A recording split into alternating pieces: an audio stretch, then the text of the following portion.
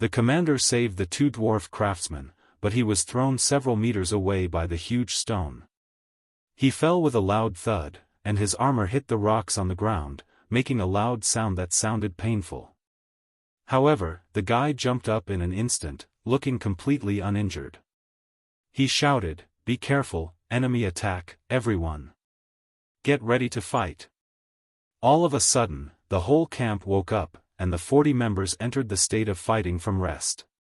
Several soldiers and knights rushed over from several directions and protected the commander. The commander scolded, "Why are you protecting me? Protect our steam engine." The soldiers reacted quickly and surrounded the two dwarf craftsmen again. At this time, the scouts who was guarding outside also ran back. While running, he shouted, "The mountain giant just threw a stone over, and we couldn't stop it. What's going on here?" The commander said loudly, "Don't worry. I blocked it." "Where is the mountain giant?" "It's coming," shouted the man.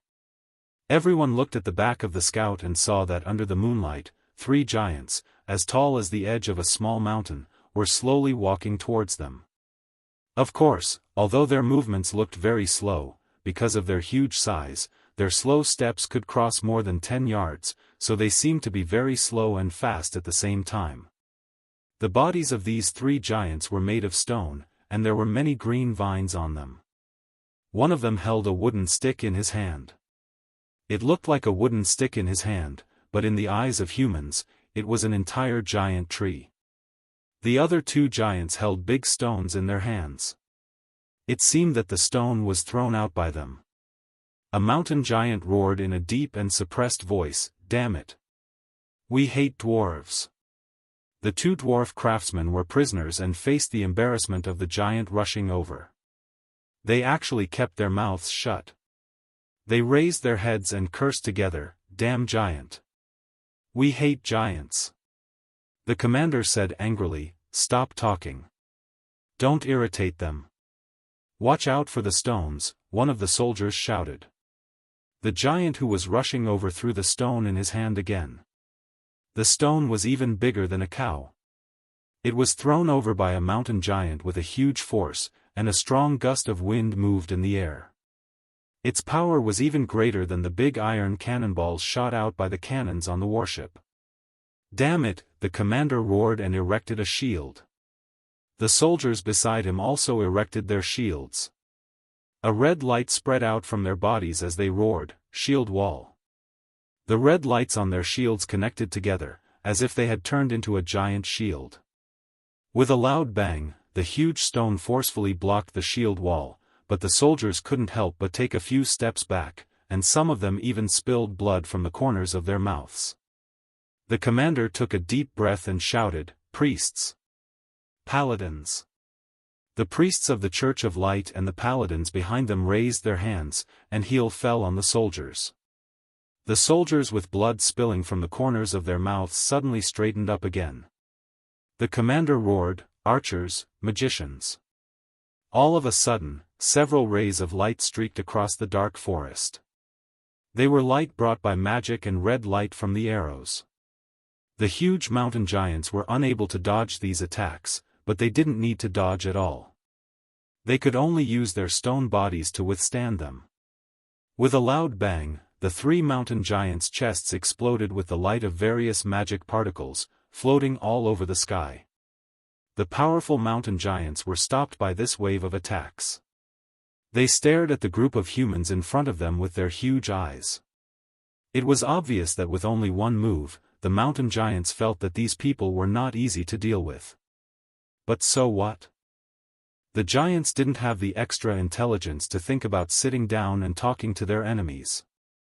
They could only roar, fight, and crush their enemies with their huge bodies. They continued to rush forward. The mountain giant with a huge tree in his hand waved the tree in his hand and swept across the area. "Hold on," the commander roared, "use shield wall again." The soldiers went up together, and a red light flashed. The huge tree swept across. "Everyone jump up," the commander shouted. The moment he gave the order, all the 40 members jumped up in the air, and even the two soldiers who carried the dwarf craftsman jumped up together. The moment they jumped up, the mountain giant slammed his feet on the ground. With a loud bang, the earth trembled. The 9 assassins who failed to jump up were all knocked to the ground and rolled painfully. However, the 40 members and 2 dwarf craftsmen were not injured at all. They stood firmly on the ground and continued to fight. On a small cliff in the distance, the 3 of them, Elsie, the assassin leader and the dwarf leader, were watching the scene leisurely with magic items in their hands. Elsie looked at them and praised, "You are right. If we fought head-on, we couldn't have defeated them." The assassin leader said, "Their combat effectiveness is strong, and their organization is good. The commander in charge of the command is very rich in combat experience. He can even predict the attacks of the mountain giants and command his members to dodge. He is really powerful." The dwarf leader rolled his eyes and said, "So, what should we do?" Elsie chuckled and said, "Don't worry. Let's just wait and see. They are not familiar with this mountain range, but the assassin leader is very familiar with it. Since the mountain giants can't deal with them, we can lure some other monsters for them. We can always find a chance." The 3 of them continued to watch the play. The night battle lasted for a full hour. The 40 elite members united and fought desperately. After a hard battle, the 3 giant mountains finally fell to the ground and turned into a pile of broken stones. The 40 members on this side were only slightly injured. Only the 9 assassins who came with the group were in big trouble. They were weak in strength and couldn't follow the command of the commander. They wandered around the battle ring and accidentally ate an AoE attack. 2 of them died inexplicably, and the remaining 7 were all injured. They were miserable. Of course, in this world, injury was not a big problem. As long as they did not die, they could be cured. The remaining 47 people rested for the night and continued to set off the next day. The army of Norma continued and began their endless journey of fighting monsters. The assassin leader knew the surrounding mountains very well. Although he had been locked up in Westwind Prison for more than a year, the places where powerful monsters inhabited rarely changed. Only the weak monsters would often move. It didn't take him much effort to find the hideouts of some monsters. He used some tricks to lure these monsters out and pull them to the enemy's camp. However, this team was really capable, whether it was the mountain giants, the forest giants, or they could deal with all of them. However, there were some monsters that were too powerful, and they would struggle a little. However, the final result was that they would still break through. Of course, such a breakthrough would not be without a price, even for them. No matter who. After 35 times, their physical strength would decline, and the magic power of magicians would start to run out. Although they could recover to a certain extent at night, the amount of recovery was far less than their consumption. The group of people fought a blood road in the mountains through thorns. Finally, they dragged their tired bodies to the junction of the mountains and the desert. All the assassins along the way had been killed, leaving only the 40 people and 2 dwarf craftsmen. Looking forward, they could see the yellow sand outside the mountain. As long as they walked a little further, they would be able to get out of this mountain range. At the foot of the mountain, the green plants became sparse. At the junction of the sparse grass and yellow sand, there was a huge border stela, which was the border between the Desert Kingdom and the Kingdom of Gran. The proud and confident commander, who used to be high-spirited and vigorous, was now full of fatigue. He pointed at the boundary and said in a low voice, "Once we walk out of the mountain, there will be no more powerful monsters. Then we can cross the boundary and be completely safe." There was already an army waiting in the desert across the border. It was the army of the Desert Kingdom, which was led by a large group of Mamluk. This was one of the secret agreements between Norma and the Desert Kingdom. The Desert Kingdom sent an army to support the troops of the Kingdom of Norma. The army was responsible for escorting them across the desert and returning them to the Kingdom of Norma safely. As long as they walked forward a little longer, they would be safe. Finally, they didn't have to fight against the mountain giants that came out of nowhere. They ran down the mountain and quickly ran to the boundary. However, just as they started to run, an army suddenly came out from the side and took a step ahead of them, blocking the front of the boundary. This army was led by 3 people, Elsie, the assassin leader, and the dwarf leader. There were not many people in the army, and only 150 people came with them. 130 of them were ordinary human soldiers, and 20 of them were dwarf soldiers, plus the 3 leaders in front of them. They stood in front of the border stela and blocked the way between them and the army of the Desert Kingdom. They immediately shouted, F***K. On the other side, the army of the Desert Kingdom shook slightly. Obviously, they didn't expect this group of people to suddenly appear. They couldn't help but take a step forward. They were standing very close to the boundary.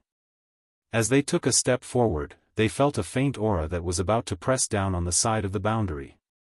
It was a bit frightening. Elsie turned around and raised his hand to them. The army of the Desert Kingdom, stop. If you continue to move forward, you will enter the territory of the Kingdom of Gran. I advise you to be careful. The army of the Desert Kingdom immediately stopped. The border stela were not for fun. However, the army of the Desert Kingdom had a total of 2,000 people, while Elsie's group had only 150 people.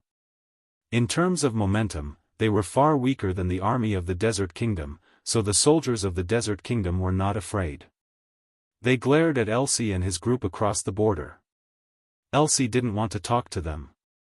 He turned around and looked at the 40 men who were stopped by him and the 2 dwarf craftsmen who were tied up.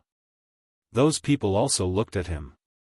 Elsie took out a magic tool for a loudspeaker. He shouted at the intruders who had sneaked into West Gran, "You are now surrounded.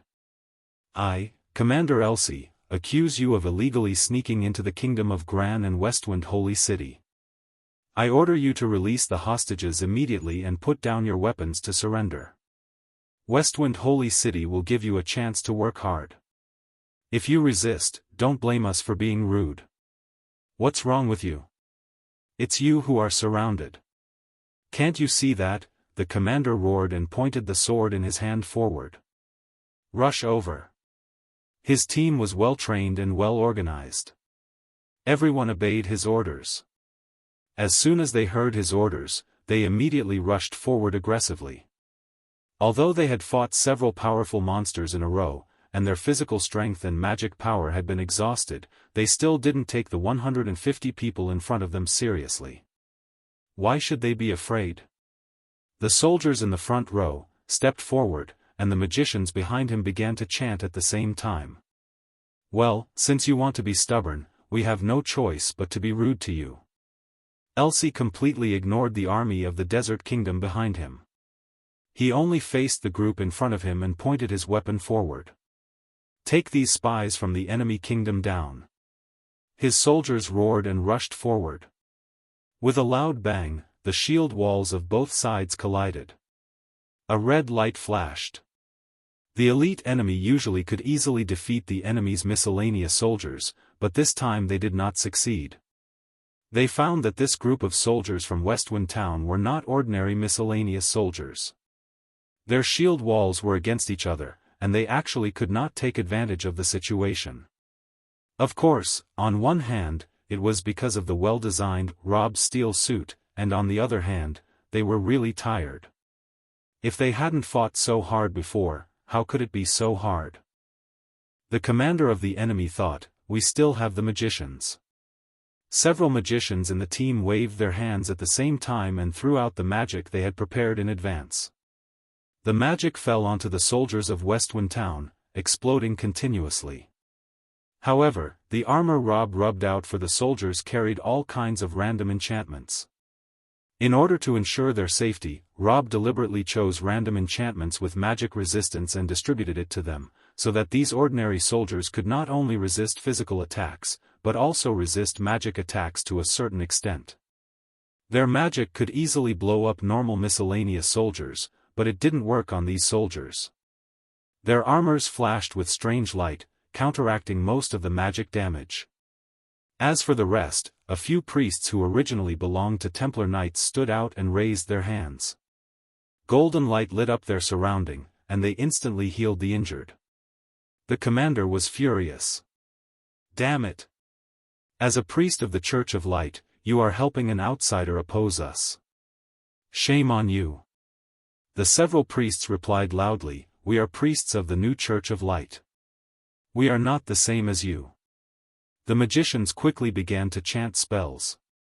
After the magic they had prepared in advance was used, they have to chant again. They muttered, God of Fire. At the same time, the few magicians among the Westwind soldiers began to chant as well. The magicians of both sides began to chant at the same time, but before the enemy could start chanting the main body of the chant, the magicians of Westwind Town raised their hands and their magic was released first. The army hurried to shield themselves, but they had already suffered a loss of physical strength in the fierce clash against their enemy just now. How could they defend perfectly now? When some magicians attacked, they immediately suffered a great loss, and several soldiers were charred by the fireballs. Damn it! How did they chant faster than us? They don't seem to be that skilled. What they didn't know was that the magicians of Westwind Town no longer needed to chant the previous nonsense. No one had said the God and stuff for a long time, because everyone had found that it was the nonsense. No one knew who had ulterior motives to add these words into the chant. After these words were omitted, their casting speed greatly increased. They were so happy. They had been tired after sneaking into enemy territory for a while. Now they still had to face such a powerful army. It was really difficult for them. At this time, the army of the Desert Kingdom on the other side of the border stela was watching coldly. The commander in the lead had a dark face, not only his skin but also his expression. He looked at the battle in front of him with displeasure. The vice commander beside him whispered, Commander, it seems that the people of Norma can't cross the border. The commander nodded and said in a low voice, I can see that. Norma's troops are strong, but they have experienced something along the way, and now they are very tired. In addition, their opponents are surprisingly strong. It has to be said that the soldiers from Westwind City are very powerful. They are just grunt soldiers. I don't know why they are all at the elite level. The vice commander said in a low voice, then what should we do? We have received an order to escort the troops of the Kingdom of Norma to retreat. Now that they are blocked outside the border, we can't do anything, unless we break up with the Kingdom of Gran again. The commander's face was full of displeasure. Damn the Kingdom of Gran. Last time we invaded the Kingdom of Gran, we didn't get a decent result, but instead we were beaten back. Although I didn't participate in that battle, I've heard about it. I've long wanted to teach the people of the Kingdom of Gran a lesson. If only we could really break up with them. The vice commander said, I don't know what the higher-ups are thinking. They said that they couldn't break up with the Kingdom of Gran and that they shouldn't provoke anyone. Don't provoke Westwind City. It's simply baffling. The commander said coldly, the people above are old and timid. They got scared to death after just one failure. They really don't deserve to be citizens of the God of the Desert. In my opinion, the loss in the last battle was only due to the incompetence of the commander at that time.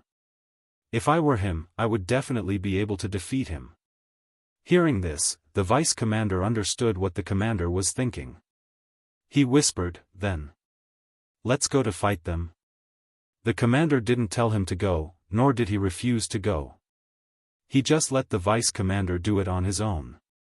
The vice commander understood what he meant. The commander didn't want to give the order in person and wanted to throw the blame.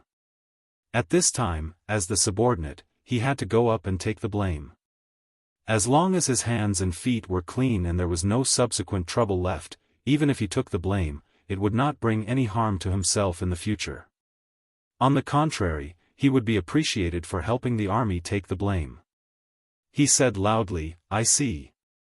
Commander, what I'm going to do next is all my will and decisions. It has nothing to do with you. After saying that, he turned around and said to the several Mamluk beside him, I think the position of the border stela seems to be wrong. It must be the people of the kingdom of Gran who secretly moved the border stela in the middle of the night a few hundred more yards towards us. Let's move it back now. Of course, the 2,000 soldiers were well prepared for the battle. The vice commander waved his hand, and the 2,000 soldiers immediately rushed forward. The group of people who rushed the fastest immediately went to move the stela, while the others waved their axes and machetes and rushed towards the back of Elsie and the others. Although Elsie had his back to these people, he had already seen what they were doing. The Desert Kingdom has taken action. The dwarf leader also shrugged and said, "Well, now it's a situation that we can't solve." The assassin leader said, "Then I'll open the portal."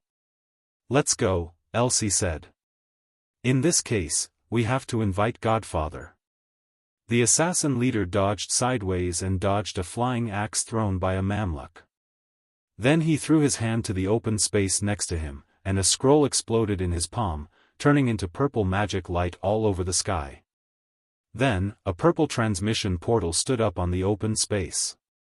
The next second, Rob stepped over from the door, with a smile on his face. "Don't think that I don't know.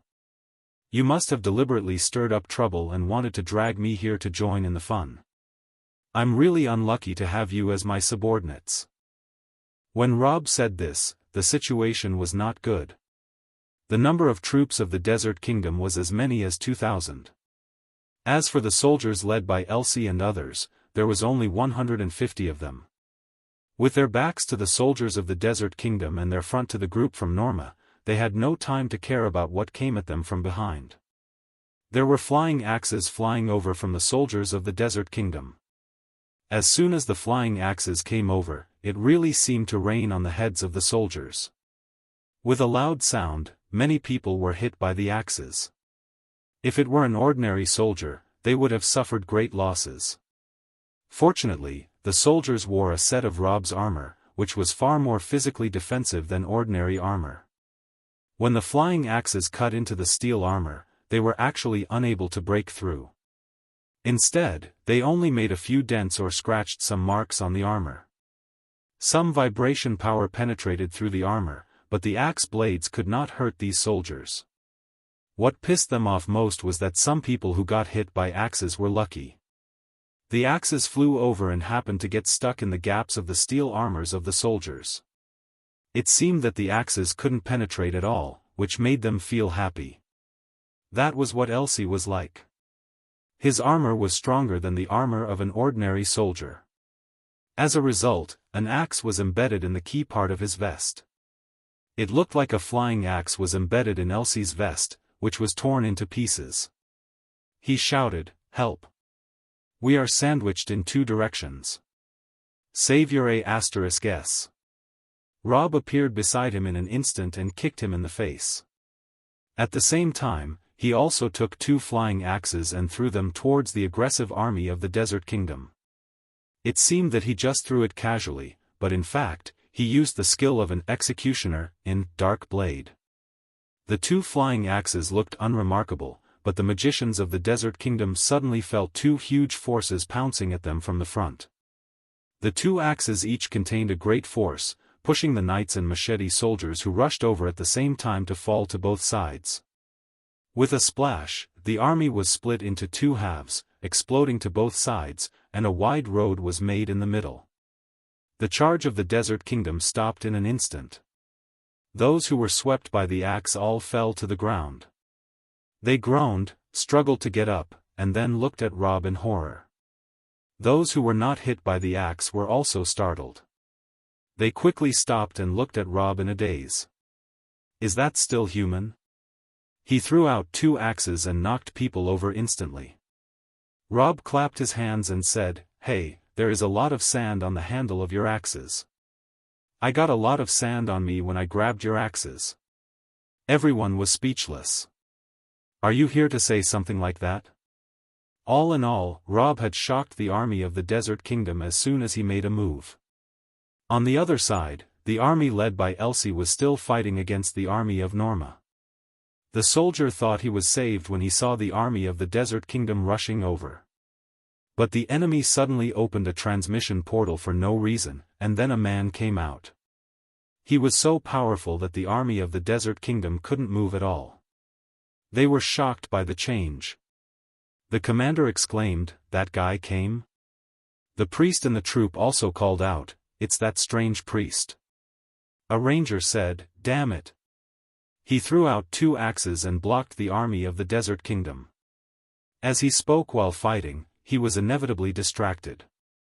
After finishing his long lines, the man suddenly felt a pain on his shoulder. It turned out that he was shot by an arrow from a soldier from Westwind Town. He covered his shoulder and retreated. A priest just finished chanting a healing spell and threw a quick heal on him. The ranger regained his spirit. He pulled the bow in his hand and said, "How dare you shoot a ranger with an arrow? Let me teach you how to shoot an arrow." He shot back, and the arrow accurately hit the soldier's forehead. However, with a sound of bang, the arrow was bounced away by the helmet. "Damn it! What are these guys wearing? Why are they so tough?" Seeing that Rob was coming, the morale of the soldiers in Westwind Town greatly increased, and they were not afraid at all. They rushed fiercely towards the invading group, and this wave of attackers were fierce. Seeing this, the commander had no choice but to command loudly, "Stand up and fight with your last strength." However, this elite troop was almost at the end of its line. The members who were exhausted by the strange operation of the assassin leader had no strength to deal with the impact of the high morale of the soldiers from Westwind Town, and retreated one after another. By this time, the commander also felt that something was wrong. The tired members were no longer able to deal with the group of iron bumps in front of them wearing strange equipment, and the army of the Desert Kingdom was frozen by the priest's stare. What could they do? He gritted his teeth. Before this action, he had planned to save this treasure given by the cardinal, but now he could do nothing. He could only take it out and use it.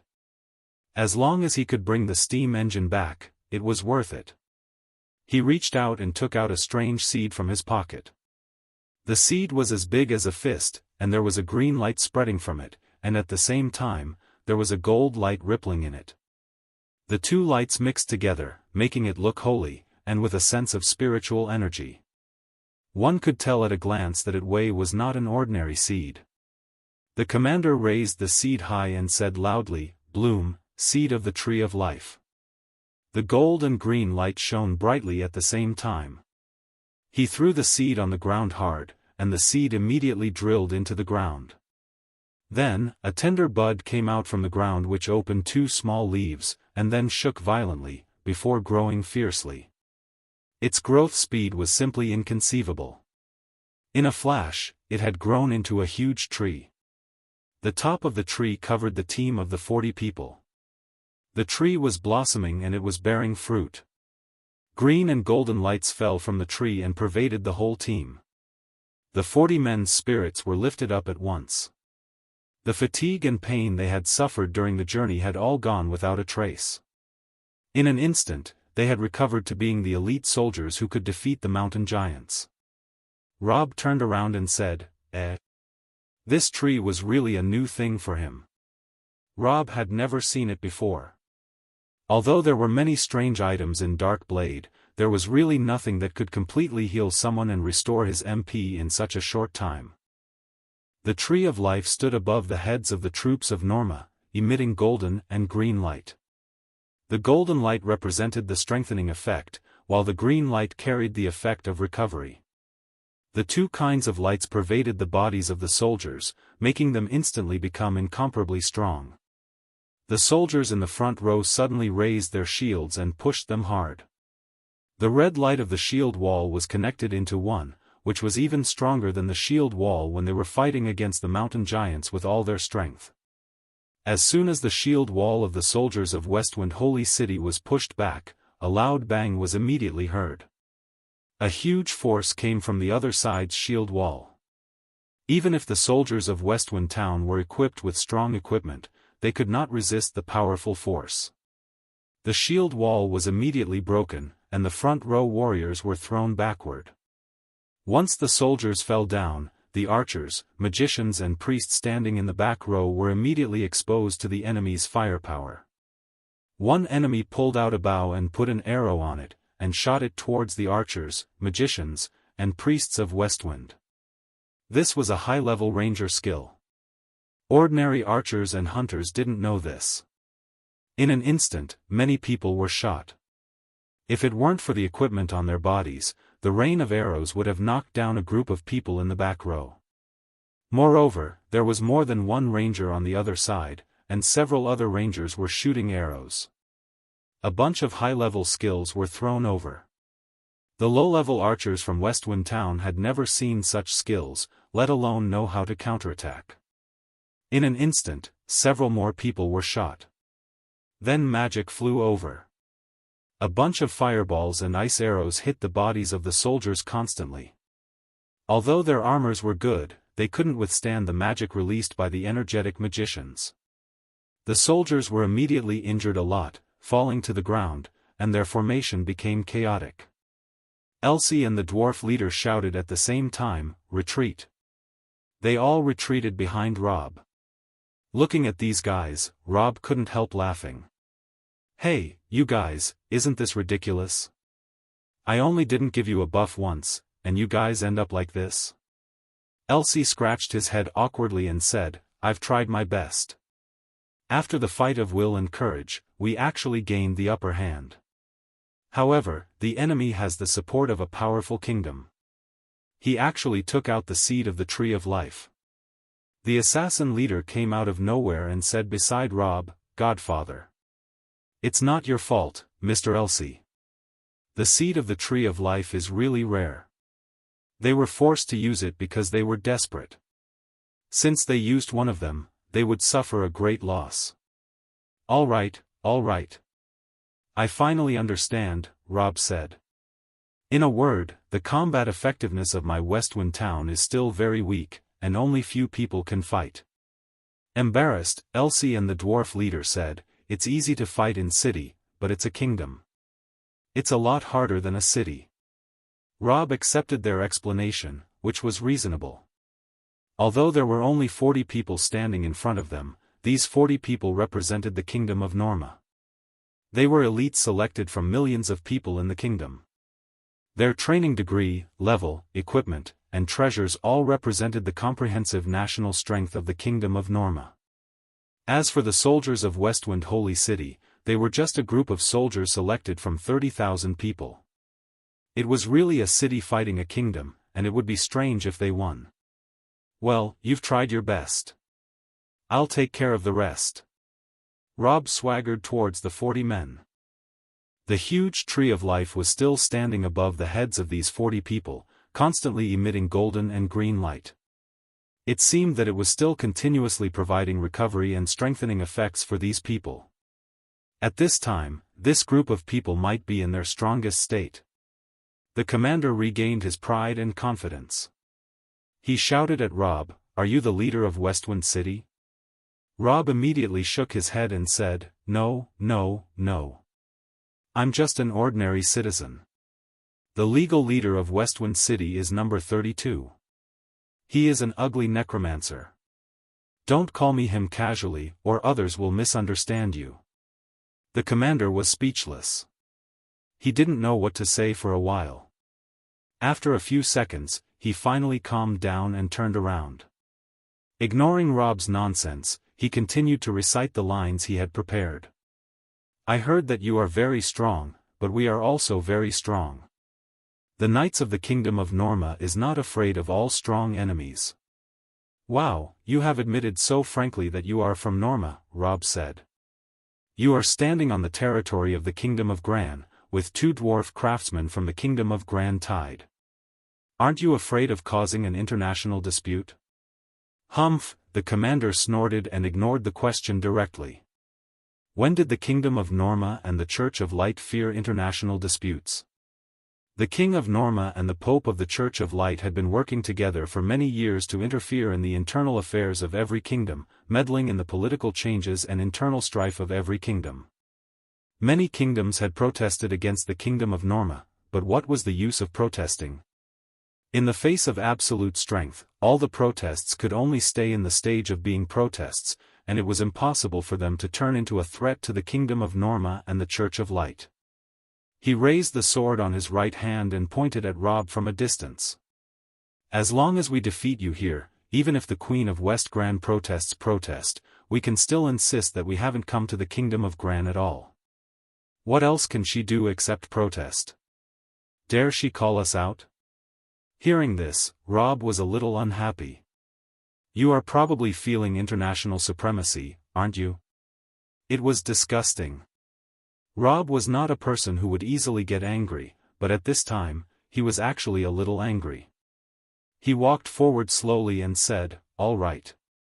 In the end, the key is whether you can defeat me here. Strength decides everything, right? A person with strength has the right to press the other party on the ground and rub them hard.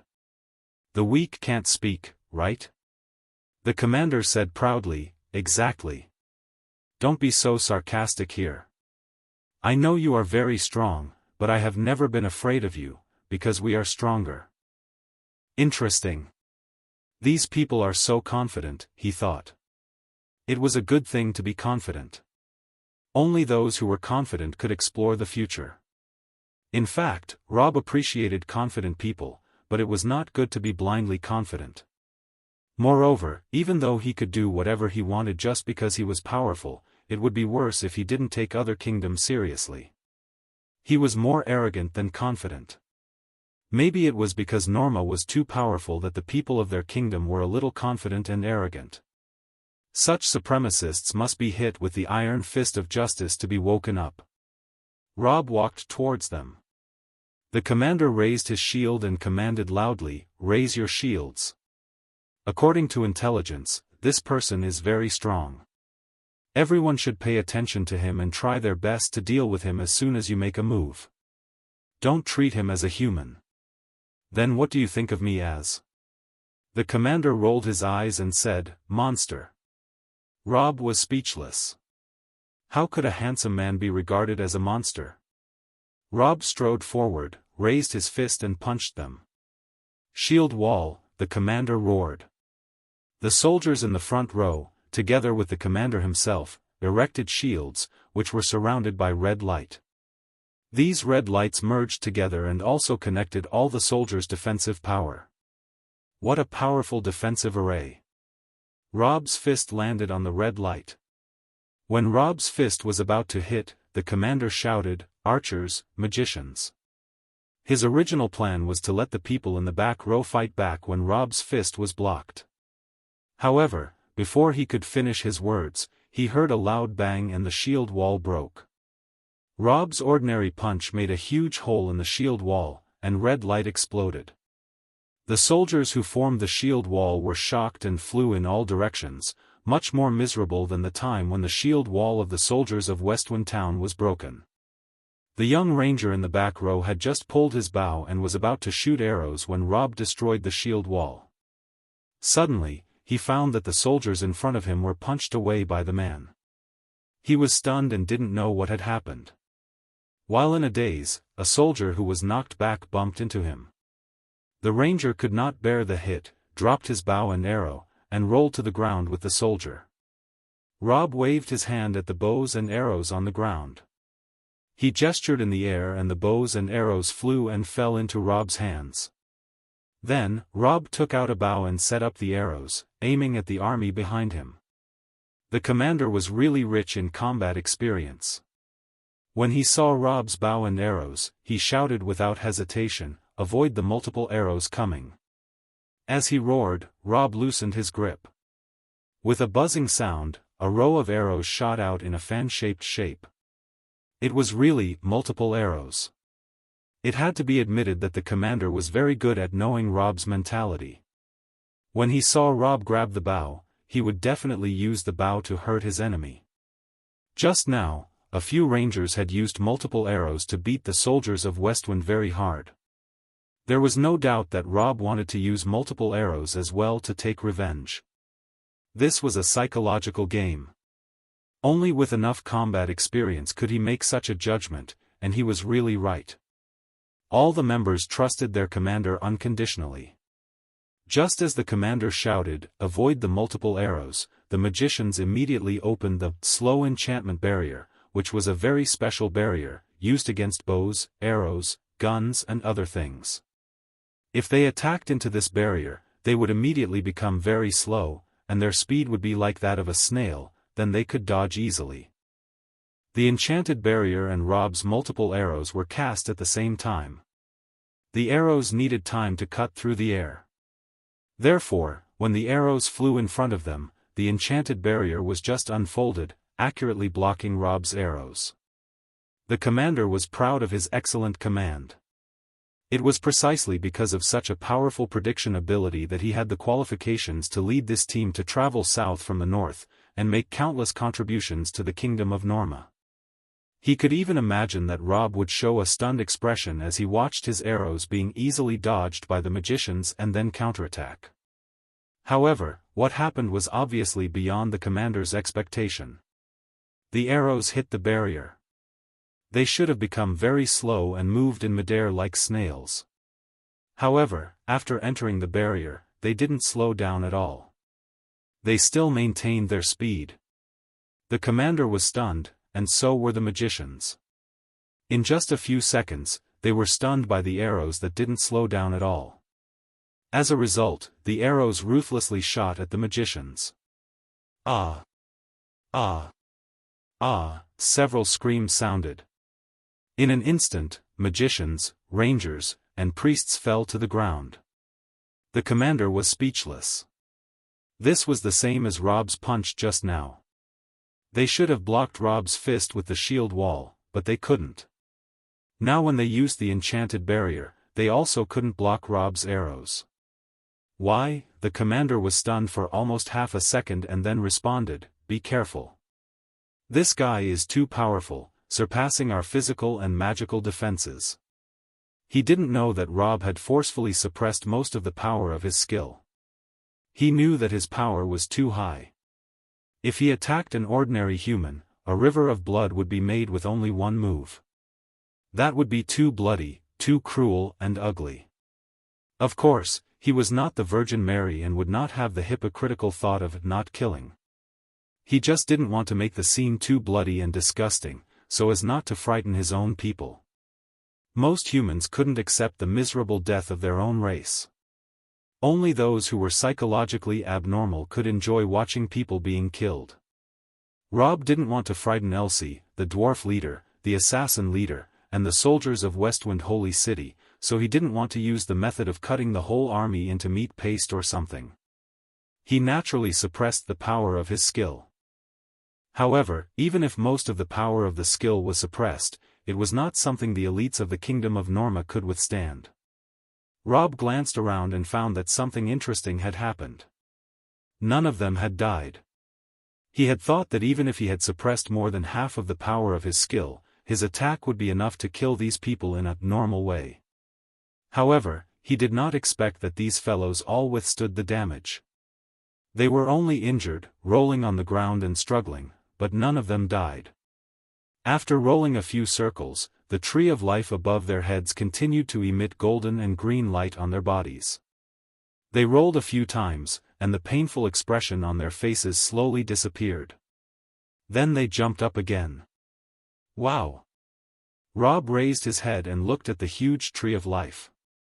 It saved your lives. Interesting.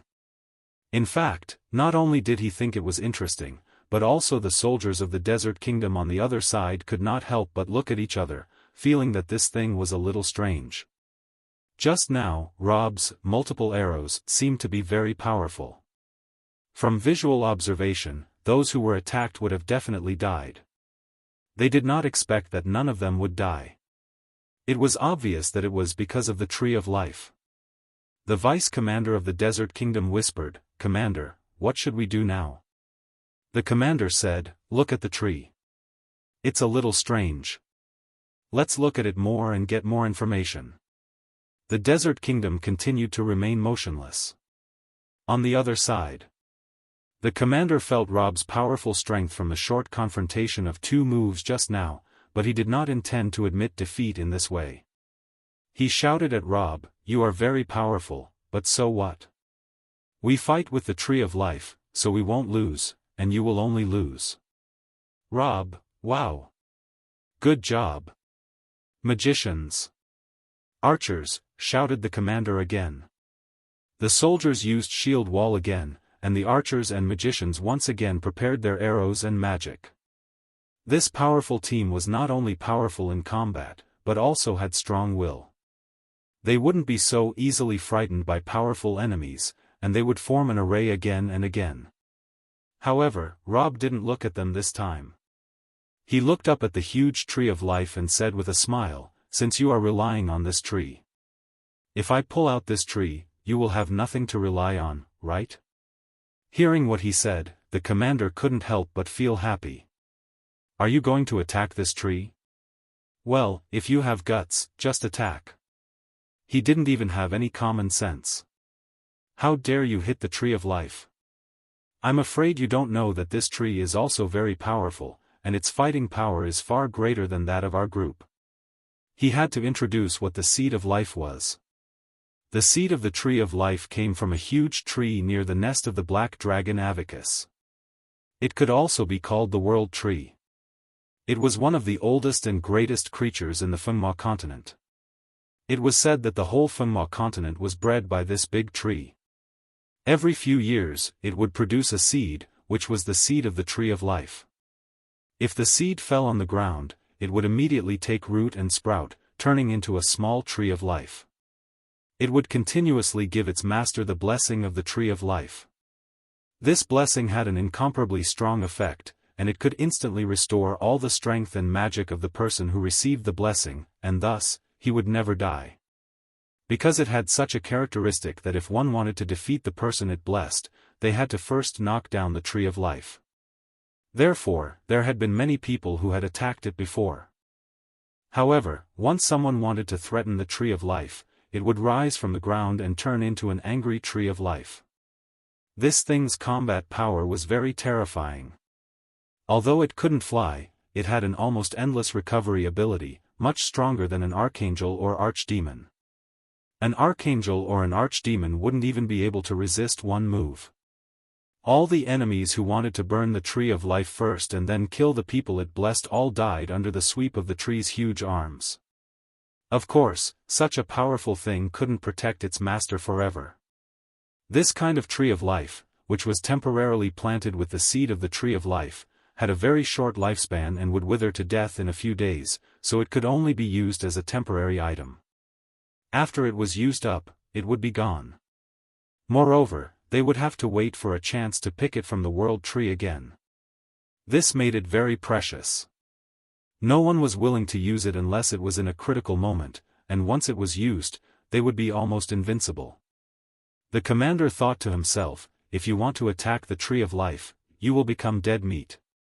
At that time, the tree of life will turn into an angry one and chase after you. After a fierce beating, our group of people will rush at you again. You will only have a dead end." The commander thought in his heart, but he didn't say anything on the surface.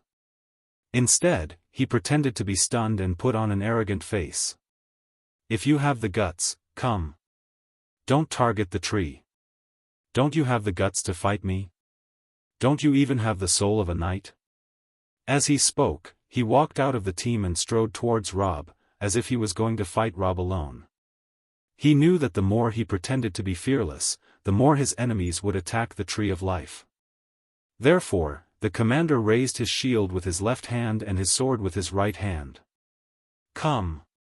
Fight with me. Don't stare at an innocent tree like a villain." "Well, since that's what you said," Rob said.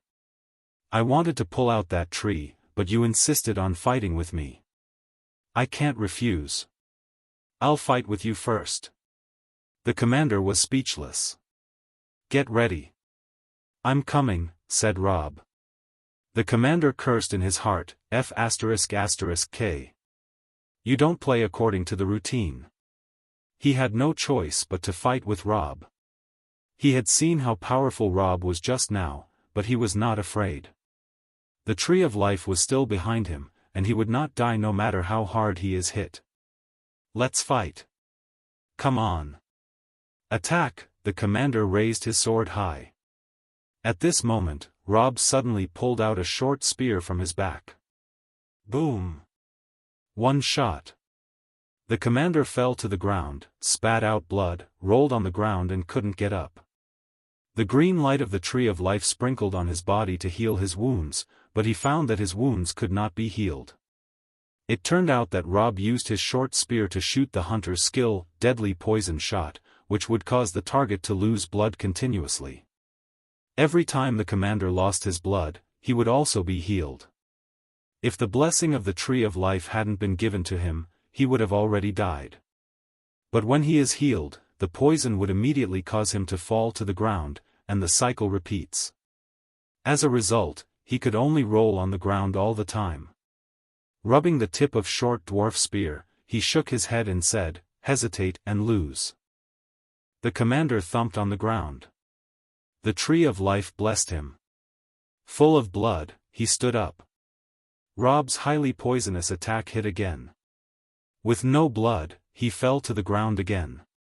This man was just like this, constantly jumping up and dropping to the ground, looking very miserable. However, even so, he was still firm and strong in his heart.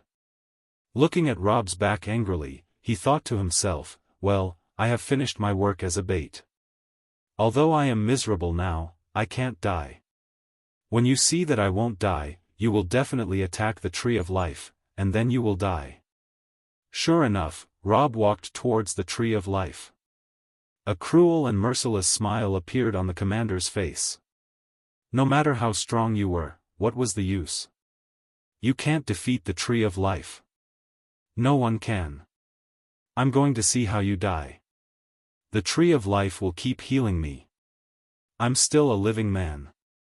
As soon as he thought of this, he saw Rob flash over the remaining 39 members and appear under the tree of life. He reached out his hand to touch the trunk and chuckled, "An interesting tree, but I can feel that its magic power is rapidly decreasing. In this way, it won't last for 3 days and will wither and die by then." The commander thought to himself, "You are so smart, since you can feel this." Rob muttered, "It's so pitiful to die. Let me cut you into pieces of wood. You can be used to make many holy weapons like the staff of life and the bow of life. Blacksmith in dark blade could the life wood as a tool." Rob wasn't sure if the tree in front of him would be life wood after it was cut into wood, but he guessed that the tree with the same name could be used as the material. He waved slightly at the flying axes thrown out by the Mamluk just now. An axe brushed off the ground and fell into Rob's hands. Then, Rob stretched out his hand and rubbed it. He held the axe in his hand, aimed at the tree of life in front of him, and waved the axe. Behind him, the commander and 39 members of the team were quietly waiting for him to commit suicide. On the other hand, the soldiers of the Desert Kingdom, as well as Elsie and the others, were very curious. Why didn't they have any reaction when Rob strutted over to attack your tree of life? Elsie couldn't help shouting, "Godfather, be careful. There must be something wrong with the tree. These people aren't stop you from cutting it." "Oh." Rob nodded, but he didn't stop what he was doing. He continued to chop towards the tree of life with his axe. Gatherer, logging. However, at this moment, the tree of life, which had been emitting golden and green light, suddenly turned red. An incomparably powerful red light seemed to burst out from under its bark, brushing and blinding the eyes of the people around it. In fact, Rob was not afraid of the flash technique, but he was really unhappy to see the red light. He could not help but stop his skill temporarily and turned his eyes away. When everyone opened their eyes again, they found that the tree of life in front of Rob, which looked holy and pure, had turned into a strange tree which was red all over and looked aggressive. 2 eyes opened on the trunk, and a big mouth with red light appeared. Its lips seemed to be in the shape of angry. It had already completed its transformation from Tree of Life to Angry Tree of Life. "Stupid human! How dare you try to hurt me?" the Angry Tree of Life roared. "You have to pay for your ignorance and rudeness." It waved its huge arms and hit Rob's head with a whoosh sound. The impact was so strong that before his huge arm could land on the ground, the wind pressure alone blew everyone around it back at the same time, as if a shock wave exploded on the ground, and everyone covered their faces and retreated crazily. The commander, who had fallen to the ground, laughed with all his might. "You're dead. You're dead. Ha ha ha. No one who irritates the tree of life would survive." Boom! With a loud sound, dust and sand flew in the air, and the giant arm of the tree of life stopped. Everyone looked at it carefully. Rob caught the huge arm with one hand. Just now, the wind pressure was enough to blow the others away, but unexpectedly, he caught it with one hand. This time, all the people from Norma, including the soldiers of the Desert Kingdom, were stunned, let alone the commander. Only Elsie laughed loudly and arrogantly. "Ha ha ha, there is indeed a plan, but in front of absolute strength, all schemes are in vain. You idiots should learn from me, and never play any tricks in front of Godfather, ha ha ha." Everyone was speechless. Facing the angry tree of life, Rob said slowly, "I just want to chop you with an axe." "Don't be so angry." Rob continued, "Let's be reasonable. Just now, I felt that your magic power was rapidly fading away. A few days later, your magic power would dissipate and die, which means that you would die anyway. In that case, while you still have magic power, I will turn you into a useful material that will benefit humans. Isn't that better? After being handled by me, you may still exist as a weapon spirit and keep your life. However, when you become a dead tree without any magic power, you can only be used to make a fire. You will feel that it's not in accordance with your identity, right?" The angry tree of life roared, "Nonsense. I'm reasoning with you, yet you call it nonsense, alas." Rob said, "I don't want to talk nonsense with you. I just want to tell you a conclusion that no matter what demons, legendary creatures, animals, monsters, plants, all should be for the benefit of humans. That is a good thing, right? If they can't benefit humans, they are all rubbish." After saying that, Rob thought of something. He turned around and said to the dwarf leader, "Of course, I also want to benefit the dwarves, as well as elves and all kinds of kind-hearted and friendly demi-human beings. What I just said is only a general term, referring to the kind and friendly races like us. Don't misunderstand me. I haven't excluded you." The dwarf leader was embarrassed and thought, "You even have time to explain this to me while fighting against the tree of life? Do you need to be so considerate?" The angry tree of life had never seen a human being so arrogant. It pulled back its huge arm, roared, and shook it with a loud whirl. The entire treetop shook with its strength, dropping countless leaves. Then, a whirlwind blew up these leaves, like blades, and sliced them towards Rob. The commander who had been poisoned was still struggling to stand up and repeated his cycle. However, when he saw that the tree of life was finally completely angry and attacked Rob, he felt at ease. This man was indeed very powerful.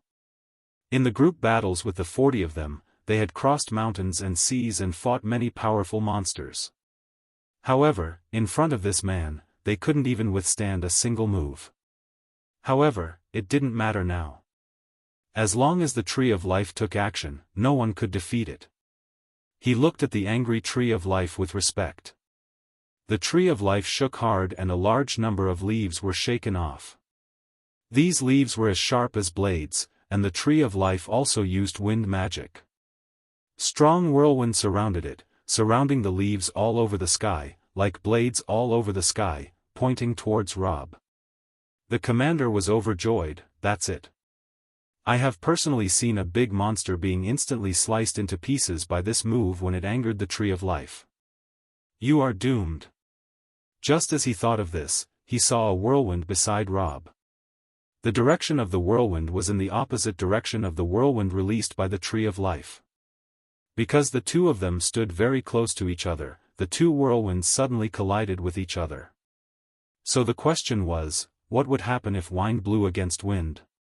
Of course, the side with stronger wind would win. The leaves that were flying all over the sky towards him were actually spiraling towards the tree of life.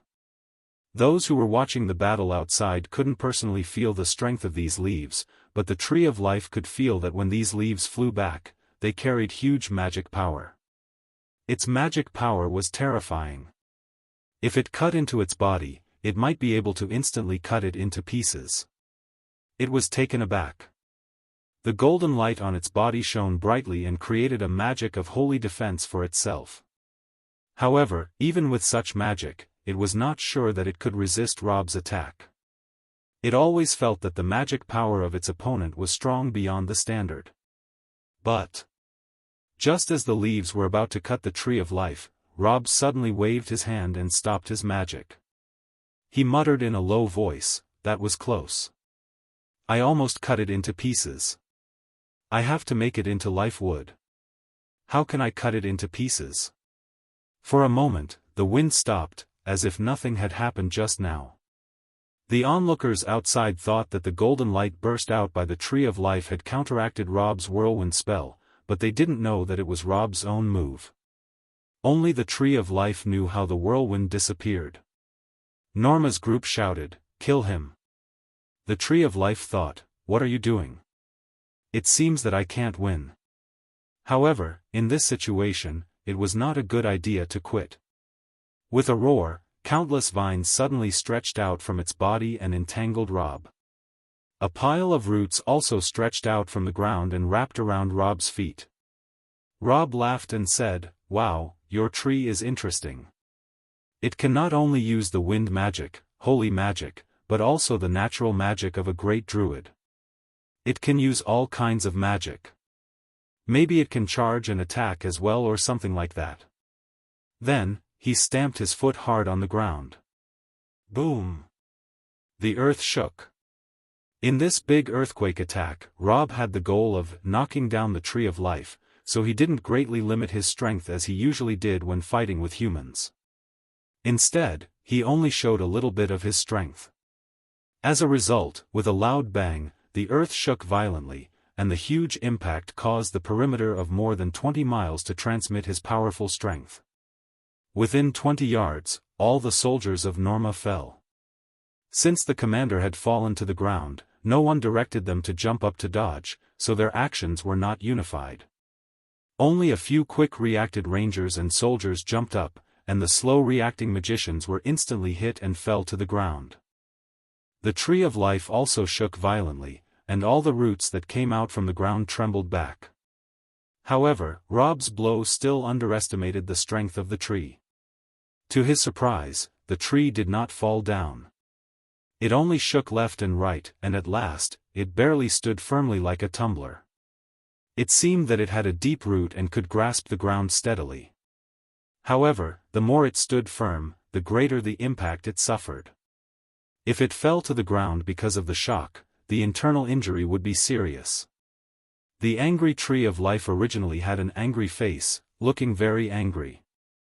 However, after being shocked by the impact, the face on the bark turned into a painful expression, and its nose and eyes seemed to be kneaded together. With a roar, it pulled out its roots from the ground and turned it into several long legs. Then it stamped hard on the ground. Earth collapse. Suddenly, a deep crack appeared on the ground, as if it was moving fast with ripples. It rushed towards Rob's feet, and the ground cracked on both sides. The bottomless abyss seemed to be trying to suck Rob in. The crack on the ground just passed through Rob's feet. He stood on one side of the crack, and as the crack continued to open, Rob's feet fell to both sides. Rob laughed, "What kind of skill is this?"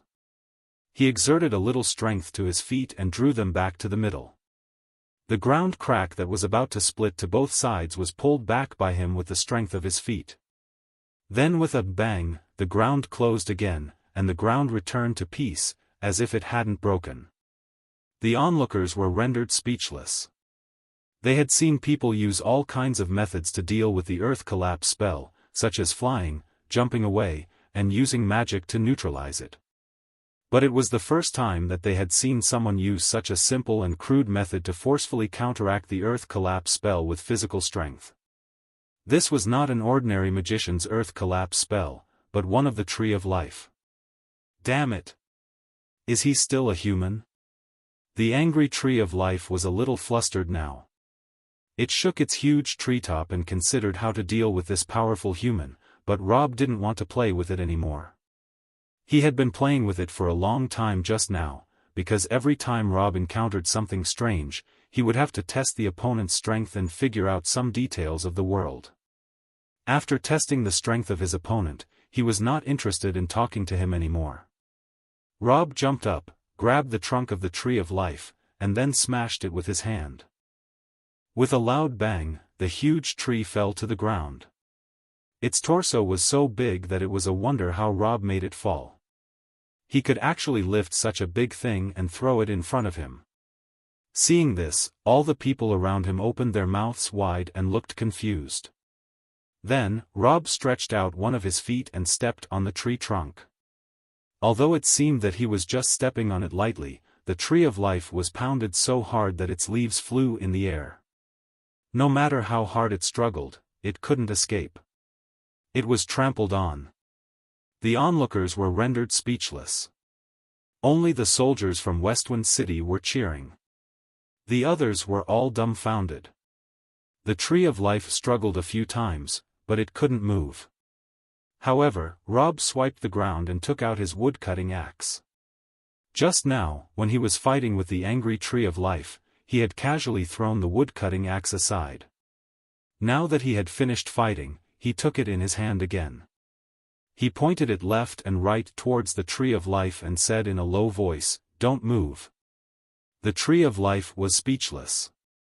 "Don't look at me with grief and indignation." Rob said, "As I said just now, you will die after your magic power dissipates in a few days anyway. If you are treated by me now, maybe your magic power won't dissipate. Keep your mind and become a weapon spirit. You can't live forever, I'm saving you. Don't move. I'm going to cut you down. I bought a watch last year." As soon as he finished his words, Rob had swung his axe at it. His wood-cutting skill was activated, and as soon as his axe dropped, a square piece of wood immediately appeared on the ground next to it. It was also filled with golden and green light. The two lights rippled on the wood at the same time, looking very strange. Rob looked at the shape of the piece of wood and couldn't help laughing. It's really life wood. The appearance of the wood was exactly the same as life wood, which was a top-grade material in Dark Blade. This meant that Rob could use it to make top-level equipment in the game. The tree of life touched its own body with its huge arm and said, There's not a single piece of wood missing from my body. Why is there a piece of wood beside me? That's nonsense. In the game, every time a big tree was chopped down, it would have to be cut down chopped times. But before it was cut down, the tree wouldn't change its appearance. Rob smiled and said, "Don't worry. I'll cut a few more times." He lifted his axe and chopped down again. He used his skills several times, and several pieces of square life wood appeared on the ground beside him, neatly and beautifully arranged. However, the tree of life was still unharmed. It was completely confusing, and the bystanders were even more confused. No one could understand what was going on. However, there was something worse. When Rob chopped the tree of life for the last time, the huge tree suddenly disappeared and became the last piece of life wood. If he used his skill to chop the tree several times in a row, the tree would disappear and it would be turned into materials. Rob picked up the last piece of life wood and gently knocked on it. "Hey, big tree, are you still alive?" An angry face appeared on the life wood. The angry face said, "I'm still alive. But what's with this strange method of living? Oh, you are really alive. Feel it yourself. Is your magic still fading away?" Hearing his question, the tree of life was stunned. It quickly felt that the magic power on its body was no longer fading away, which meant that it would not wither and die in a few days. At this moment, the tree of life was truly a bit stunned. "How did you do that?" This was typical cheating with his game skills. Rob's skill had distorted the rules of the world. The magic power of the Tree of Life was directly sealed in the wood by skill, and as a result, it would not die. It was completely silent now. It began to enjoy the joy of its life. It was overjoyed. However, the people of the Kingdom of Norma were not happy anymore. The poison on the commander hadn't disappeared yet. Originally, he had the blessing of the Tree of Life on him, which could guarantee that he would not die in any way. But now that the Tree of Life was gone, of course its blessing would also be gone. The poison damage only hit for a second, but the damage was beyond the commander's total life vitality. The commander screamed and fell to the ground. He was dead. The remaining 39 members were rendered speechless. They were too shocked to remember the hostages in their hands. The assassin leader sneaked over from the side, grabbed the 2 dwarves who were tied up, and jumped away. The hostages were finally rescued. This time, it was really game over.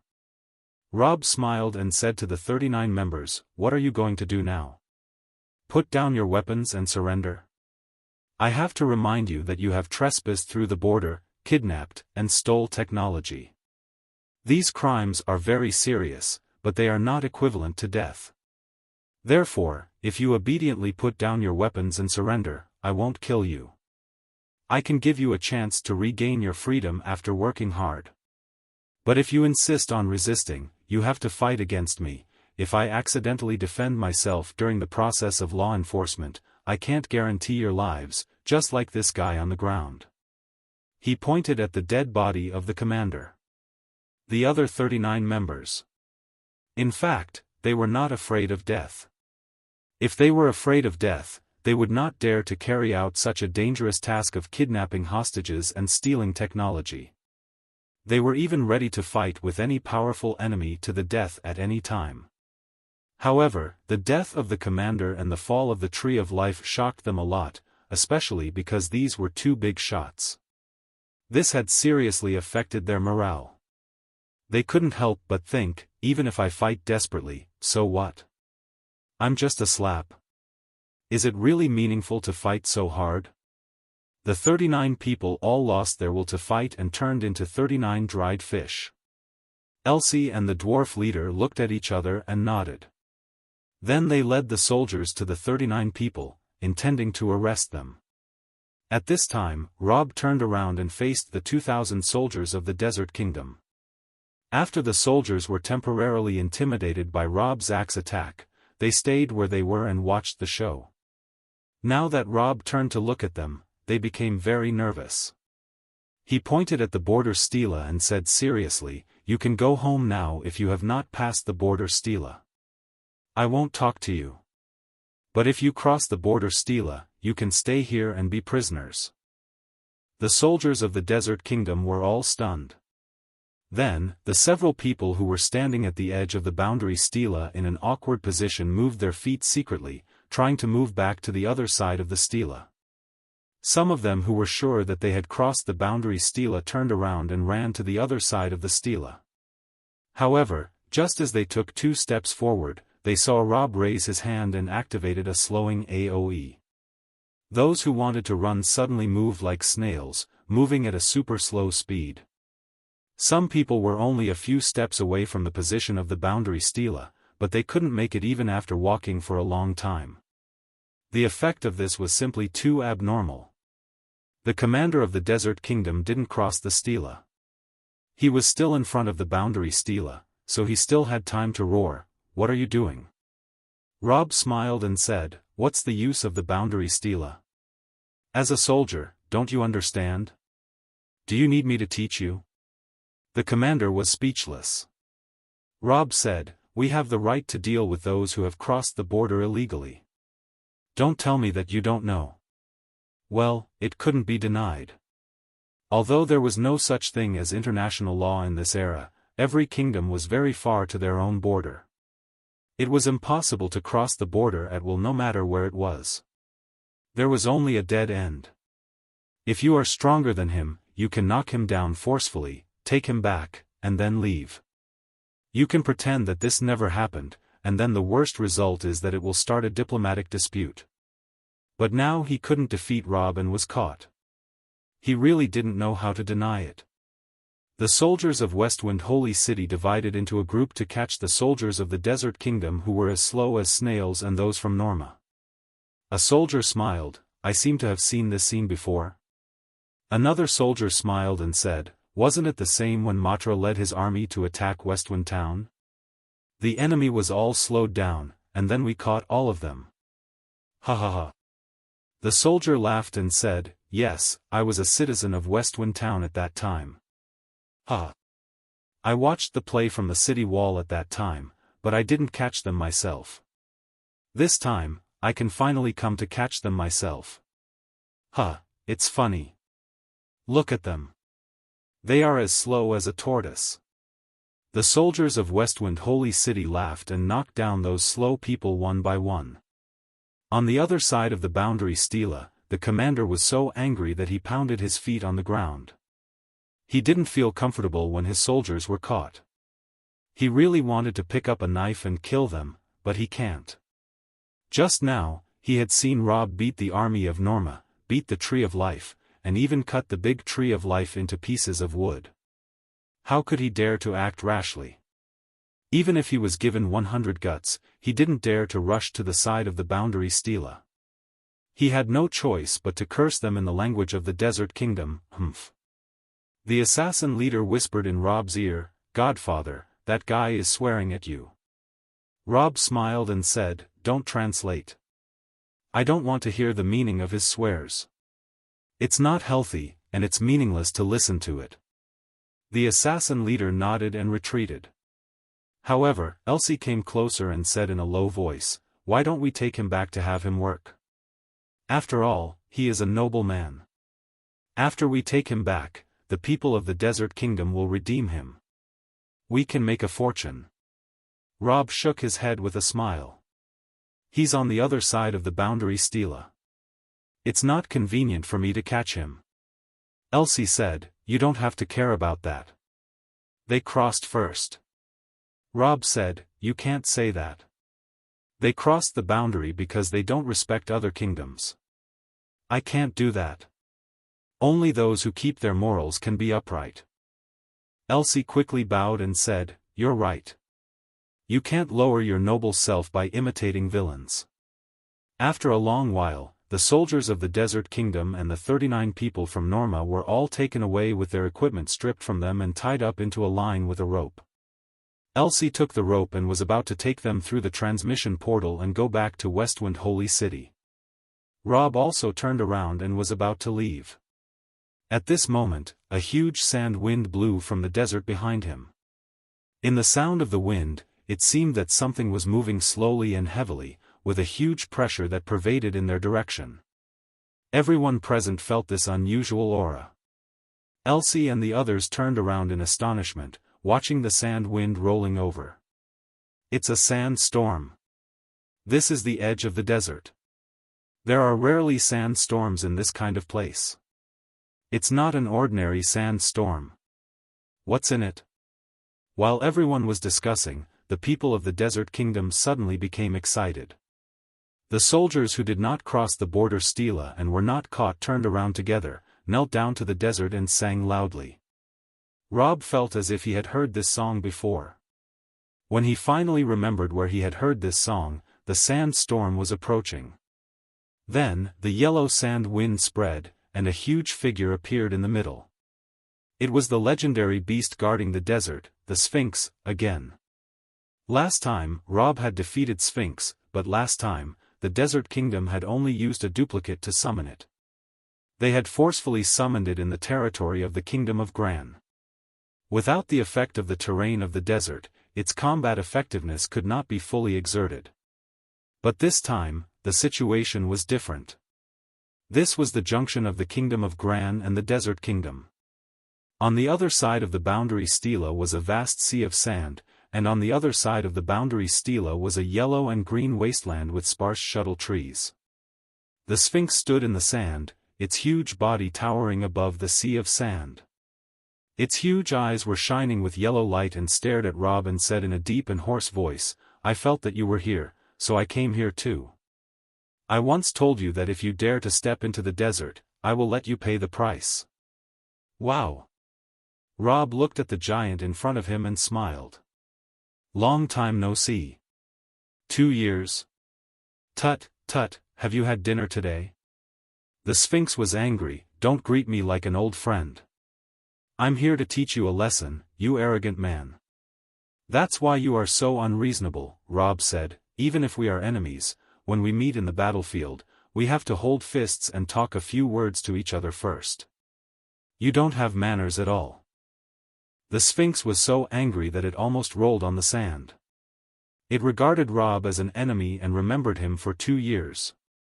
Now that it finally found a chance to get revenge. What are you talking about? It was too angry to speak for a while. However, the soldiers of the desert kingdom under its feet all knelt down. The commander in the lead shouted, Sir Sphinx, the legendary guardian beast of the desert. You're just in time. This man has taken the people of the god of the desert captive. Please save them. However, the Sphinx didn't care about these people at all. It just stared fiercely at Rob. As the legendary guardian beast of the desert, it was superior to others. It didn't have the mood to argue with a group of mortals. It just wanted them to kneel down and kowtow there. As for saving the people of the desert kingdom, it didn't even bother to think about it. It just wanted to beat Rob down and trample him under its feet to avenge itself for being thrown on the ground by Rob like a sack 2 years ago. Its huge body walked towards Rob step by step. It walked to the edge of the sea of sand, lifted its feet, and walked to the grassy wilderness. Its front foot was almost against the border stela.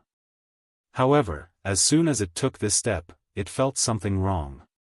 The ground here was not a desert, but a wasteland at the junction of the desert and the mountains. There were trees in the wasteland, turning the ground into a mottled green and yellow ground, as well as many stones and soil. This was not the most advantageous place for the Sphinx. 2 years ago, it had fought with Rob once outside the desert and was bullied by Rob hard. It was beaten back and forth like a sack and had no power to fight back. Now that it met Rob again and that it knew that its strength had not improved in the past 2 years. If it went out of the desert to fight with Rob again, it was afraid it would be beaten hard again. The Sphinx withdrew its foot immediately and stood in the sand. It opened its mouth and roared, You are standing at the edge of the desert. Don't you dare to come in? If you have the guts, come in and try.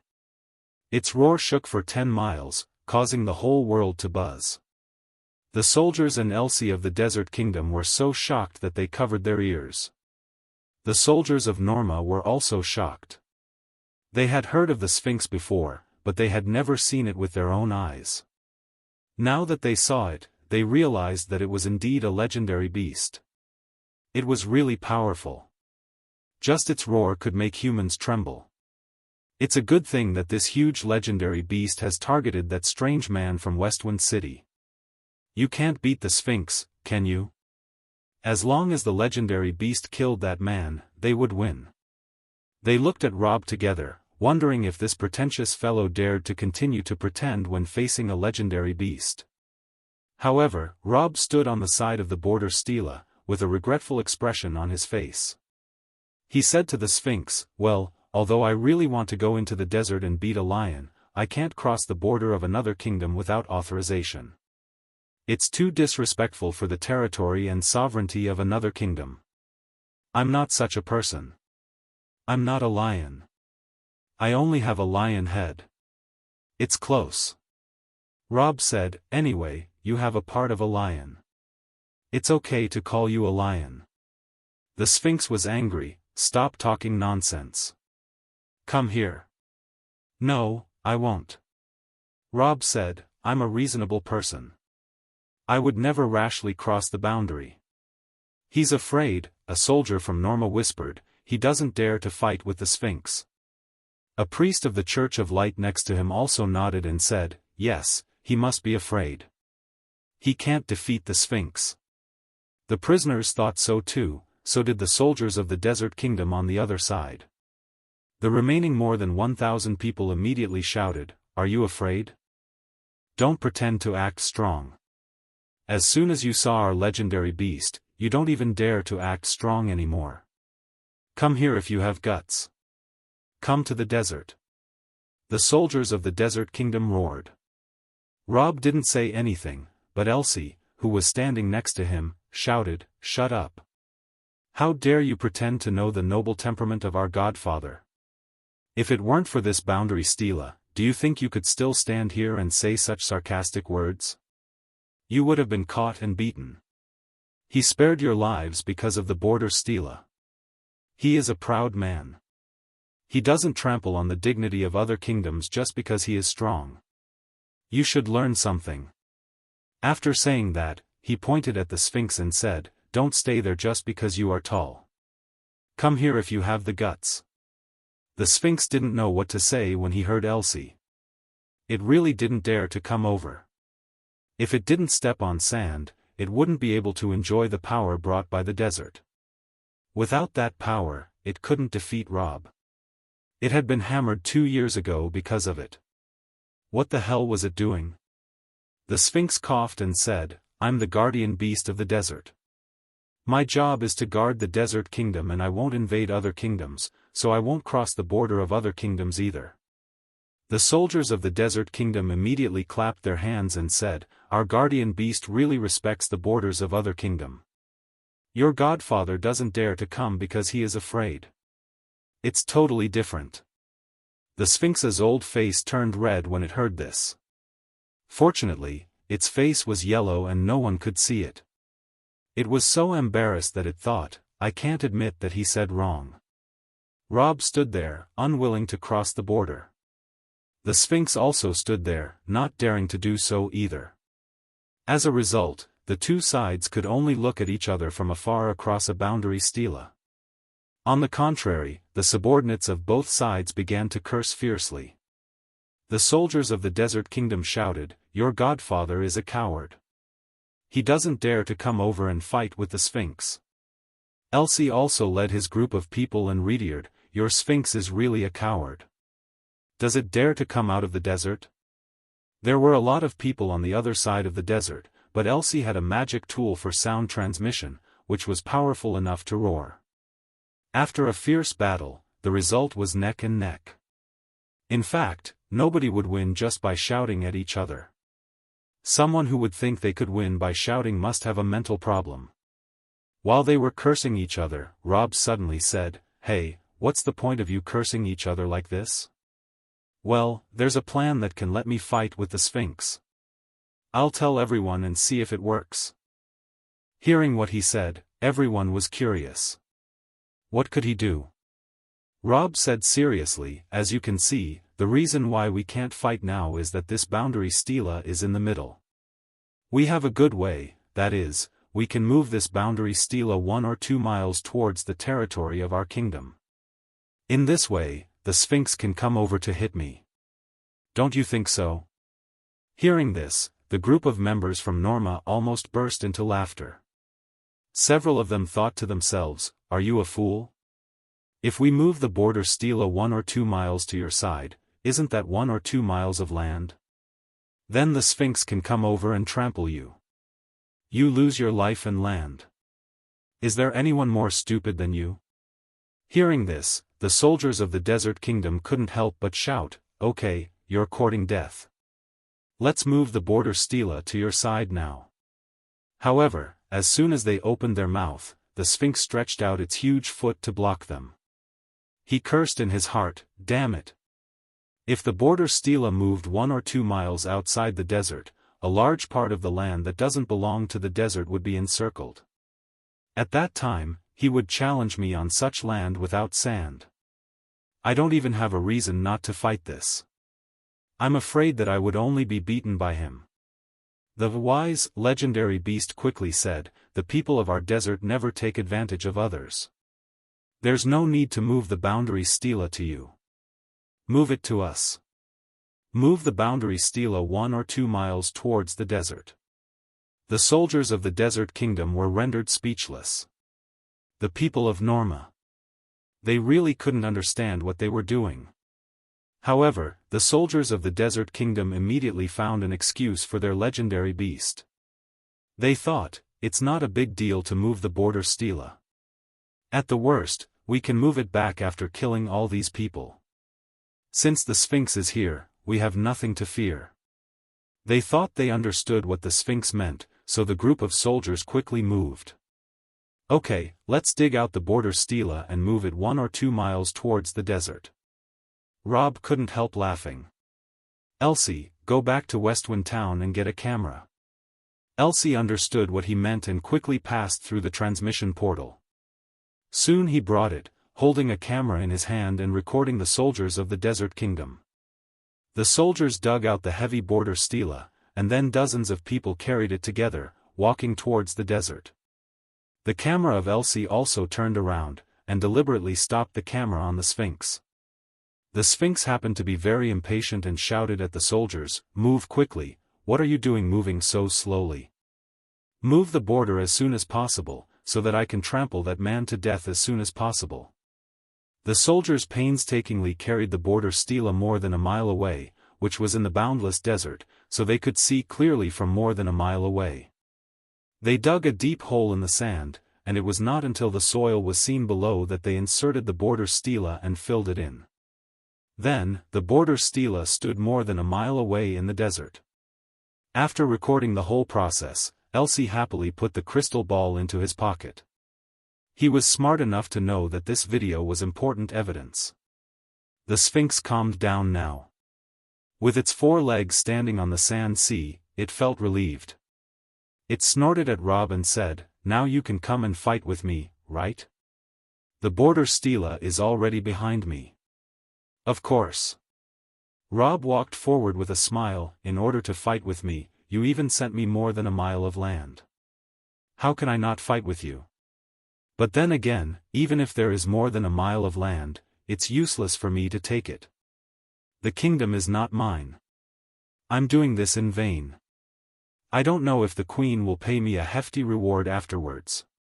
That poor woman may not be able to afford more than a mile of land, right?" He mumbled as he walked. The Sphinx got impatient and roared, "What are you talking about? Can't you walk faster?" "Alas! I've seen people who are in a hurry to be reincarnated, but I've never seen someone who is in a hurry to be beaten." Rob walked forward step by step and finally entered the sea of sand. The ground here was no longer covered with soil, stones, and trees, but pure yellow sand. Although the sand layer where he had just entered the desert was relatively shallow, it was already above the sea of sand. Seeing that he finally entered its domain, the Sphinx couldn't help laughing sinisterly. A complacent expression flashed across its face. "Human, you are on the verge of a big disaster." "Well," Rob said, "let me guess why you insist on letting me in. Is it because you are stronger on sand?" The Sphinx chuckled, "How dare you come in if you know? Because I'm also very strong in sand." Rob suddenly pretended to be cool and handsome, and deliberately made a teasing glare. He said proudly, "I know a powerful move called Sandstorm Funeral, it's very impressive." "Nonsense. I have never heard of such magic." The Sphinx roared, "Stop talking nonsense. Go to hell." It raised its huge palm and slapped towards Rob. 2 years ago, it had also slapped Rob like this. At that time, Rob didn't care about it at all. He dodged it easily before. But this time, its speed and power were completely different from the last time. "This is all nonsense. I've never heard of such magic," the Sphinx roared angrily. "Stop talking nonsense and die." It lifted its huge paw and slapped it down on Rob. 2 years ago, it had also slapped Rob in the same way. At that time, Rob didn't care about the slap at all and casually used a step, flash, and roll to dodge it. But this time, the speed and power of the slap were completely different. The sand under its feet provided the Sphinx with even greater power. This power was not magic, but soul power, or what could be called the power of the guardian beast. It was the foundation on which the Sphinx relied for survival, the majesty and might of the desert, the mercilessness and coldness of nature. The slap was so fast that it couldn't even be seen with the naked eye. Before Rob could make any evasive movements, the slap had already landed on top of his head. With a loud bang, sand was shaken up within dozens of meters around him. A shockwave centered on the spot where the paw landed and spread out in all directions, sending the soldiers of the Desert Kingdom flying backward. A sandstorm raged. Rob disappeared, and nobody could see him. All they could see was the Sphinx's huge foot, stepping on the spot where Rob had just been standing. The people of the Desert Kingdom and Norma cheered at the same time. Wow! One hit. He was defeated with just one hit. So powerful. No wonder it's the guardian beast of our desert. No human could ever stand up to the guardian beast.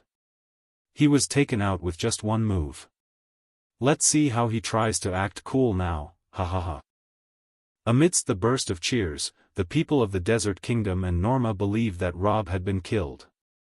However, the group of people from Westwind Holy City, led by Elsie, said that there was no such thing. Though they were not sure whether Godfather could beat the Sphinx, they knew that even if he couldn't be defeated in a second. There was no need to worry about the current situation. In fact, even the Sphinx itself didn't believe it. It had fought Rob last time and knew very well how powerful its enemy was. He also knew how to transform. How could he be trampled to death by him? It slowly raised the soles of its feet, trying to see if that person had really been trampled underfoot. Sure enough, there was nothing under his feet, such as corpses, meat paste and so on. Where is he? The Sphinx roared, where is he? Behind you. Rob's voice rang out at its heels. It turned out that Rob had jumped to the back of its feet with the flash technique just now. The Sphinx roared and turned around to kick him. Boom! Sand and stone flew everywhere, but Rob easily dodged it again. The Sphinx felt something wrong. It was the same when it fought with Rob last time. It had attacked Rob many times, but it was easily dodged. But this time, the fight is in the desert, and the yellow sand provided it power. This was natural power, endless. As a result, its strength and speed far exceeded the times of the previous attacks. Logically speaking, this fellow should not be able to dodge the attack this time. Why did it feel the same as last time? The Sphinx roared, and all the sand around it was shaken up by this roar and spread in the air. Then, it blew on the ground, and the yellow sand danced all over the sky. A powerful sand storm enveloped its huge body. Rob was darting around beneath its feet when suddenly the sandstorm kicked up, leaving him no room to hide. The fierce wind and sand quickly engulfed Rob, and this was no ordinary sandstorm, it was a magic one. Not only did it blind him like a normal sandstorm, but it also possessed a powerful magical attack that could instantly tear anything caught in it to pieces. Rob didn't dodge this time, or in other words, he didn't want to dodge at all. Last time, he resisted the attack of the Sphinx and wanted to see how strong this guy was. As a result, he only lost 8,232 HP, friends who forgot it, please see the chapter 240. This time, the Sphinx occupied the terrain advantage, and Rob was also very curious about its strength. He wanted to see how much stronger it had become with the effect of the desert terrain. He only felt the sand and wind sweeping through his body like knives. The priest robe he was wearing was torn apart in an instant, exposing his body. The biggest drawback of non-crafted equipment is that it doesn't follow the rules of the game, but rather the rules of reality. Once it's attacked, it will be torn apart instantly. The yellow sand enveloped Rob in the sandstorm, and magic kept tearing at his body. For an ordinary person, they would have been torn into pieces in an instant. However, Rob only saw a line of text jump above his head, HP, 83232. Rob's total HP was 999,999. The Sphinx's attack had nearly taken away 1/10 of his HP, which was quite strong. In the game Dark Blade, even some players with poor equipment may not be able to take 1/10 of Rob's HP in one hit. Of course, Rob was wearing a full set of equipment in the game, and he never wore the equipment he made himself here. Instead, he wore clothes sewn by Lillian because they smelled nice.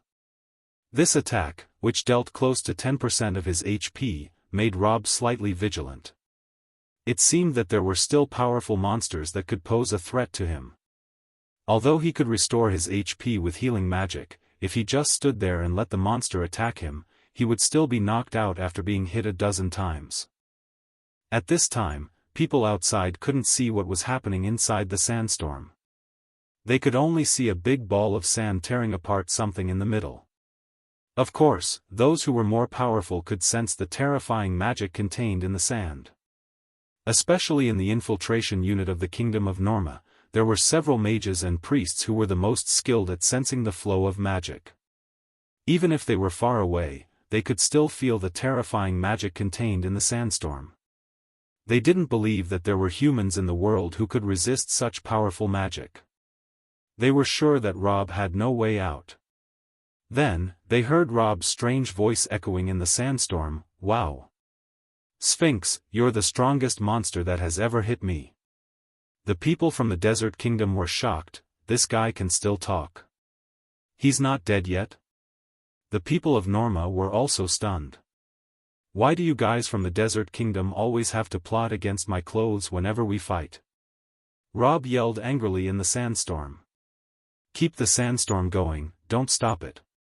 Wait until I put on some clothes before you disperse it. The crowd. Then, the crowd saw the throwing axes that the Mamluk knights had thrown on the ground suddenly fly up and into the rotating sandstorm. After a few seconds, with a loud bang, a violent wind blew the sandstorm away, and Rob finally appeared. He was no longer wearing his iconic priest robe, but a suit of iron armor. There was also a golden light shining on his body, as he had just cast a continuous healing magic on himself to offset the damage caused by the sandstorm constantly swirling around him. This continuous healing magic, visually, was represented by the golden light. It flashed every 3 seconds and restored his HP to full. The Sphinx also felt a little overwhelmed. That was a powerful sandstorm just now, yet this guy only had his clothes torn. And how did he turn a bunch of flying axes into a suit of armor in an instant? What kind of armor-making technology was this? Even dwarves couldn't make armor that quickly. It roared and was about to cast more magic on Rob, but saw him suddenly grow in size. This was not very surprising. The Sphinx had seen Rob grow in size before in their previous battle, so it was prepared to see it again this time. It was better for him to be bigger. His larger size meant more chances of him hitting Rob. Its 2 hind legs stomped hard on the ground, and its pair of forelegs fiercely attacked Rob. This attack was much stronger than the last time. Because it was standing on the desert ground, the vast and infinite power of nature was surging inside its body, and it didn't believe that this attack would not harm the man. Rob saw the big lion pounce towards him and didn't dare to take it lightly anymore. Just now, he lost more than 80,000 HP, nearly 10% of his total HP, so if he was hit by the lion's continuous attacks, he didn't know how much HP he would lose. There was a small chance that he might die, and that would be disastrous. Of course, he had a 90% chance of resurrecting even if he died, but there was still a 10% chance that he wouldn't. So, he had to deal with anything that posed a threat to his life seriously. Facing the lion that was about to pounce on him, Rob kicked it away with a move called Meteor Kick, a skill of a martial artist. Although the kick seemed casual, it produced a dazzling particle effect in mid-air, enveloping his entire body, making him look like a shooting star flying through the sky. People around him were amazed. What kind of move is that? How could he create such a beautiful light with just a kick? Did he attach some kind of magic to his foot? With a loud bang, the Sphinx's claws missed Rob, but Rob's kick hit the Sphinx's belly. Although Meteor Kick was not the most powerful skill of the martial artist, it was still quite strong. The Sphinx felt a terrifying force in its stomach, which immediately cancelled out its forward momentum, shattered all the energy on its body, and transformed the kinetic energy of its forward pounce into the kinetic energy of its backward fall. It flew backwards and fell 100 yards away, creating a huge hole in the sand dune, causing sand to flow down towards the center. People from the Desert Kingdom and Norma were completely dumbfounded and didn't know what to say. However, the group of Elsie laughed out loud, ha ha ha. We knew it would turn out this way. Rob stared at the fallen Sphinx, wondering if it was dead or not. The Sphinx was not a monster in the game now but a real-world monster, subject to the rules of the real world. Therefore, Rob couldn't see its health bar, nor could he know how much damage he inflicted with his kick. It was difficult to judge how badly the Sphinx was injured by the kick. Suddenly, a yellow light emanated from the sand next to the Sphinx, entered its body, and relieved its pain. Then, the Sphinx quickly stood up and shouted, "You cannot defeat me." Wow! Rob understood a little. You can actually recover your health by relying on the desert.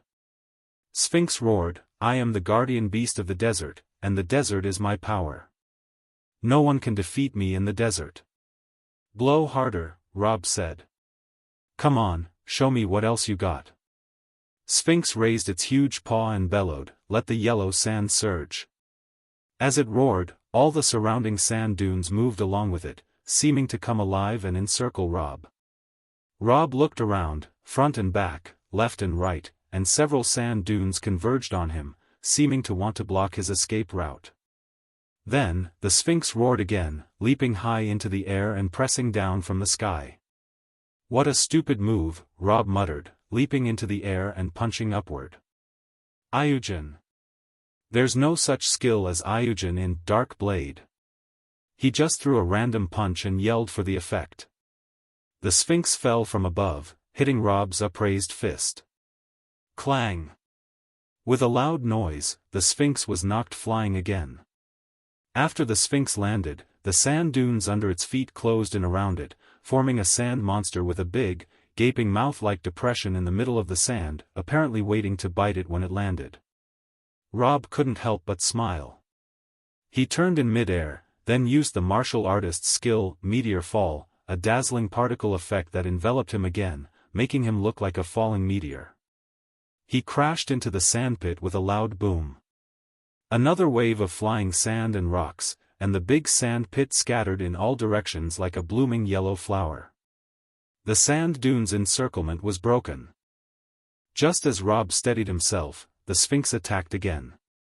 After Rob punched it and sent it flying, it fell to the ground and was hurt, but quickly regained its life and magic through the desert and pounced again. Rob grabbed the Sphinx's nape, then tossed it left, and right again, like the Hulk tossing Loki in The Avengers. He slammed the Sphinx to the ground more than 10 times, leaving it barely breathing, then flung it aside. The Sphinx fell heavily into the sand dunes, but the yellow light once again penetrated its body through the sand. After 2 seconds, it stood up again with a swish. Wow! It's like fighting a boss with infinite regeneration, Rob said. This was a troublesome situation. If you were to ask which boss in the game was the most disgusting, it would undoubtedly be a boss with regenerative abilities. It was the least popular among players because it was impossible to kill no matter what. The Sphinx roared again, "You can't beat me." "It looks like I really can't beat you," Rob said, rubbing his chin with one hand. "What should I do in this situation?" If it were in the game, even a boss with infinite regeneration would have something to counter it, because game designers cannot design a monster that players cannot defeat no matter what. No matter how strong the boss is, as long as the correct method is found and specific items are used, it can be defeated. But in the real world, that's hard to say. The Sphinx came again with a huge sandstorm, and this time it had a new move. Countless poisonous insects and scorpions emerged in the sandstorm. Rob slapped them away, and the Sphinx and its little insects flew 100 yards away. The insects all died instantly, but the Sphinx stood up again. Seeing this, the onlookers' attitudes changed again. People from the Desert Kingdom and Norma cheered loudly, "Ha ha ha, the Sphinx is an immortal existence, no one can kill it." Elsie was also shocked. "Wow, how do we defeat something like this? It seems like it will never fall. It's not really immortal.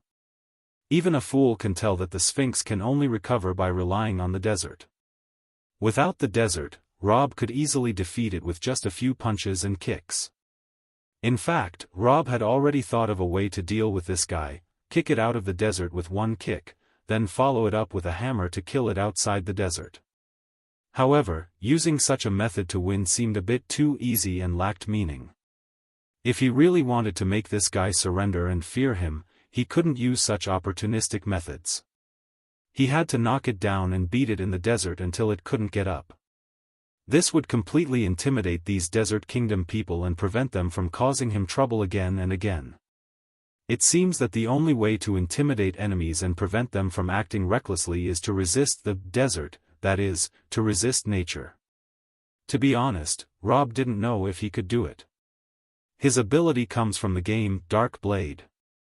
Although the data in the game is off the charts, it's hard to say who is stronger, Rob or the natural forces in this world. If you don't know something, you won't know until you try it, right? Rob is not the kind of coward who shrinks from unknown things and is afraid to try. He chuckled and said, "Well, it seems that if I want to beat you, I have to conquer this desert first."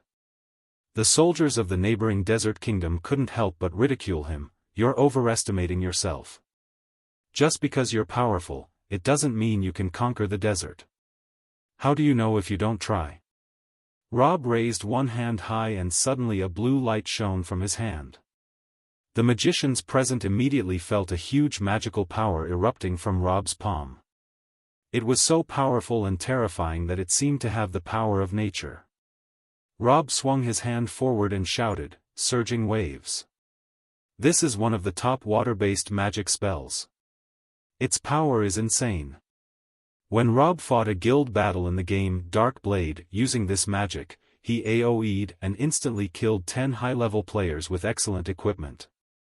If those high-level players were also brought into this world, they would be able to defeat most monsters, including the Sphinx. A huge water column gushed out of Rob's hand and rushed towards the sand dunes in front of him with a loud bang, causing a 10-meter-high wave to surge. At this time, the Sphinx was about to pounce on Rob when it suddenly saw a big wave coming towards it. It was scared and tried to retract its move, but it was too late. Its body collided with the wave in mid-air. If it were an ordinary wave, it would probably just be submerged and splashed a few times before being fine. But this is not an ordinary wave, it is a magical wave, carrying immense magical power.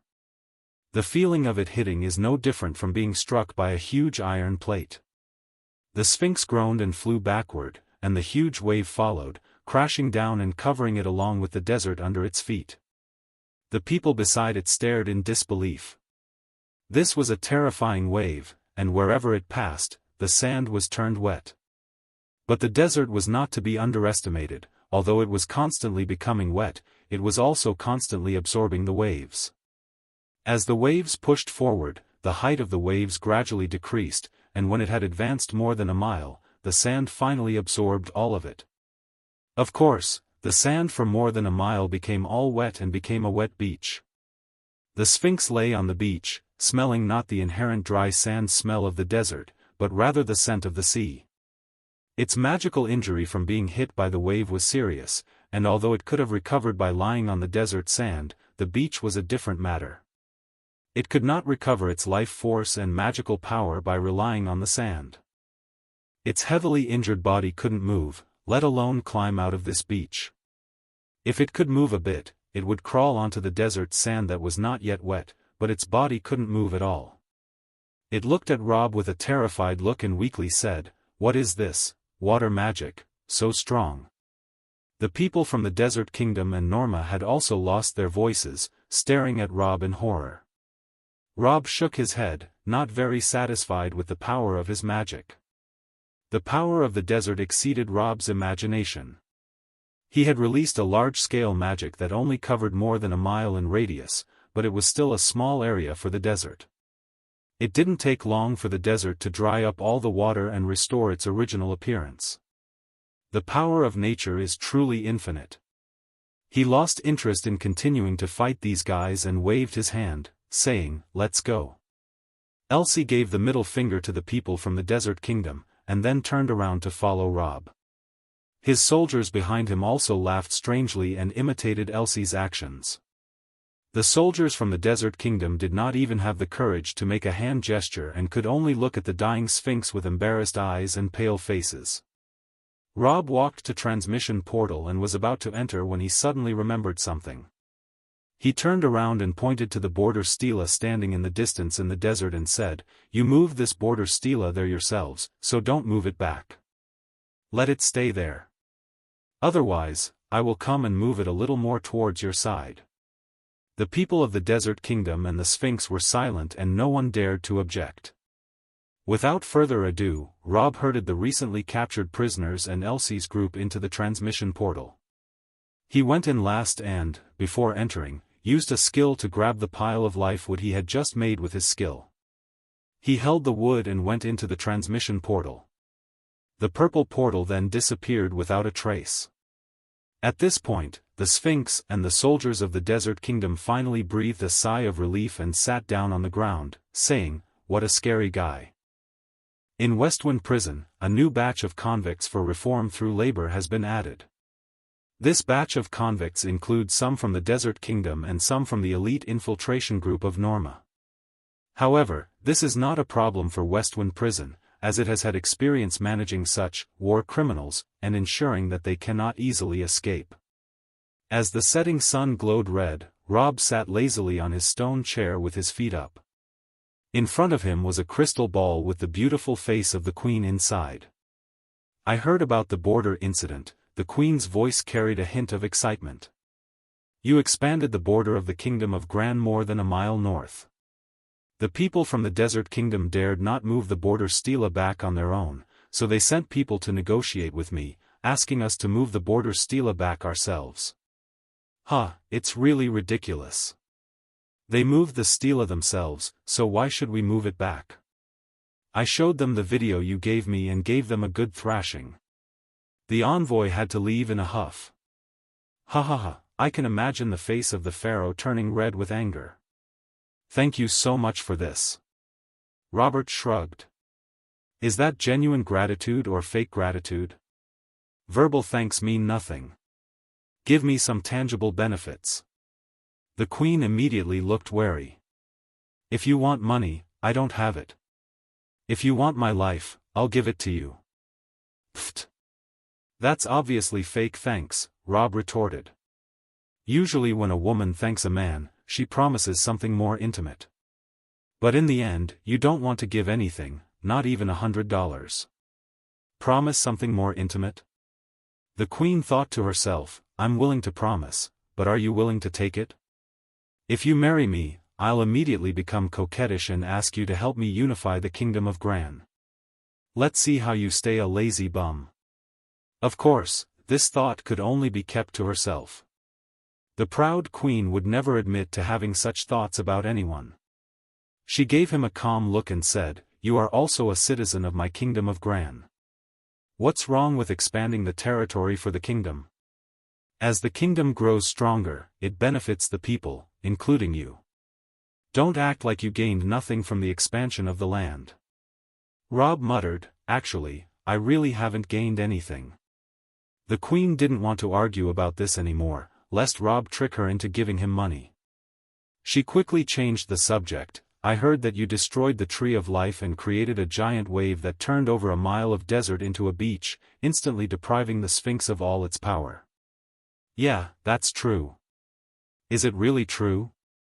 The Queen was also shocked by the intelligence. When she first heard the news, she almost kicked the intelligence officer out of the palace. But now that Rob had confirmed it, she couldn't help but feel a little scared. This man is too terrifying. What kind of man is he? How much power does he really have? The Queen finally managed to control her emotions and asked, "Why didn't you take the opportunity to kill the Sphinx? You left it badly injured and returned like this." What a pity. Rob shook his head. Kill it? That's not possible. The Queen asked curiously, why not? Rob replied, you didn't fight it, so you don't know. It is the desert, and the desert is it. It is the shadow and representation of the desert.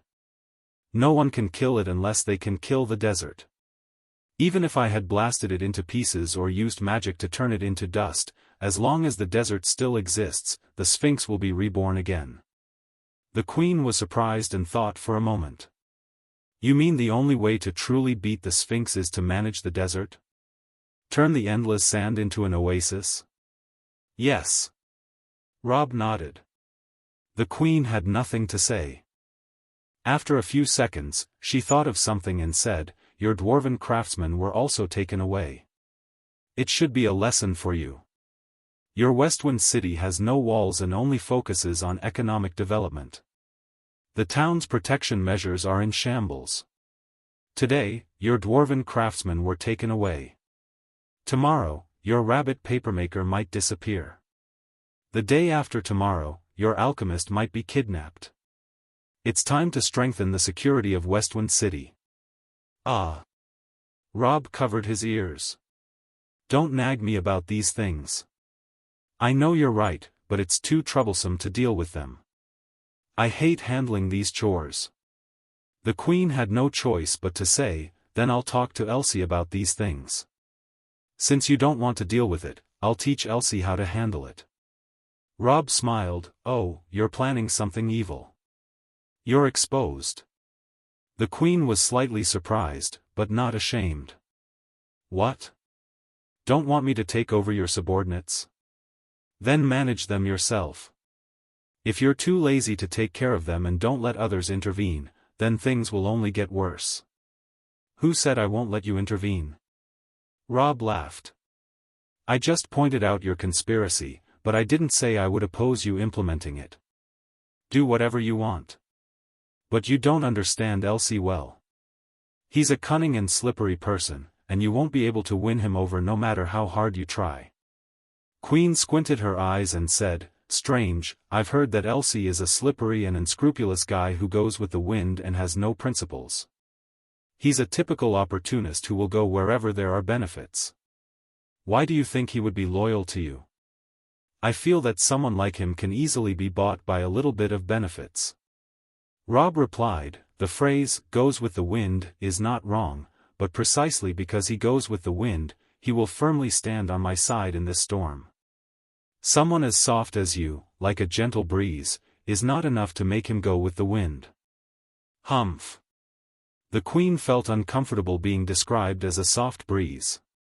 She had always thought of herself as a strong and brave woman who was not inferior to men. Well, let's just wait and see. Starting from the second evening, the Queen began to use a crystal ball to spy on Elsie, but she soon discovered that no matter what he did, he always considered Rob's opinions first. Indeed, this guy's going with the wind was in the direction of Rob's strong winds. Spring of 1347 has begun. Although Westwind Holy City is moving towards industrialization from agriculture, planting is still one of the most important tasks when spring arrives, because in this era, food still needs to be prepared by oneself. Other cities' backward productivity is not enough to support the large-scale requirements of Westwind Holy City. Therefore, the Westwind Holy City must have its own agriculture, and the scale of this agriculture cannot be too small, otherwise it cannot support the population that has already exceeded 30,000. Fortunately, the agricultural power of the Westwind Holy City is far above that of other cities. In early spring, a strange machine was built by dwarf craftsmen under the guidance of Rob, which uses a steam engine as its power and is equipped with a strange large wheel. It drove into the fields and quickly turned over a piece of land with a loud rumble, many times faster than manual plowing. This magical farm machine was snatched up by the nobles who run agricultural plantations in the city and was quickly put into use in the spring planting season, leading to a rapid development of agriculture in Westwind Holy City. By the time of the summer harvest, the dwarf craftsman had produced another strange farm machine, which could automatically harvest all the crops by running a lap in the field. The nobles were once again amazed and quickly purchased this harvesting machine in large quantities. These were originally two small things, but they quickly led to a series of chain reactions. With the emergence of these new machines, the nobles naturally reduced the number of farmers they employed on their farms, causing a large number of farmers to lose their jobs and take to the streets, causing some unrest in Westwind City. Fortunately, Westwind Holy City is a city that is flourishing and developing upward, and these farmers, under Eddie's organization, were able to find jobs in emerging factories after a brief period of unemployment and unrest. The storm was finally quelled. Eddie was commended by Rob and became the first bishop under the new Church of Light. Eddie worked hard and developed the new Church of Light even more vigorously, igniting a vibrant movement for the development of the new Church of Light throughout the city. Everywhere in the city, people could hear someone reading the new Bible of Light, and the atmosphere in the holy city became even more intense. Then, in the blink of an eye, autumn arrived. The entire Black Pine Mountains were covered in a golden coat, and while the autumn breeze was refreshing, something was quietly happening. In the evening, just after Rob had finished his lunch and took out a long fishing rod to fish, he saw Elsie running towards him at lightning speed. When he reached him, he immediately bowed deeply and whispered, "Godfather, I have something to report to you." "Oh?" Rob asked, looking serious. "What happened?" Elsie whispered, "I just passed by the Matra's house and found that this guy was loading the gold and silver jewelry he earned by selling oil into a big car and transporting it outside the city, one car after another." "Oh?" Rob raised his eyebrows, "Transferring assets, what's the matter? Isn't Westwind Town good enough? Does he want to run away and find a better place? It used to be nobles from other places transferring assets here. He's not planning to go back to the Desert Kingdom, is he?" Elsie whispered, "If he takes so much money earned here back to the Desert Kingdom, it's tantamount to being a traitor. Godfather, you give the order, and I'll go and beat him up." "No, we can't do that," Rob shook his head seriously. "Matra is an exiled noble from the Desert Kingdom. In theory, besides Westwind City, he has nowhere to go. This is basically his second home, and if someone like him wants to leave Westwind City, then there must be something wrong with us. What we need to do is not to beat him up but to find the root of the problem and solve it." Just as Rob finished speaking, he suddenly saw a convoy passing by the chapel gate. The convoy had a flag with the emblem of the Chungwang family on it. The convoy was quite large, with more than 30 vehicles, each loaded with goods. The person escorting the convoy was none other than Kanti, the future inheritor of the Chungwang family, who had been studying physical magic at the Magic Academy. Unexpectedly, he had come to Westwind City and was personally escorting the convoy on a tall horse. This was quite surprising, and Rob couldn't help but greet him, "Hey, Kanti, what kind of goods are you transporting?" Upon hearing Godfather's question, Kanti quickly dismounted and stood on the side of the road. He didn't know that Godfather was Rob Smith, his brother who he had played and joked with. So he put on a very respectful attitude, "Godfather, I'm not escorting goods, I'm transporting some valuables to the countryside." "Oh?" Both Rob and Elsie were stunned. "Why are you taking valuables to the countryside?" Rob asked. Kanti's face flashed a touch of embarrassment. "Of course, to avoid some trouble." Rob hadn't even had a chance to speak. Elsie jumped up and exclaimed, "What trouble? Which force is going to attack our Westwind Holy City again? Even if there is a strong enemy attacking, we can accept Matra's escape, but your Chungwang family won't stay here to fight against the enemy and instead choose to run away? Do you believe I will chop you dead, you damn traitor? And besides, Godfather is here. You don't need to avoid any trouble. Call your Uncle Newlin, I want to hear what he has to say." Kanti looked embarrassed. "It's not that we don't trust Godfather, and it's not that we're not willing to work together to fight the enemy. My uncle said that the Chungwang family cannot leave. We will definitely stay here to fight the enemy together. It's just that these treasures may attract enemies to Westwind City. So we're just taking the treasures away, and then our people will return to Westwind City. Hearing this, Rob was interested. Oh, what are you trying to avoid? Canty said, huh? Haven't you noticed the time? It's autumn of 1347. In a few months, it will be 1348. Rob still didn't understand, so what about 1348? However, although he didn't understand, Elsie next to him suddenly realized, 1348 divided by 4 can be evenly divided. The year of the Black Dragon's flight is coming again. Since the founding of the Fengma continent, every 4 years, the Black Dragon Avicus would wake up from his lair in the Jinghong Mountains and attack a human city. That year was called the Year of the Black Dragon's Flight. Obviously, in a few months, the Year of the Black Dragon's Flight will be upon them. The division of 1348 by 4 equals 337. In other words, the 337th attack by the Black Dragon on human cities since the Chronicle of Fengma Continent began is about to occur. Rob had almost no concept of this in his mind, so he was caught off guard in 1348. Elsie was busy licking Rob's boots, so his thoughts followed him, forgetting about time. But after Canty reminded them, they both understood. Elsie exclaimed, "Oh, it's only a few months until the year of the Black Dragon's flight. No wonder you are moving your wealth. I saw Matra moving valuable things outside too." Canty was a little embarrassed and said, "Godfather, it's not that our family is afraid of death.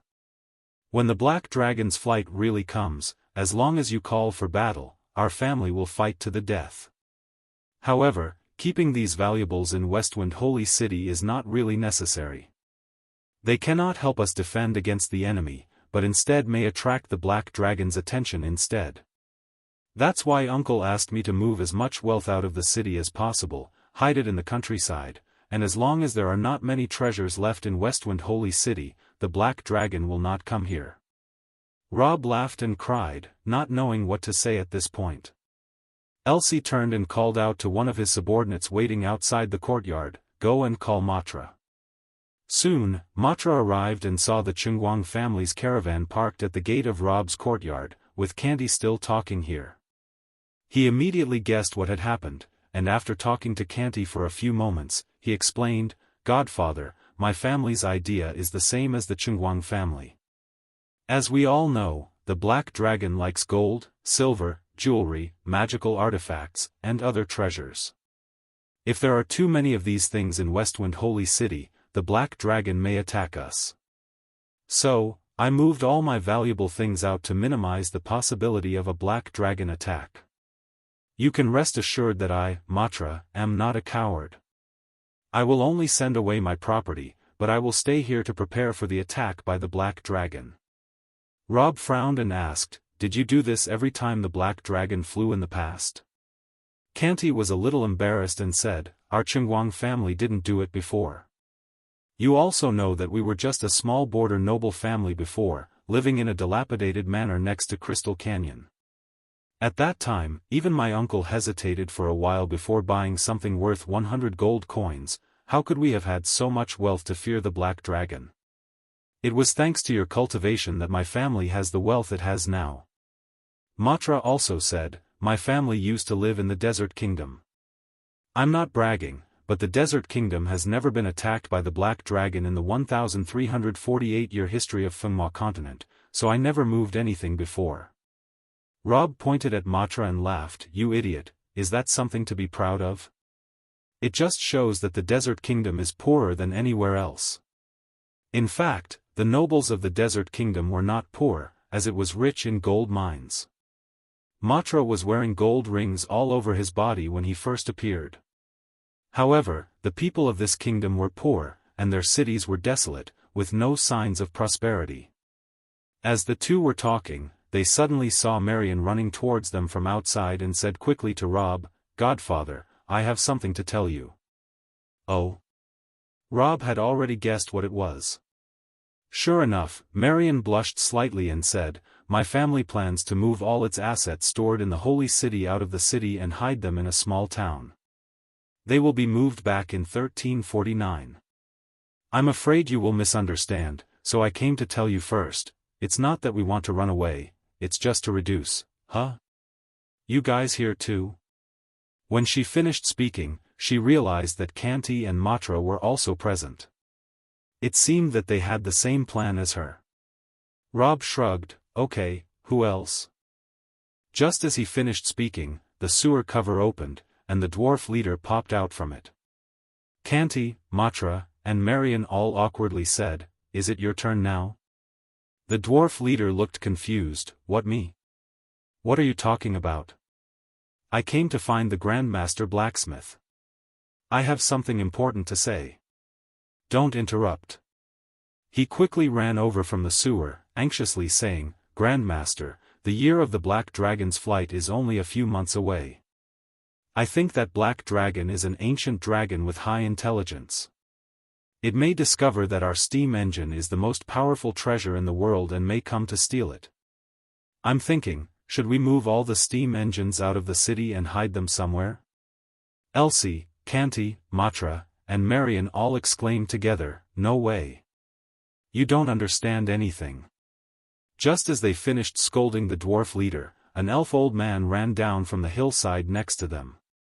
He shouted anxiously as he ran, Great Druid, the year of the Black Dragon's flight is coming soon. Let's move the paper mill and printing plant away. These are literary and artistic treasures. The Black Dragon loves to steal treasures. What if it comes to steal our literature? Everyone rolled their eyes together. Rob frowned unhappily, it's just a black dragon. Look how scared you all are. You're all a bunch of useless people. If the black dragon comes, I'll kill it. You all go and do what you need to do. But you can't think like that. Everyone dissuaded together, although you are very powerful, only the black dragon is absolutely untouchable. Yes, 16 years ago, the kingdom of Gran used all its strength, and the king and queen personally took action, but they were defeated in an instant. 28 years ago, Richard, the Lionheart king of the kingdom of Norma, was so powerful that he was terrifying to most, but he fought against the black dragon and fell at the first blow.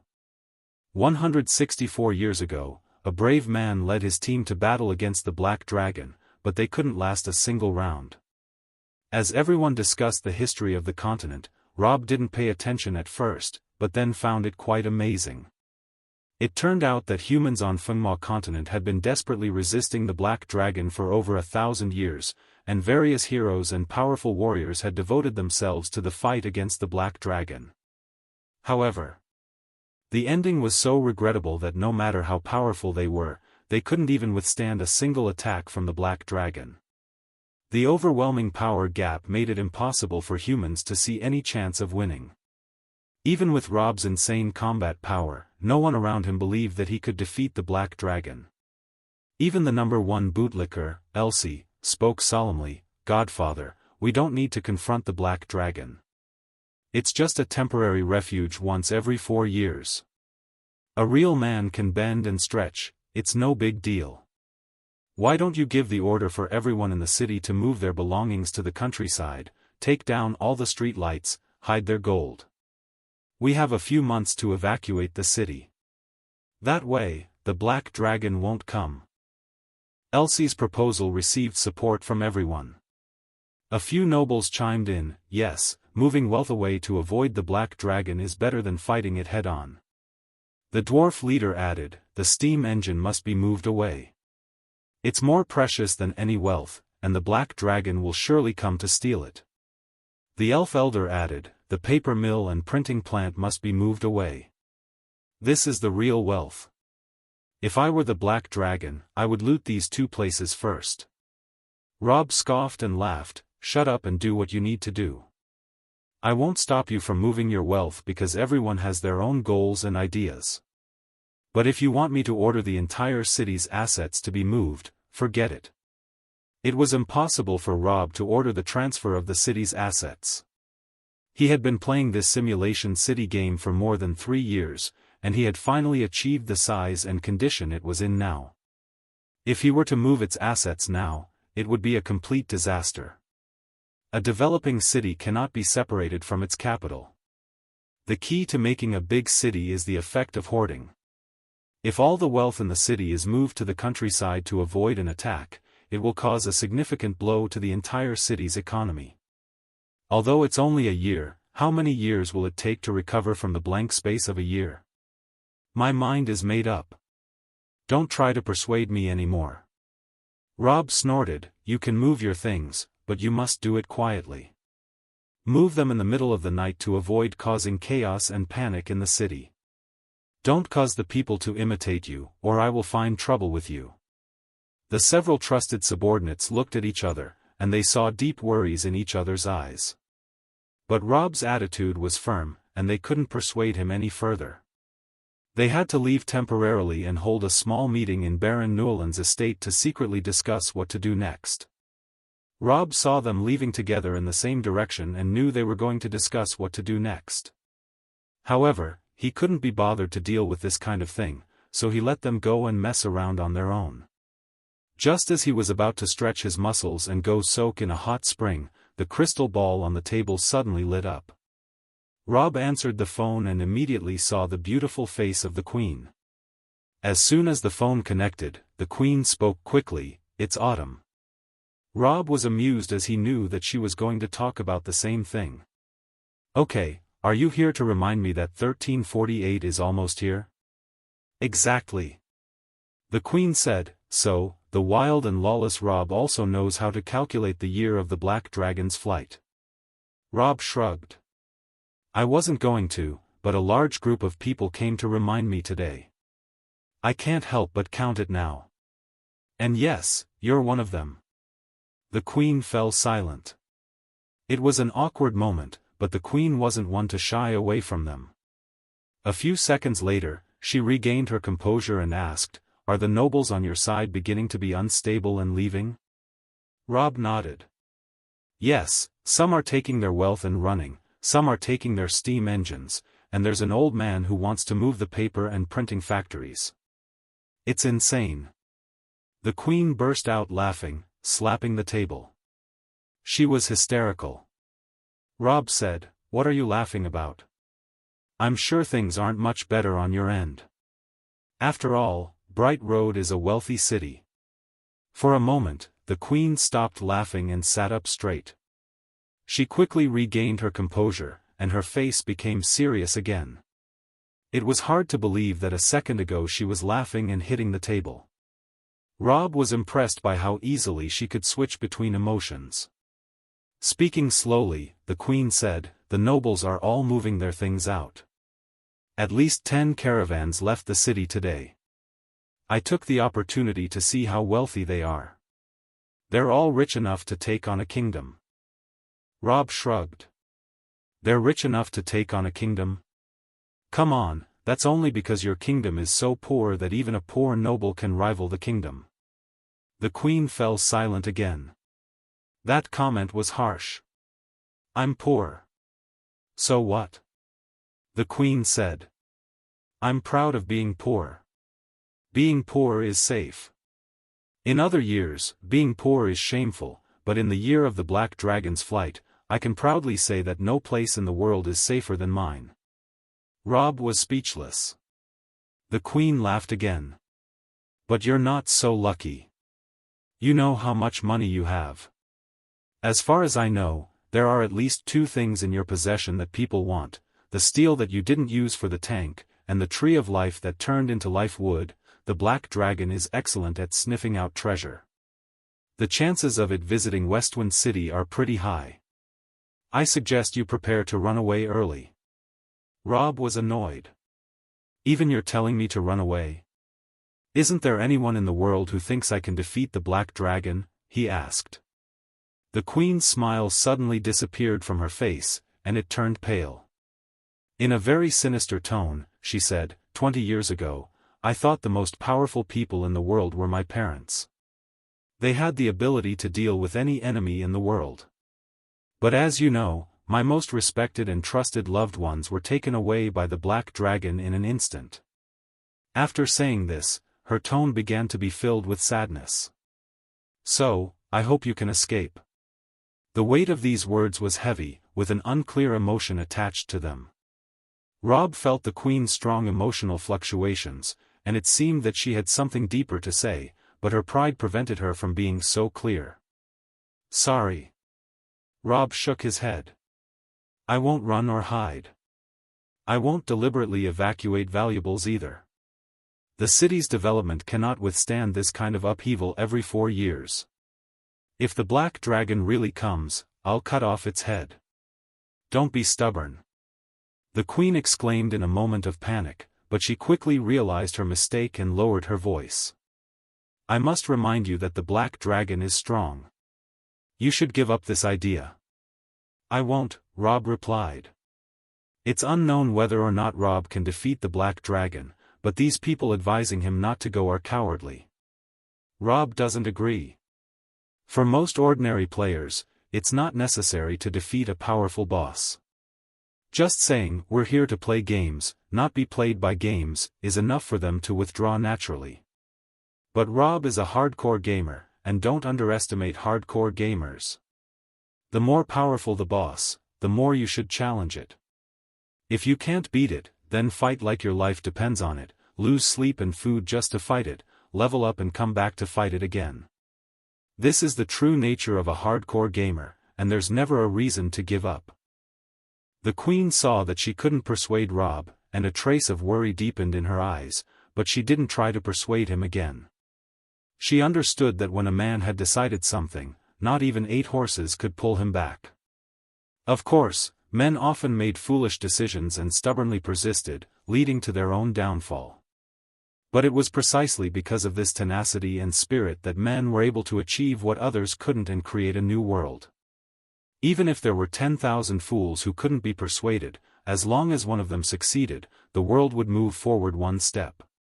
If all men became wise and obedient, not daring to take risks, try to challenge themselves or the future, the world would stagnate instead of progress.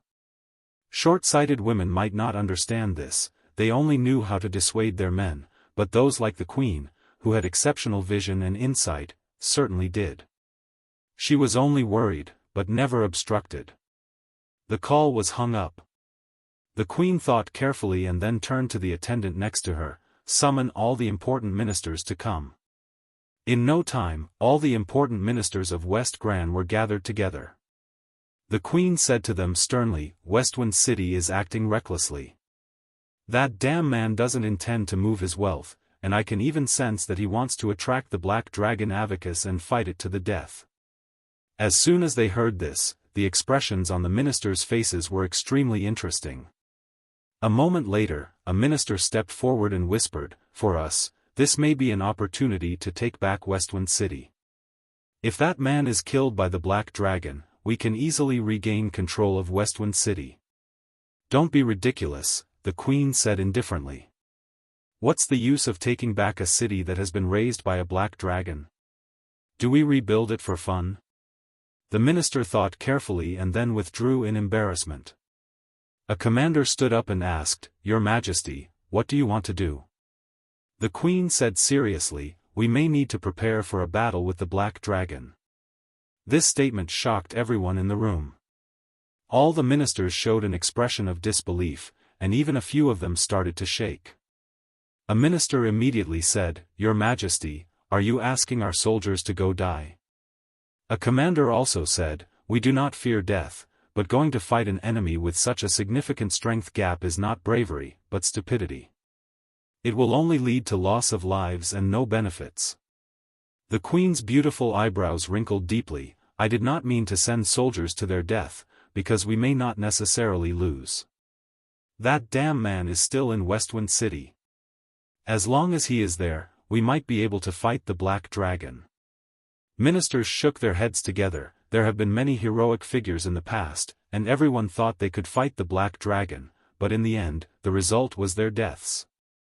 This beautiful wish is ultimately just a wish, and reality will always crush our hopes time and time again. I certainly understand this truth, said the queen.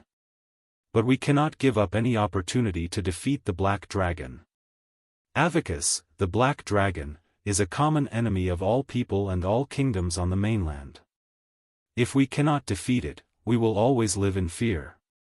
She pointed to a minister and said, You moved dozens of treasures out this morning and buried them deep in the ground in a small town in the countryside. You do this kind of stupid thing every 4 years. Don't you feel uncomfortable?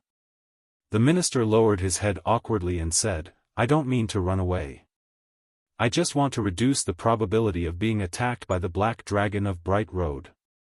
The queen then pointed to another minister and said, You also moved things out of the city this morning. That minister also lowered his head awkwardly. Do you all want to live like rats forever? The queen asked. When the cat comes, do you all just hide in a hole? The ministers remained silent. No human being wants to live like that. Everyone's face showed a sense of indignation, but what good is indignation? The power gap is too great, and there is no chance of resistance, just like a mouse never even thinks about fighting back against a cat. I want you to prepare an army, said the queen. After the new year of 1348, station it a few miles away from Westwind City and keep an eye on the city. If Avicus the Black Dragon really comes, I don't expect the army to fight immediately, but they must be prepared. If. At this point, she paused and said very seriously, if that man cannot defeat the Black Dragon and dies instantly, the army will immediately withdraw and not make any unnecessary sacrifices. When the ministers heard this, they breathed a sigh of relief. That would not be a problem. But if that man really has the strength to fight the Black Dragon, and if there is even a little hope of victory, we will fight together, the queen continued. At that time, I will also pass through the portal to Westwind City and fight alongside you all. This sentence made the minister's long-suppressed blood boil. If there was a chance to kill the cat, which mouse would be willing to hide in a hole forever? The ministers all bowed together and said, We obey. The next few days were the days when Rob witnessed the wonders of the mainland. From autumn to winter, for a full 2 quarters, the entire mainland was undergoing a large-scale reshuffling of population and wealth. The wealthy and nobles living in the big cities were doing everything they could to transfer their wealth to rural areas, the poorer, the better. The nobles who owned estates in the countryside were fine as they could just go back to their own estates, but those who didn't have estates would randomly find a village and buy a poor person's house, bury their wealth in it, and then lead a large group of servants to guard their wealth. This kind of population and wealth mobility of different social classes was certainly not an easy thing to accomplish. The assassin leader responsible for intelligence work would report to Rob almost every day about where a murder had occurred or where a robbery had taken place. For example, today, Godfather, there was a robbery in Nonley village. A band of robbers robbed the wealth that a noble was transporting, and the noble himself was also killed. The body has now been brought back, and it is estimated that it won't be long before his wife comes to you crying and begging for his resurrection. Rob could not help but cry and laugh. Who told him to move out? Such a foolish person who brought this upon himself. I won't save him. Even if his wife comes to cry, it's useless. I am a person with a heart of steel. 1 hour later, the noble's daughter, a pink and tender little girl, clung to Rob's thigh and cried. In the end, Rob resurrected the noble and also sent Elsie to capture the gang of robbers and bring them to justice. He publicly hanged them once as a way of repaying life with life, and then resurrected them and threw them into prison. During winter of the year 1347. Snowflakes were falling, filling the earth. The little cat girl Hua was frolicking in the snow, deliberately jumping off the roof of the chapel, stretching her hands and feet in mid-air, and then, Pia, falling into the snow, leaving a beautiful human-shaped depression. This playful activity delighted the rabbit girl Shang Hui, whose hometown rarely saw such heavy snow. She happily built snowmen, but the snowmen she made were also rabbits, each with a pair of long rabbit ears and a big rabbit head, looking very funny. However, most people did not have such a good mood. They were busy cleaning up snow on the roads in front of their doors, so that the steam buses could easily reach their doors. Otherwise, it would be very tiring to go to work without a bus to take. Rob was calculating the time before seeing a man wearing black armor, looking very handsome, walking to the front of the yard. He bowed to Rob at the gate, then walked to the opposite side of the stone table and stood there. "Godfather, hello. I am the Vice Commander of the Black Earth Knights. We have met before." Rob recognized him at a glance. He was Mr. Magic Swordsman who had once chased after Elsie to Westwind Town. Rob smiled and said, "Hey, why are you here?" The Magic Swordsman respectfully said, "I am here by order of Her Majesty the Queen to lead my troops to set up camp 3 miles southeast of Westwind City. In the next year, the Black Earth Knights under my leadership will be stationed there, in mutual response to Westwind City. I came to inform you, lest you suspect that we have any malicious intentions." After listening, Rob was silent for 2 seconds, then smiled and said, 3 miles away? I see. If I can hold on my ground against the Black Dragon, you guys will come over and help me fight it. If I'm instantly dead, you guys will immediately withdraw. Is that what you mean?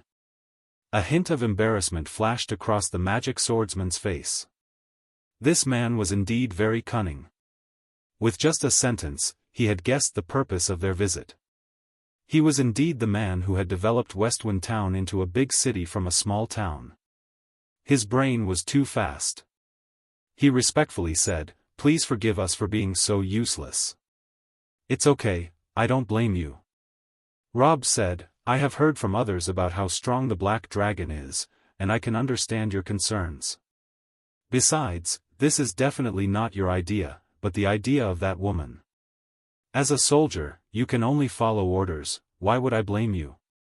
The Magic Swordsman said, "Thank you for your understanding." Rob said, "It's hard enough to live in a temporary military camp for a year. If you have any difficulties or need any supplies, just send someone to purchase them in Westwind City. I will make sure they are cheaper for you." The Magic Swordsman said with a sweat, "Given the current situation, you still have the mood to do business? How can we live without doing business?" Rob laughed and said, "Even if the sky falls tomorrow, we still have to work hard today to make money.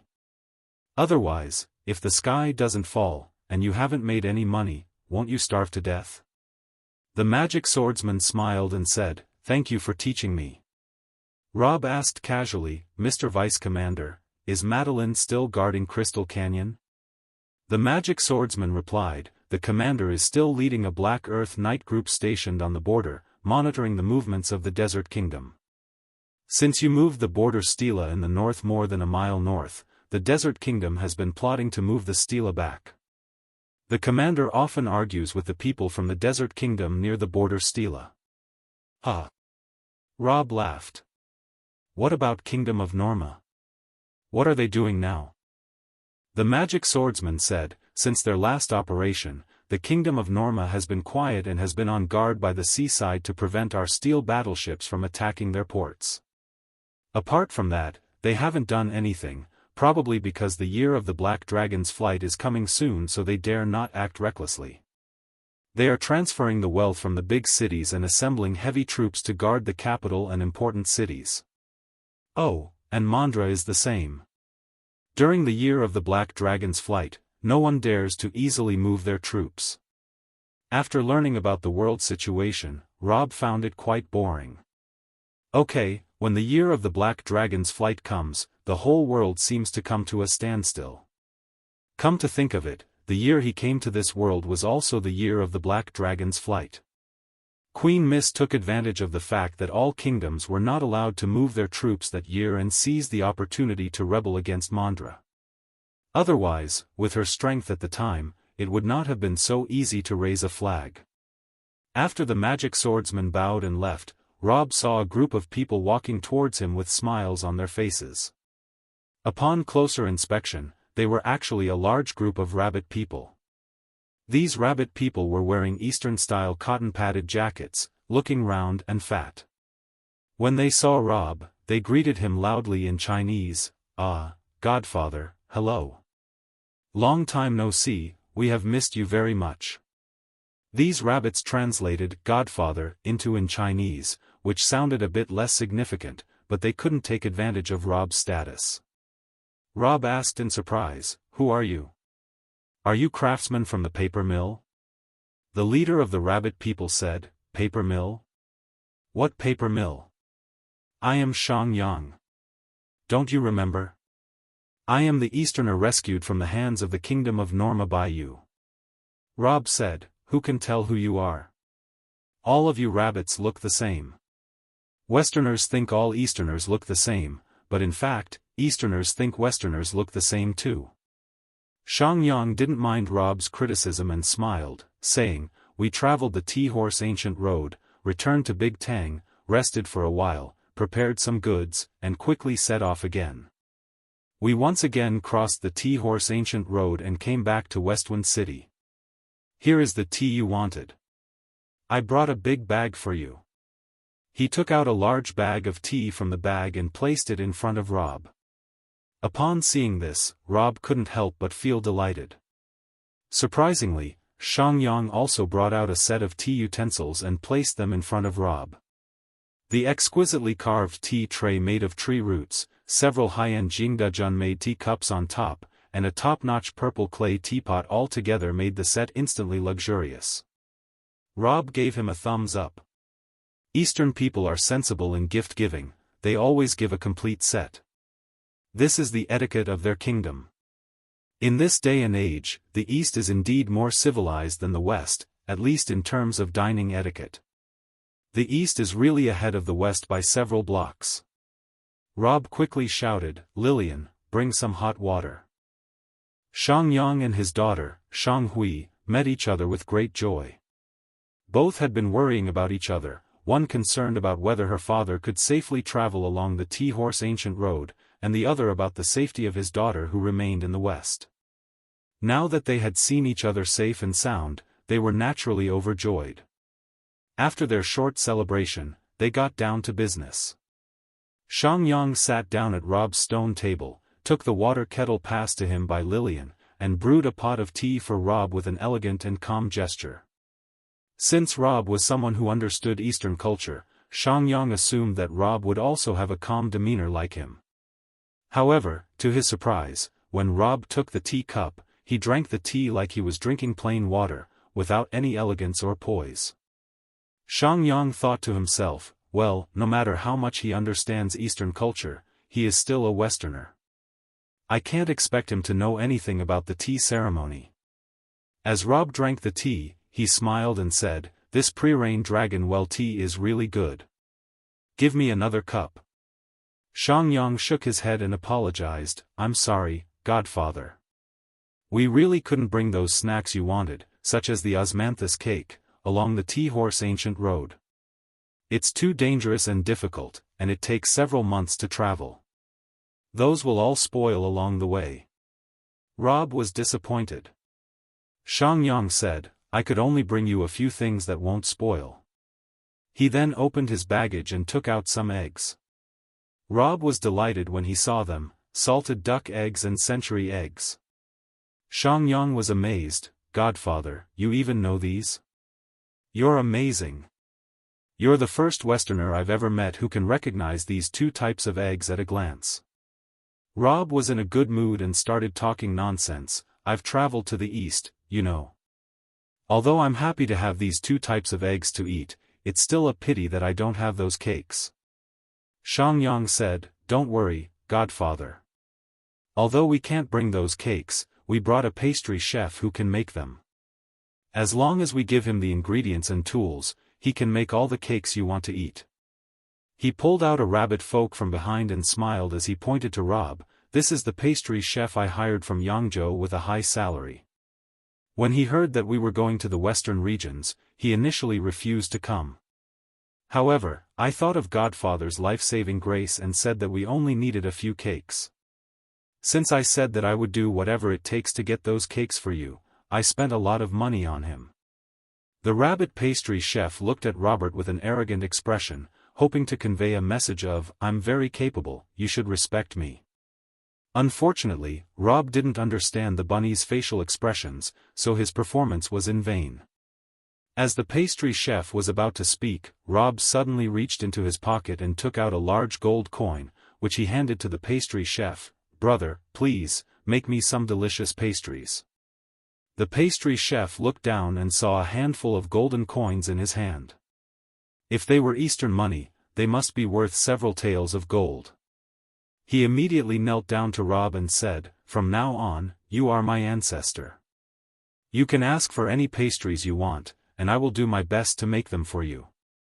The pastry chef with rabbit ears went to the market with Lillian to buy ingredients, while on this side, Xiangyang couldn't help but ask, "Godfather, on my way here, I saw many noble caravans heading out of the city.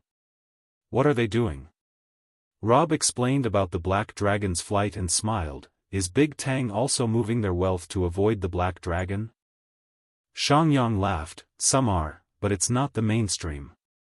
Our Big Tang people believe that life and death are determined by fate, and wealth and honor are in heaven. If the Black Dragon comes, it's because their luck is bad, and it's their fate to perish. What's the use of moving wealth?" For years ago, a group of rich people didn't believe this, and they insisted on defying fate. They moved their wealth from the prosperous Yangzhou to the Leifeng Pagoda, saying that it's not a big city and can avoid disasters. As a result, the Black Dragon went straight to the pagoda, and all of them died. Those who stayed in the city had no issues whatsoever. Summing it up, Xiangyang said, "If the King of Hell wants someone dead at 3 in the morning, who dares to keep them until 5? What are they hiding from? Just be tough. If you're killed, sleep it off, and if your head falls off, just get a big scar on your wrist. 20 years later, you'll be a hero again." Rob gave him a thumbs up. "That's right, this is the spirit of a great nation." Xiangyang asked, "Godfather, how do you plan to deal with the Black Dragon, Avicus?" Rob smiled. "What do you mean by dealing with it?" "Ignore it. If it doesn't come, that would be for the best. If it does, I'll just beat its dog head." After hearing this, Xiangyang quickly bowed down to Rob. "Godfather, you are truly a hero. I admire you." After speaking, he brought Shanghui over and whispered in her ear, "Daughter, pack your things, let's leave early during Christmas to go to the countryside." Shanghui. "Rob, damn, I heard that." In the evening, it was time for Rob and Miss Queen to have their routine phone call. Miss Queen didn't have any topic prepared today and was planning to chat randomly with Rob. Suddenly, she saw through her crystal ball that there was a plate on Rob's stone table with some soy sauce and several black eggs cut into petal shapes on it.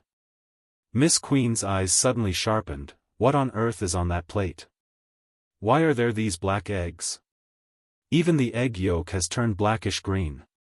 Can you even eat this stuff?" Rob chuckled. "These are salted duck eggs. Haven't you seen them before? If you pay a hefty sum, I can consider letting you try them." Miss Queen was tempted, but as soon as she thought about the huge sum, she hesitated. Wasn't this guy deliberately showing her this to extort her out of money? She couldn't fall for his trick. Besides, things dipped in soy sauce were usually salty, and she didn't really like salty food. She snorted, "Don't even try to fool me. Am I someone who can be easily cheated out of money? I won't even give you a penny. I'm no longer the fool who can be led by the nose with delicious food." As soon as she finished speaking, Rob pulled out another plate from behind with 2 white osmanthus cakes, which were decorated with a lot of white sugar and looked crystal clear and very beautiful. Rob picked up one of the cakes with one hand, put it in his mouth, then narrowed his eyes and showed a satisfied expression. "I really like the sweet and sticky feeling of Eastern osmanthus cake. But unfortunately, there are only 2 pieces, and once they're gone, they're gone." Bang! Miss Queen slapped the table and exclaimed, "I'll pay you, I'll pay you. Stop eating and give me the remaining one." December 30th, 1347. New Year is approaching. Every year on this day, it is important to bid farewell to the old year and welcome the new year. Although this day is not as grand as Christmas, every household will have a sumptuous meal. When midnight arrives, people in the Kingdom of Gran will begin the traditional New Year's Eve activities. People will compete to draw water from the well, open their doors, prepare bread, and welcome the arrival of friends and family. Wealthy people will also prepare a large amount of copper coins and exchange gifts with friends and strangers alike. The above is the British tradition for celebrating the New Year. In this book, the Kingdom of Gran follows the British customs. However, December 30th of this year seems unusually dull. There is no festive atmosphere, the entire city is pitch black and gloomy, and people deliberately did not turn on the street lights, which makes the city that never sleeps, Westwind Holy City, now completely covered by darkness. People who usually go door to door to visit relatives and friends are not in the mood to do so this year. They all gathered in front of the two churches, more than 30,000 people, crowding around the churches. All of their faces were filled with heaviness and worry. They looked up at the big clock on the chapel roof, waiting for the moment it would strike with an incredibly nervous mood. Once the bell rings, it means that 1347 has passed and 1348 has arrived, the year of the Black Dragon's flight is coming. From every second after the bell rings, a huge black dragon, which no one can defeat, may attack from the sky. It will destroy the entire city in an instant and plunder the wealth people have worked hard to accumulate. Rob was still lazily sitting in his stone stool, looking at the gloomy crowd around him, feeling a bit annoyed. He did not like this annoying atmosphere, this feeling as if the end of the world was coming. He couldn't help but ask the few girls next to him, do people behave like this every time the year of the Black Dragon's flight comes? Lillian shook her head. I used to live in a poor village in original Stone Canyon, and we never had this kind of atmosphere. We never worried about the Black Dragon coming, and when the New Year bell was about to ring, everyone was lively. This is actually my first time celebrating the New Year of the Black Dragon's flight in a big city. Suafa also shrugged, this is my first time celebrating this kind of New Year too. The Desert Kingdom has never been attacked by the Black Dragon, so we always have a very happy New Year celebration. It was only the others, Little E, the Big Lowly, the two light nuns, and even Shang Hui, who had lived in big cities for a long time, who were used to this kind of atmosphere. Little E held a book of the New Bible of Light in her hands and murmured, "May the God of Light bless us, I hope the Black Dragon won't come to the Holy City this year. This is my biggest wish this year." She is now a holy nun of the New Church of Light, and as soon as she spoke, almost all of the believers began to recite with her, "May the God of Light bless us, I hope the Black Dragon won't come." This atmosphere immediately moved all the people, whether they were believers of the New Church of Light or not, they all whispered their wishes. This kind of depression made Rob very uncomfortable. He hated this kind of atmosphere and preferred a joyful one. He was about to say, flowers, applause, music, let's get excited, when suddenly his cell phone in his pocket rang with a beep beep beep. As soon as he answered, it was Shuelu who called. She used a sweet voice and said, "Happy New Year, dear." Rob said, "Humph. Who is your dear?" Shuelu smiled and said, "You are." "Who else?" Hearing Shuelu's sweet voice, Rob's mood improved a bit. It was like someone threw a ray of sunshine into a dark world. He couldn't help but ask, "Shuelu, how are things over there?" "Everyone here is as if they lost a family member, waiting for the New Year of the Black Dragon's flight with a gloomy face."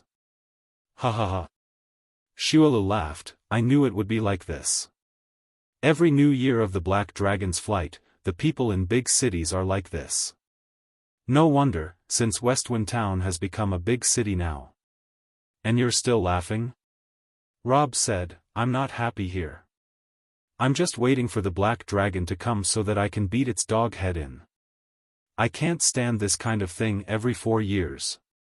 "Stop it," Shuelu said, "I often encourage you to explore the Demon King City, but I never supported you to fight the Black Dragon. That thing is not something a person can deal with. If the Black Dragon comes to Westwind City, run away quickly." "Oh, the pursuers from the Old Church of Light are coming. I have to run first." "Pursuers?" Rob asked, "Did you succeed in assassinating the Archbishop?" "Not successful yet," Shuelu said, "but we killed a few of the Archbishop's confidants and scared him. He sent the Templar Knights to chase us now. We're running around in the wild mountains and forests. Ha ha ha, I have to use Swift WND to escape now." Let's talk later. The call ended, but Rob was not worried. He knew that Shualu was not in danger. If she was, she would have immediately used a transmission scroll to summon Rob for help. The fact that she didn't meant she was still in control.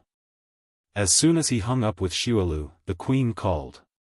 She started with the same greeting as Shualu, Happy New Year, but her tone was not as cheerful as Shualu's.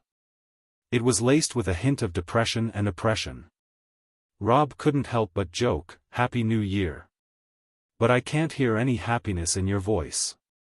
The Queen said, everyone on Bright Road is as if their family member has died. They're so depressed. It's hard for me to be happy. Whoa! Rob exclaimed, is it the same on your side? Of course, the Queen replied, I'm in the capital, a super city, more prosperous than your Westwind city.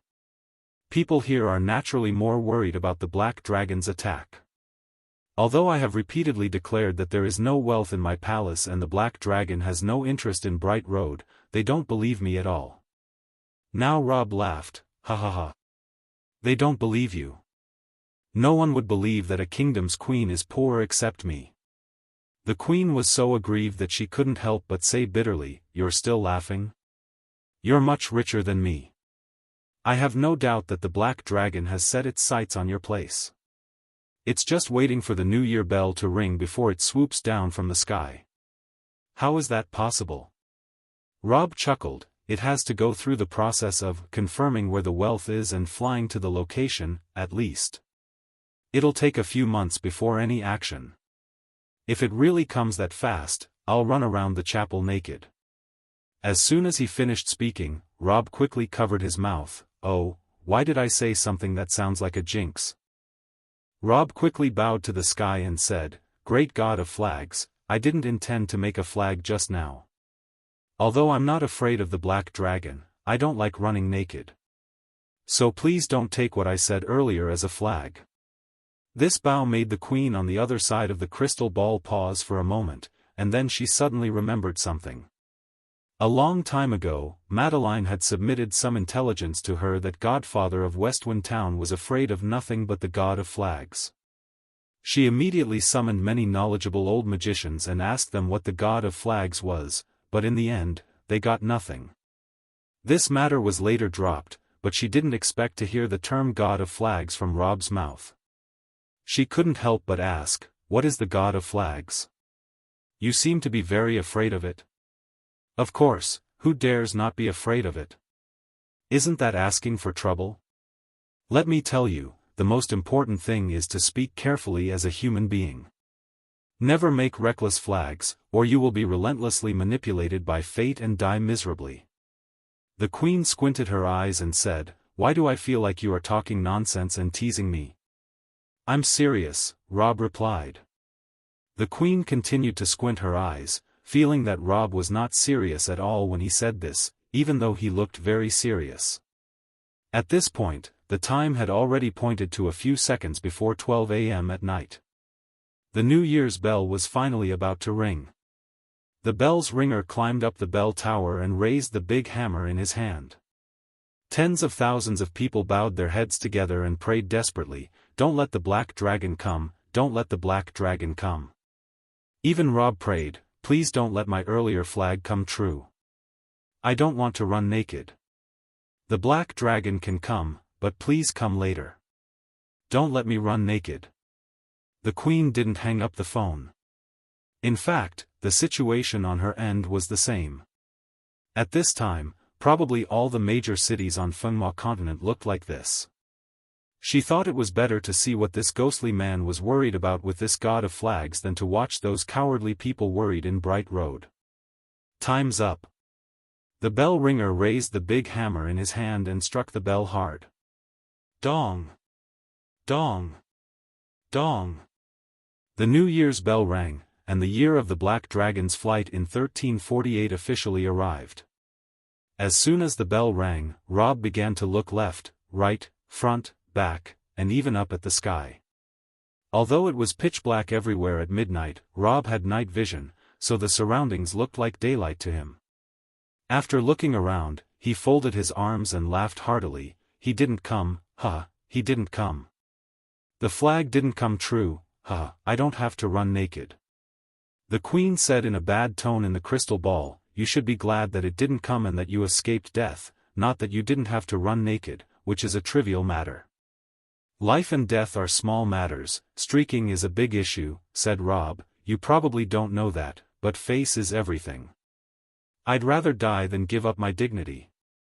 Money and power are things that can be relinquished. After finishing his sentence, he suddenly realized that something wasn't right. What was wrong? Oh, the distant mountain scenery was wrong. The background of the chapel was supposed to be a dark, black pine mountain range, which was now set off by the night sky, presenting a huge black silhouette that looked majestic and domineering. But for some reason, a red strip appeared above this black mountain range. Where had he seen this red strip before? Rob rubbed his eyes and realized that it was the health bar above the monsters in Dark Blade. Moreover, the border of this health bar was a top-level boss border. In Dark Blade, monster health bars had several types of borders. One was a metallic border that looked like a flower, which belonged to a boss monster. Next was the diamond border, which represented a team leader level monster. Then there was the golden border, which was for elite monsters, followed by the silver border for rare monsters. Normal, insignificant monsters had a simple black line border. The health bar that Rob saw now had the top-level boss border. This was very strange. How could he see a health bar from the game floating on a mountain in this world? In this world, native monsters didn't have health bars, only game monsters did.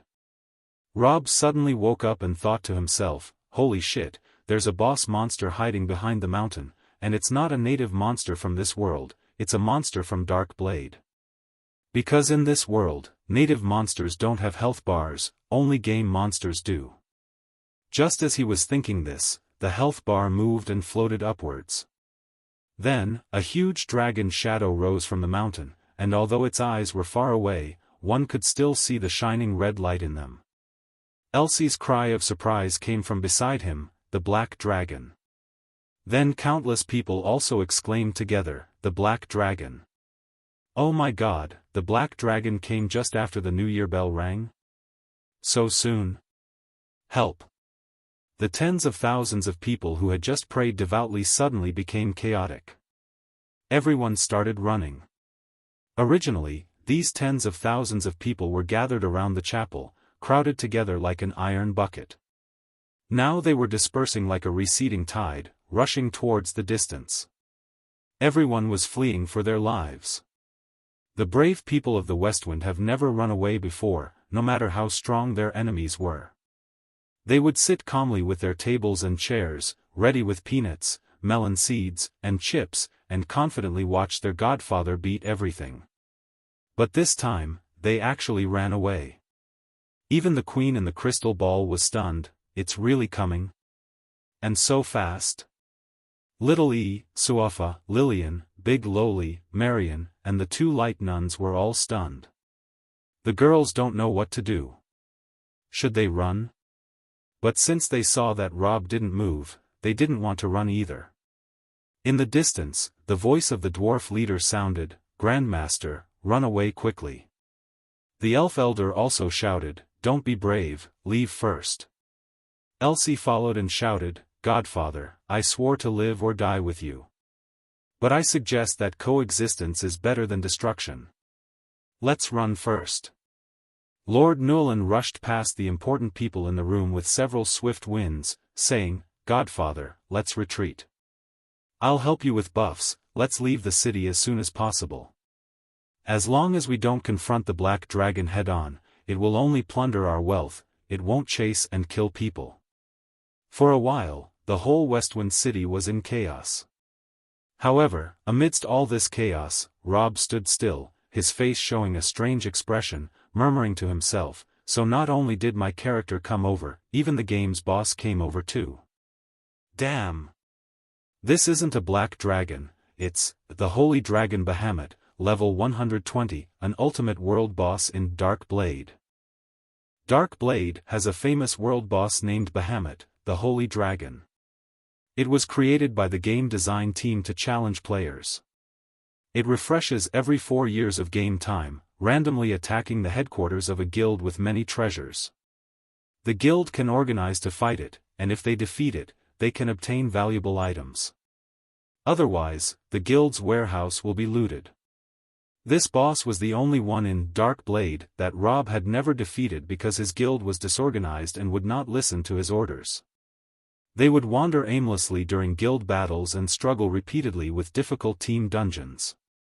Rob once tried to organize his guild to challenge Bahamut by intentionally accumulating many treasures in the guild's warehouse, gambling that Bahamut would appear there.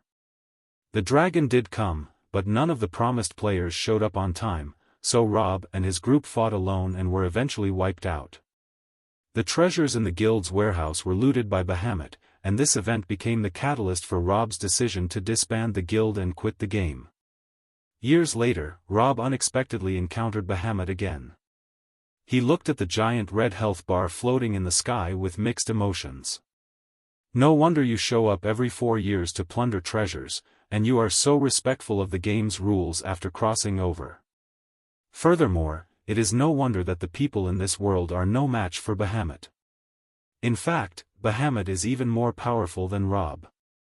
Even he needs to organize a team of 40 players to confront it head-on. Anyway, now is not the time to lament this. As a real man, Rob must keep his word and fulfill the promise he made earlier. Keeping one's word is the most important quality for a man. Therefore, in full view of everyone, Rob began to take off his clothes. The queen in the crystal ball was shocked and asked, "What are you doing?" "I made a promise to the God of Promises, and I will be punished if I don't keep my word," Rob explained, raising his hands. "As a man, I must keep my word. Now I have to run around the chapel naked to show my respect for the God of Promises. The black dragon is here. Why are you still saying these things?" The queen panicked. "Run." Rob shrugged. "Run? What's the point? It's just a dragon. Wait and see how I'll play with it." The queen was sweating profusely. She suddenly remembered 20 years ago when her parents and her mother were preparing to intercept the black dragon. At that time, her father's words to her were vividly remembered, "Run. The Black Earth Tower is the capital of my kingdom of Gran. If I abandon the city and flee, it will be flattened by the black dragon. What about my people? As a sovereign of a kingdom, I must lead my troops and protect my people. Attendants, take Elizabeth and evacuate the city. Lord Chamberlain, quickly evacuate the people. Royal mages, Black Earth Knights, follow me." The nostalgic scene shattered suddenly. The queen shouted loudly at the crystal ball, "Don't die, damn it. Don't worry." Rob said to the crystal ball, while also taking off his clothes. Although his golden proportions and muscles were exceptionally good-looking, there was no woman in the mood to admire his physique or to peek at any critical parts. All the people were running outside the city. Important characters were not as desperate as the commoners, but they were waiting for Rob's command to escape. However, they were surprised to see Rob taking off his clothes and running around the chapel in circles. "Everyone! The black dragon here!" Elsie shouted toward the sky. Everyone looked up and saw the huge black dragon rising from the mountaintop and attacking the town's airspace. They were people from the real world and could not see the dragon's health bar, only its fiery red eyes, and its terrifying magical power that shook heaven and earth. Elsie gritted his teeth and suddenly pulled out his weapon. "I have to stand and fall with Godfather. He gave me my identity and status, and all my fame and wealth were given by him. If he dies, I am a traitor to the old Church of Light, so they will send someone to kill me, and I will have nowhere to escape. I can't retreat, so you can leave if you want." The dwarf leader silently took out his large axe, and the elf elder began to chant spells. Baron Nulin was planning to leave, but seeing this scene, he couldn't leave. He kicked Canty on the butt and said, "You go." "I'm staying." Canty was shocked. "Uncle." "No, father, are you staying too? Are you asking me to be a coward who abandons his benefactor? Do you think you'll be proud of having such a father? Baron Newland said, will you think of me as your role model? Canty was sweating profusely and drew his one-handed sword with a swipe. Okay, I'm not leaving either. I won't be a scum who abandons his father and runs away. By the time they had said these words, the dragon had already swooped down from the mountaintop and arrived at the chapel's airspace. The brave elf archers still hadn't retreated. As long as their elder stayed, they wouldn't leave. A large group of people pulled their bows and shot a dense rain of arrows at the black dragon. Miss, miss, miss, -145, miss, miss, -131, miss. Data that only Rob can see jumped above the dragon's head. Then a large group of dwarf warriors also rushed over, throwing hand axes. A large number of axes flew densely towards the sky and cut into the dragon's body. Miss, miss, -122, miss, miss, miss. Fire! Elsie roared. 5 tanks behind them fired their main guns at the black dragon in the sky, firing rockets. -4530, -4320, -5842, -4456, -3344. This time, they caused a decent amount of damage because Rob made the rockets himself. However, the materials used to make the rockets were too low-level. They were only low-level engineering products, and the damage was far from enough. Only Rob could see that the total HP of the Holy Dragon Bahamut was 99.99 million, which was 100 times more than Rob's HP. The damage caused by everyone's attacks wasn't even enough to irritate it. The dragon opened its mouth wide in mid-air and took a deep breath. It's going to use its breath attack. Elsie shouted. Be careful. Everyone used various defense skills and magic, but they knew very well that no one could withstand the dragon's breath attack. Countless heroes had been destroyed in this breath attack. As long as the dragon released its breath attack, they were all doomed. However, at this moment, Rob, who had just completed a naked lap at lightning speed, had already put on a suit of steel armor.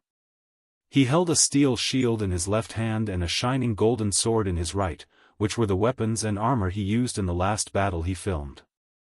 They were all made of relatively basic materials and did not perform very well, but he just took them out of the warehouse and put them on. He was obviously not satisfied with this equipment, but there was no other equipment available. He lifted his head and waved his sword at the black dragon in the sky, shouting, "Hey, grandson." The black dragon, who was preparing to exhale, turned his head towards Rob in an instant. At the same time, Rob flew up into the air and slammed into the black dragon with a loud crash, armor break, intimidating roar, heroic strike, shield slam, several moves in a row, all hitting the black dragon. HP -142,245, -164,524, -184,654. Rob's moves took out nearly 500,000 points of the black dragon's health, which was quite fierce. But for Bahamut's 99,990,000 health points, this amount of damage was just a drop in the bucket. Roar! The black dragon let out a roar and then shouted loudly with the lines given to it by the game designer, "You foolish humans, you have angered this dragon." It even interrupted its own breath to say this line. This was a small trick that game players knew. If you dealt a certain amount of damage to the black dragon just as it was about to do its breathe attack, it would cancel it and say some nonsense, allowing players to avoid its most powerful skill. However, it was difficult to avoid its normal attacks. Its huge tail whooshed towards Rob. Before the tail even arrived, a huge gust of wind had already been generated in mid-air. The people on the ground were instantly swept away by the wind, especially Canty, who was thrown dozens of meters away by the wind and hit the ground heavily. Fortunately, he was a warrior with tough skin and could bear it. This tail sweep was truly terrifying. No one could withstand this tail sweep. Countless people had died from this attack in the history of the continent. Even the girls couldn't help but scream, and even the queen in the crystal ball took a cold breath. A colorful light suddenly enveloped Rob: shield barrier, stone skin, steel bones, wind shield, flame cloak, earth wall, water bubble. In an instant, he used several defensive magic spells and skills. Bang! With a loud noise, Rob flew backwards like a bullet, flying hundreds of meters away and crashing into a mountain slope in the distance, creating a huge crater. Everyone couldn't help but close their eyes. They thought Rob was dead. One strike. The black dragon kills with only one strike. It doesn't need a second strike. Queen's eyes teared up. The pain of losing a loved one once again flowed into her heart at this moment, making it difficult for her to breathe. Suddenly, a golden light flashed in the pit, and Rob jumped out of the pit again.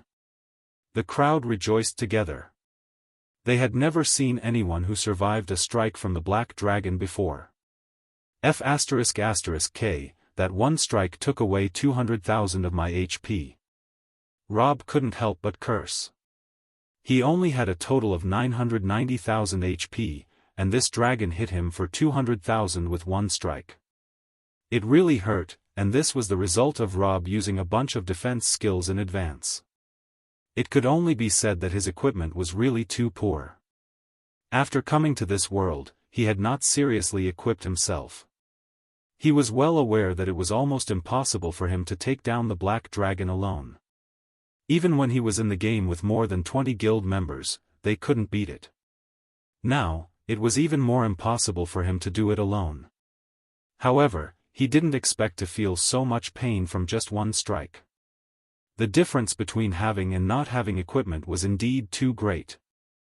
He quickly drank a large potion, and his HP was restored, but some MP was consumed. The recovery speed of MP during battle would become very slow, much slower than usual.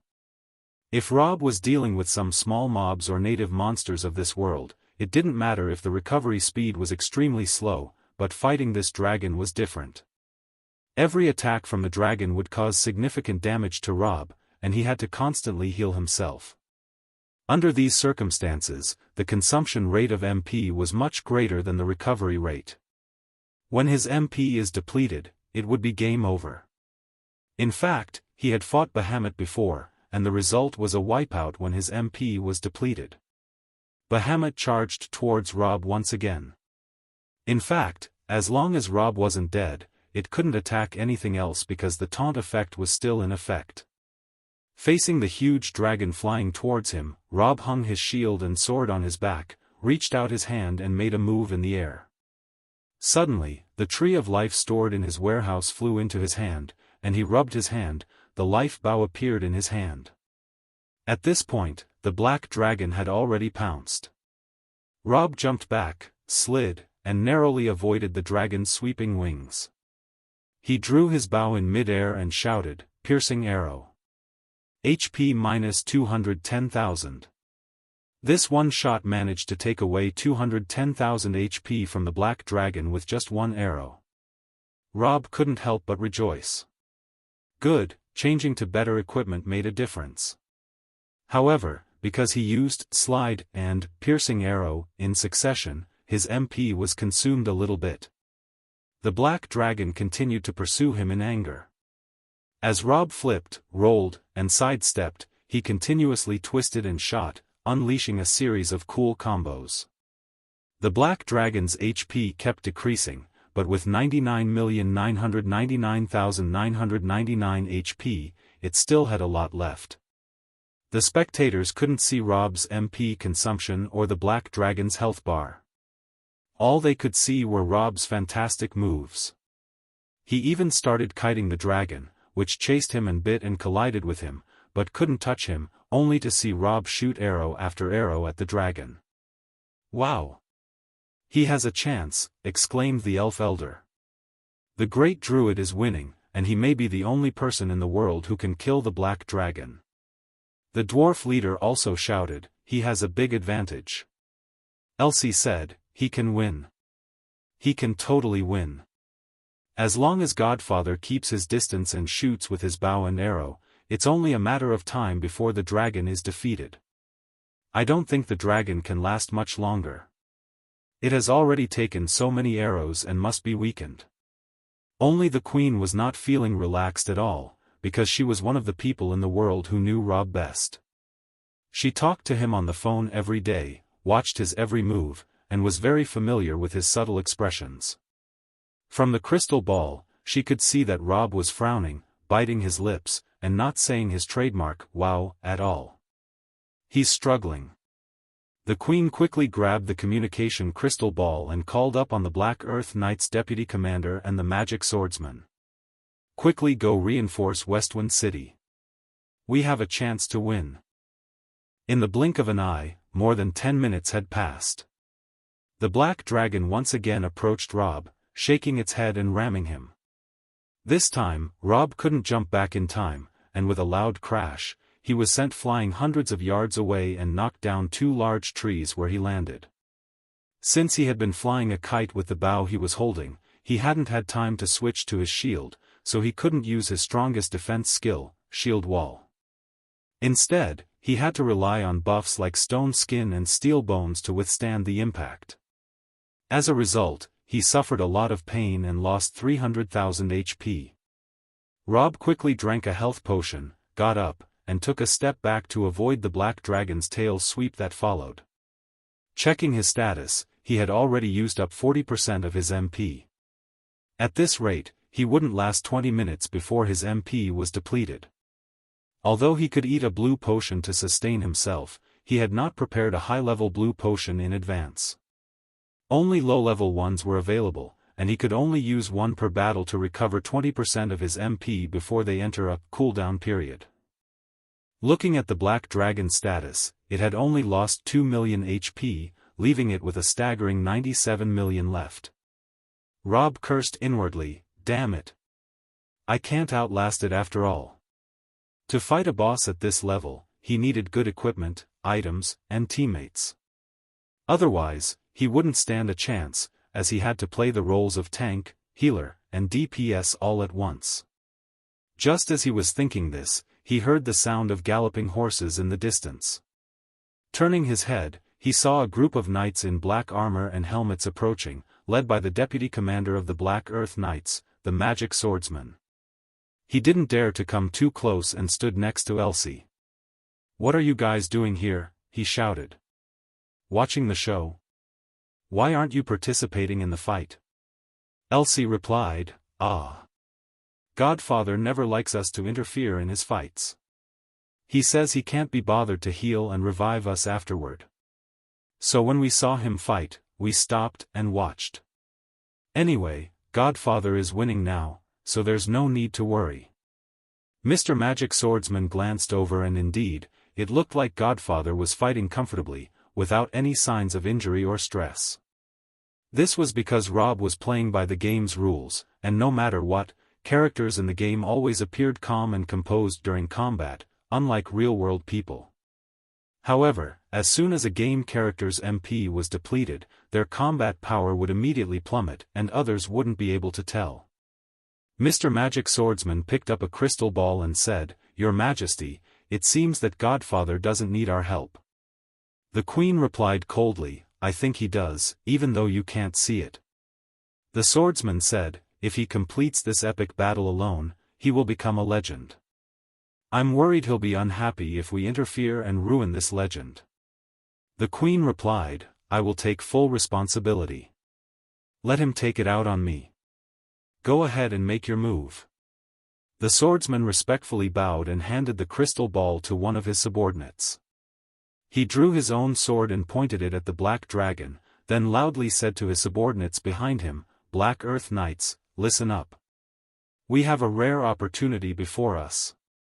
The black dragon Avacus, which has been causing trouble in this land for over 1,000 years, has finally met its match today.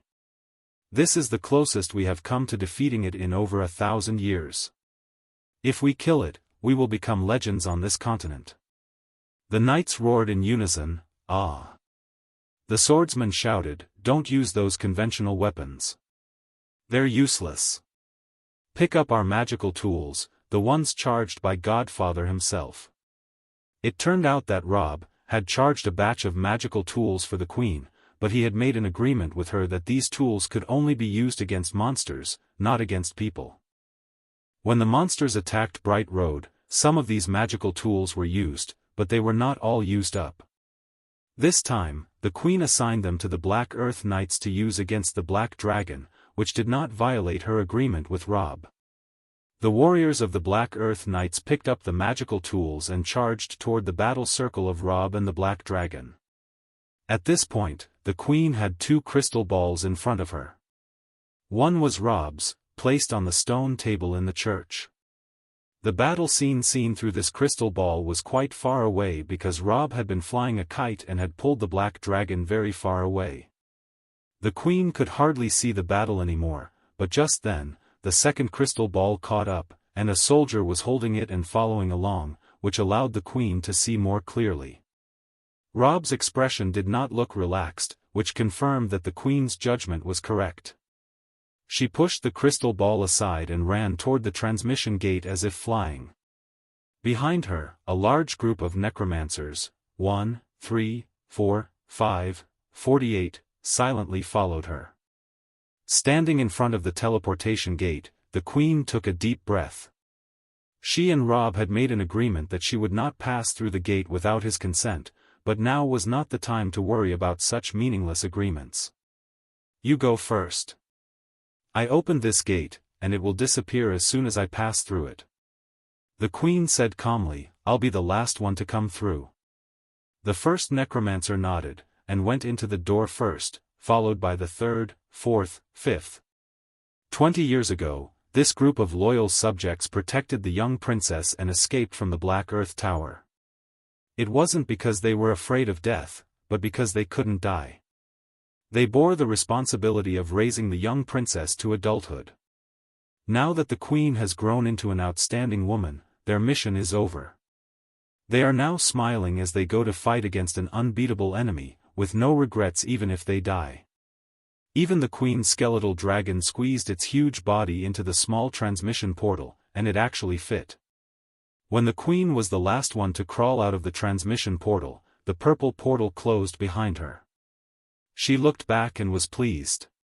She didn't need to worry about being pursued from behind. When she turned back around, she saw the group of her most loyal subordinates and bravest warriors. Except for Madeline, who was now stationed at the border, all of her most trusted subordinates were there. Black Earth Knights, the queen shouted loudly. 20 years ago, your elders fought against the Black Dragon alongside my parents, and even in death, they were honored. Now it's our turn. I will fight the Black Dragon with you to avenge our elders from 20 years ago. The queen waved her hand, and her skeletal dragon let out a long roar as it flew into the sky and charged towards the Black Dragon first. Charge, shouted the Black Earth Knights. At this time, Rob's MP was only 48% remaining, and he was feeling the pressure mounting. He was considering how to play after his MP was depleted when suddenly a huge skeletal dragon rushed towards the Black Dragon from behind and bit it on the back with a loud roar. The sudden appearance of the skeletal dragon caused Rob to exclaim in surprise. He looked back and saw the queen, dressed in a black robe, standing 100 yards away. Black magic emanated from her body, and in an instant, she had boosted all of her necromancer powers to their limits. Seizing the moment when the skeletal dragon bit the Black Dragon, the queen waved her hand forward, and a bone spear flew forward. Behind her, dozens of necromancers simultaneously waved their hands, and bone spears swept across the sky. The Black Dragon did not dodge. In fact, as a boss from a game, it wasn't as intelligent as a real dragon, nor would it evade attacks like a real dragon. It paid no attention to the bone spears attacking it from behind, nor did it even bother to look at the skeletal dragon biting it on its back. It only stared at Rob. It would only attack main tank and no one else. The rain of bone spears beat fiercely against the Black Dragon's body. Resisted, -439, resisted, -834, resisted, -453. Rob looked up at the numbers jumping above the black dragon's head and couldn't help but smile wryly. The damage was too pitiful. However, although the damage was so pitiful, he still had to shout his praise to the queen and her group. This young lady spent all day making snarky comments, bargaining, and acting tough, but when he really encountered difficulties, she was the most reliable ally in the world. At this time, the Katyusha in the hands of the Black Earth Knights also opened fire. Countless fireballs, ice arrows, and lightning bolts flew towards the black dragon. This time, the momentum was even greater, and the night sky was dotted with lines of light from the flight paths of the magic, which was quite beautiful. These things hurt the black dragon a lot. After all, they were magic charged by Rob. However, when Rob charged these magic tools, he deliberately reduced their power to prevent others from using his creations to attack him. Therefore, the damage they caused to the black dragon was still limited, only hitting a row of 5-digit numbers. The black dragon's long health bar finally dropped slightly. Rob could see that it still had over 95 million health points. This round of attacks just now had actually taken off 5 million, accounting for 5% of its total HP, which was quite good. Bang! Rob once again failed to dodge the black dragon's attack, but luckily he managed to hold up his shield in time and activated shield wall, greatly reducing the black dragon's damage. Another -212943 number jumped above his head. He was about to heal himself when he suddenly heard the queen shouting loudly from afar, "Priests, heal him. Don't let him fight and heal himself at the same time. He doesn't have 3 hands. How long do you want to rely on him?" The last sentence had turned to Elsie. Elsie suddenly realized and quickly began chanting the spell for quick healing towards Rob. Eddie appeared out of nowhere and stood next to Elsie to cast healing magic as well. Then, a large group of priests newly recruited by the New Light Church suddenly appeared out of nowhere and joined in the chanting. The elf elder beside them also woke up and shouted, "Elven druids, stop standing by and watching." A large group of druids also began chanting healing spells. Priests from the Black Earth Knights and the Dark Church also began healing together. In an instant, golden and green light filled the sky, and healing magic of various intensities and effects struck Rob's body hundreds of times. Although the individual effects of these healing spells were not impressive, only adding a few hundred or a few thousand HP, the combined effect was amazing. Rob had just lost 200,000 HP, but it was restored to full in an instant, with a large number of continuous recovery magic still lingering on his body. "Ha ha ha, this is getting interesting." Rob laughed out loud. With DPS to help with his attacks and healing to help with his health, he could use all his MP to focus on pulling aggro, making it seem like they could still win. Armor break, revenge, hey, grandson. He used a few skills in succession on the black dragon, steadily pulling aggro. He couldn't let anyone else take aggro, because anyone else would be killed instantly with a single blow, without any suspense. At this time, the warriors of Westwind Holy City had already deployed about 10 tanks on the side, all aimed at the black dragon. They fired fiercely, while elven archers and dwarven warriors also shot a large number of arrows and throwing axes from afar. The dwarven leader even raised his large axe, ready to charge over and fight the black dragon up close when the long-range attacks temporarily stopped. This guy really was fearless, unlike the other warriors who fought from a distance. He insisted on getting close, shouting, "Grandmaster, I'm here too." Rob said unkindly, "Don't come over, if you have to come, don't come to the dragon's head, its attacks have a splash effect, and I can't completely hold it off for you." "What? What splash effect?"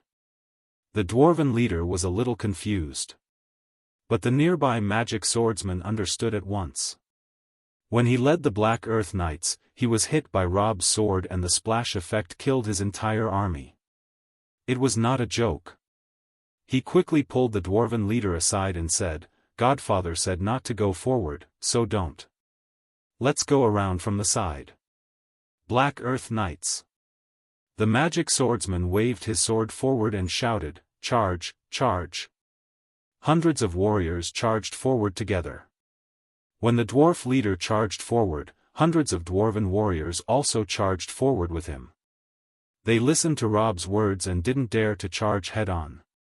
Instead, they rushed towards the side of the black dragon.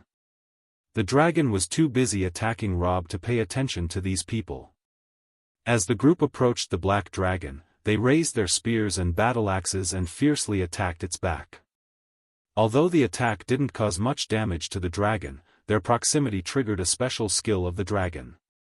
When the game designers created this dragon, they gave it a small feature that triggers an AoE skill when there are more than 15 players in close proximity. Now, this trigger condition has been met. The black dragon raised its head to the sky and roared in a terrifying voice, "Feel the end." Hearing this, Rob shouted loudly, "Everyone, watch your feet and leave the area with red circles." As soon as he finished speaking, red circles suddenly rippled on the ground within 50 yards of the black dragon. They appeared randomly and irregularly on the ground, looking very beautiful. The warriors of the Black Earth Knights and the dwarves did not know what these circles were and did not pay attention to them. But when they heard Rob's shout, they instinctively jumped away, avoiding standing in the circles. The warriors had just left the area marked with red circles when they heard a whistling sound in the sky. Looking up, everyone was shocked to see countless flaming meteors falling from the sky within a 50-yard radius of the black dragon. The meteors fell like rain, too fast to dodge, and the warriors' faces turning pale with fear. They closed their eyes, bracing themselves for the worst. However, something interesting happened. Each meteor corresponded to a red circle on the ground, which acted as a pre-landing point for the meteors. As long as no one was standing inside these circles, they would not be harmed. Fortunately, all the warriors had just left the circle-marked areas at the sound of Rob's shout. Therefore, not a single person was hit by the meteor shower. The meteors fell perilously close to the warriors, but not a single one struck them.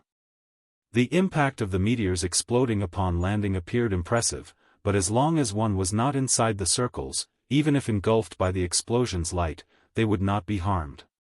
This was perhaps the biggest difference between a game boss and a real boss. If a real boss had overwhelming strength, they could easily defeat a group of people with a single attack. However, a game boss could not be designed in this manner. To allow the player to defeat the boss, there had to be some weaknesses that the boss would intentionally leave for the player to exploit. It was impossible to design a boss that was unbeatable. Of course, this characteristic was known only to Rob.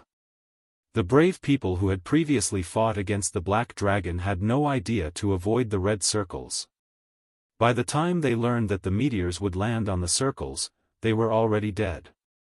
The only unfortunate one was the Queen Skeleton Dragon. It had been biting the Black Dragon since earlier, and when Rob shouted to avoid the red circles, the Queen also instructed the Skeleton Dragon to avoid them. However, the dragon's size was too large, and it could not dodge all the red circles. At least 5 flaming meteors hit the dragon's body, turning it into a huge fireball. It let out a pitiful scream and fell to the ground, turning into a pile of black bone ash. However, it was an undead creature. As long as the queen was alive, the skeleton dragon could regenerate indefinitely. A black magical energy emanated from the queen, enveloping all the bone ash on the ground. The ash quickly fused together, forming the skeleton dragon again, fully restored. But, the queen had consumed a large amount of magical power, and her face had turned somewhat pale. After the black dragon used its ultimate move, Apocalypse Meteor, it temporarily stopped using its AoE attacks and began chasing after Rob, biting at him fiercely. Rob used Shield Wall to block the dragon's attacks and shouted, "Now's our chance, attack." Shrill lightning. A thunderbolt struck the dragon's side, and the great lowly light sword saint had arrived to protect little E, who had been left unguarded during the chaos. Seeing that the dragon only attacked Rob, she came to join the fight. Wind Blade. Baron Nulin also threw 2 wind blades at the dragon. Suafa watched anxiously from the side, wanting to use her dagger to stab the dragon, but she realized her tiny weapon wouldn't penetrate the dragon's skin and felt embarrassed. The dragon's HP had been reduced by 10 million. Rob saw that the dragon's HP had been reduced by another million and was overjoyed. He checked his own status and saw that his MP was still at 40%. The MP consumption was much slower than when he was fighting alone, and if they kept this up, they might actually have a chance to win. The people on the periphery were also shouting, "We can win. We have Godfather holding the black dragon head on, we can win. We have a chance. For the first time, humans have a chance to defeat the black dragon. Brothers, charge. We're writing an epic." However, just as everyone was ready to fight together, the black dragon suddenly lifted its head and roared, "I'll spare you today, but I'll come back to deal with you pitiful worms later." After speaking, it ignored Rob and spread its wings, flying up into the black night sky. Under the moonlight, the huge dragon's shadow flew away, heading northeast. It never looked back. Everyone was stunned. Rob was also stunned, but he suddenly realized after 2 seconds that the boss's designated time had passed. Although the battle had only had a few thousand words, it had actually lasted for a long time. It was now 1:30 a.m., an hour and a half since the New Year's bell had rung and the black dragon had appeared. The world boss, Bahamut, could only be killed within an hour and a half, or it would leave the battle. This was a cruel joke by the game designer. Rob could only raise his middle finger and gesture at the black dragon's departing back. F******. Everyone else looked up at the sky in disbelief, their weapons falling to the ground with a loud clang before quickly picking them up again. A strange silence lasted for several seconds before someone shouted, "The black dragon ran away. We really won. We drove away Black Dragon Avicus. Ha ha ha. Oh yeah. For the first time in the history of Fengma continent, we have repelled the Black Dragon Avicus. We are legends." Countless warriors cheered together, throwing their weapons into the sky, then ducking their heads to avoid the falling weapons.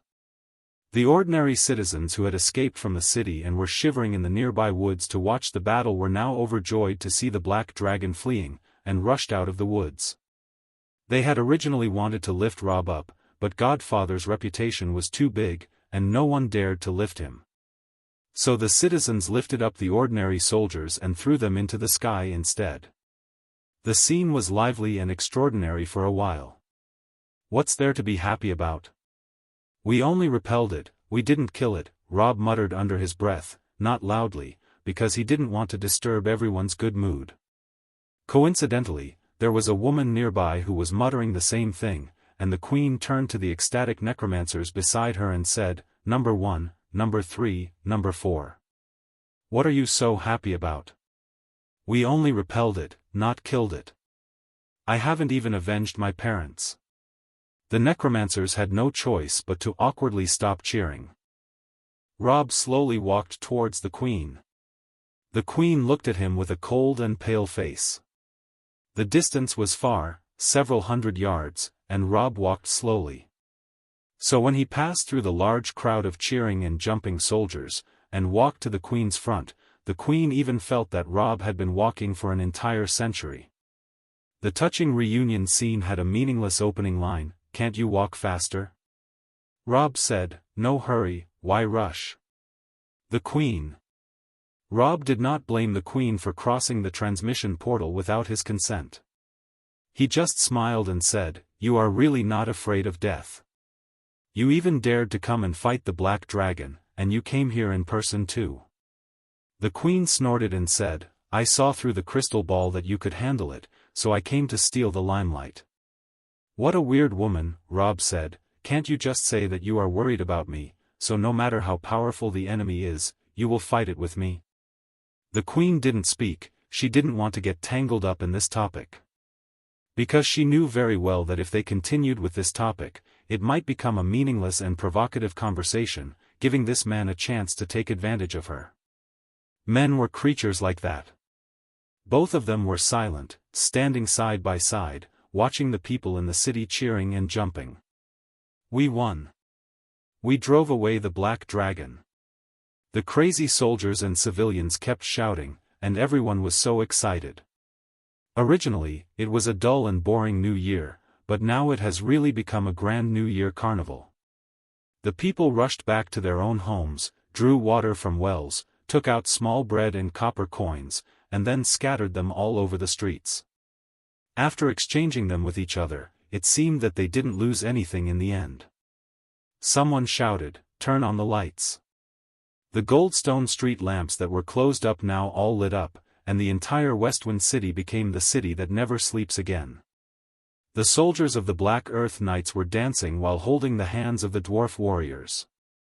The elven archers were hugging the necromancers. 2 light little nuns and 2 dark little nuns walked in a row, with their arms around each other's shoulders, walking and jumping on the street.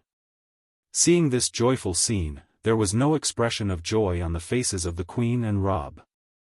Rob whispered, "After we drove it away like this, will it come back this year? Or will it come back in 4 years?" The Queen shook her head and said, "I don't know. There is no precedent for driving it away." Rob thought carefully, "Okay, according to the game rules, it should come back in 4 years."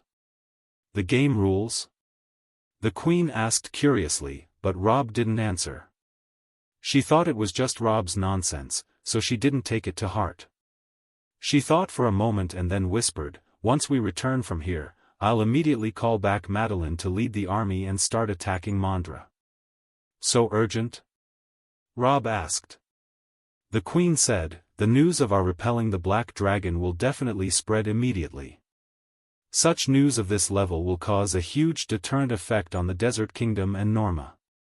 I am sure they will not dare to attack me again in the short term, especially the Desert Kingdom. If they want to attack West Gran, they must go through Crystal Canyon, Stone Canyon, and Westwind City. Once they hear that Westwind City can even repel black dragons, even if the Pharaoh has 100 guts, he won't dare to use troops against Westwind City again." "So, am I going to be used as a shield again?" Rob shrugged. The Queen didn't bother with his sarcasm and even ignored his words. She turned around and prepared to leave, but after taking 2 steps, her feet stumbled and she almost fell. It seemed that the battle just now had consumed a lot of her magical power. Magical power affects a person's mental strength, so she was so tired that even standing was difficult now. In fact, no one knew that in the last round of fighting, the Queen was the person who exerted the most effort. Although Rob was in the forefront, his MP consumption was only 60%, and he still had 40% of his energy left unused. And the people who helped from the periphery did not exhaust all their strength due to various reasons. Only the Queen, in a situation that no one knew, invested all her magic power into the battle. She used the most bone spears, and the death and resurrection of the skeleton dragon also cost her a lot of magic power. But proud as she was, she would never mention such a thing. Her feet staggered, and she immediately forced her tired body upright, making it impossible for anyone to detect that she was in a very bad state now. However, she could deceive others, but not Rob. Rob waved his hand in the air, and a blue potion bottle flew into his hand. He handed the bottle to the Queen. "It's a supplement for magical power." The Queen didn't hesitate to take it, took a sip, and her face improved a bit. Rob said, "What are you showing off for?" Pretending to be cool and turning around to leave. "This is Westwind City. Where can you go by turning around and walking away? Can you even go back to your palace?" The Queen was embarrassed and almost forgot that this was Westwind City. It was obviously unreliable to turn around and leave. However, she was a woman who never admitted defeat, and wouldn't lose face in front of others. She hummed, "Can't I go to the train station? Speaking of which, since the railway was built, I have always stayed on Bright Road and have never taken the train. It's just a good opportunity to take a ride." "Oh, so you want to take the train," Rob said. "I was going to give you a transmission scroll, but now it seems unnecessary." The Queen. She was about to flip the table, but Rob quickly handed her 2 transmission scrolls and said with a smile, "Take them. Use one to go home and then use the second one to connect Westwind City to your palace. This way, the transmission portal between your palace and my church can be set up again." The Queen looked at him deeply. This man was full of complaints, but he still handed her the scrolls. He was also a person who said one thing but meant another. However, she had no right to complain because she was also such a person. She said she wouldn't come to help him if he couldn't handle the black dragon, but in reality, she was the most fierce helper. Sigh. She took the 2 scrolls, put them away, and then turned around to leave again. She left so gracefully that she didn't even say goodbye. However, Rob didn't mind. The Queen opened the transmission portal, and her subordinates went in first. She stayed behind with her skeletal dragon. When everyone had gone in, leaving only her and her skeletal dragon, she suddenly pointed at the rabbit pastry chef in the crowd and loudly said, "Take him away." The skeletal dragon flew over and grabbed the pastry chef, then disappeared into the transmission portal. The Queen followed, and as soon as she entered, the portal disappeared without a trace. Rob exclaimed, "What the hell is wrong with that woman? Give me back my pastry chef." News of the defeat of the Black Dragon Avacus in Westwind City immediately spread like wildfire throughout the entire Fengma continent. Every year of the Black Dragon's flight, the most important and anticipated event throughout Fengma continent is which city Avacus will attack. In previous years, people would be on edge for half a year before hearing news of a city being destroyed by the Black Dragon, then mourn for the unfortunate victims and secretly celebrate their own city being spared from the attack. But this year is different. On the day the New Year's bell rang, news spread across the kingdom. The people of Bright Road were the first to hear the news. They breathed a sigh of relief and then celebrated with joyous cheers throughout the city. The Queen, who participated in the battle against the Black Dragon, was hailed by the people as the Millennial King, and the Black Earth Knights were also hailed as a heroic legion and were wildly pursued by the people. The news also flew to Lost City. The Dark Church, who received the news, was so shocked that they couldn't even close their mouths. They were planning to assassinate Rob not long ago, but now they heard that he can fight against the Black Dragon face to face. From the Pope to the archbishops, they were secretly grateful that they hadn't taken action against him. Celebrating that they had not caused trouble for themselves, the Dark Church immediately dispatched a fleet to attack the Kingdom of Norma again, while the Black Dragon was temporarily not going to attack. They took advantage of the fact that the news would come to the Kingdom of Norma slowly and launched a surprise attack on their ports and took some of their merchant ships. After a few days of crazy celebrations, Rob thought these guys would calm down, but they became even crazier. The return tide began. The rich people who were scared away from big cities by the Black Dragon's flight began returning and moving their wealth back to the city. The teams of the noble houses of Newlyn, Matra, and the Marion returned to Westwind City one after another, bringing with them a large amount of wealth. These 3 houses were just representatives, and more wealthy people were still returning to the city. For a while, the entrance to Westwind City was as crowded as post-spring festival rush hour. That evening, when Rob was lazy on his stone stool again, he saw number 32 passing by with a stack of thick paper, accompanied by a few low-level administrative staff who were discussing something with him. Those low-level administrative staff members saw Rob, showing a respectful expression in their eyes and giving him a big salute, but only number 32 had his nose in the air and didn't pay attention. He looked like a badass and said to the low-level administrative staff members, "You two, finish this pile of papers today. Tomorrow morning, I want to see the organized data." The low-level staff members said with a distressed face, "This is too much. We won't be able to finish it before the end of our work hours. Then work overtime." Number 32 said, "What good is an employee who doesn't work overtime?" The low-level staff members replied with silence. Rob heard their conversation and couldn't help but laugh, saying, "Hey, 32, I'm warning you. Forcing employees to work overtime outside of the designated hours violates Westwind law. Unless you pay them overtime, I will represent them and seek justice from you. What is the Westwind Law? Number 32 asked curiously. I have never heard of it before. Rob said, it's a regulation I just came up with on the spot. Now that you've heard of it, you better abide by it. Number 32 replied with silence. It was unreasonable, but in Westwind City, if they didn't follow Rob, then they would get in trouble. Number 32 had to say with a distressed face, okay, I will pay overtime. Today you will work overtime and organize these materials. The low-level administrative staff members were overjoyed and quickly said to Rob, thank you, Godfather. Hey, I'm the one who pays the overtime. Why aren't you thanking me? Number 32 asked. The low-level administrative staff members turned their heads away. Rob laughed heartily and asked, what's going on with you guys? I see you have a thick stack of stuff in your hands. What is it? Number 32 had to turn around and say, it's the census and statistics of the new residents who have returned to the city in recent days. Oh? Rob asked, what kind of census of new residents? As soon as he asked, he immediately realized that this must be an order from Miss Queen to number 32, allowing him to keep track of the resident population of Westwind City at all times. From the perspective of a ruler of a kingdom, such things must be done. Rob, a lazy person, used to ignore this kind of thing. He had no idea how many people lived in Westwind City, only a rough estimate.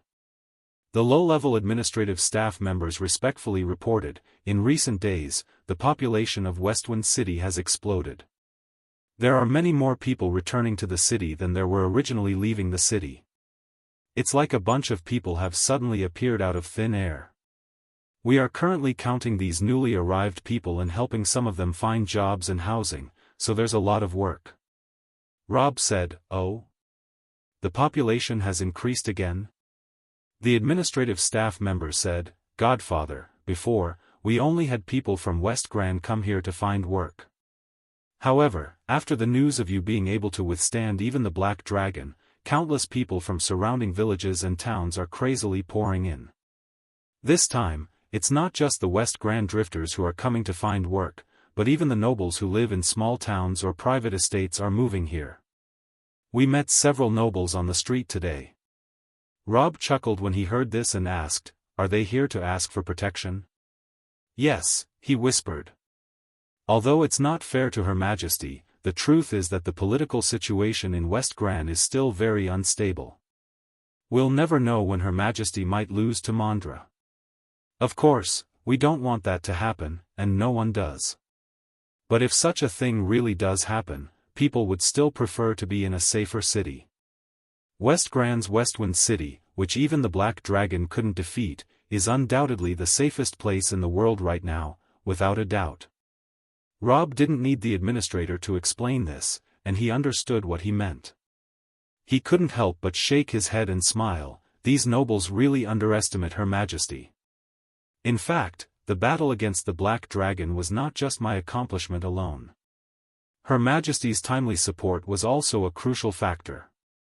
These nobles should be punished and taught a lesson. Criticism is criticism, and Rob can't actually beat the nobles. He just sighed secretly. Miss Queen helped me fight the Black Dragon with all her might, but it seems that all the credit belongs to me alone. Rob did play the most important role because he is the MT.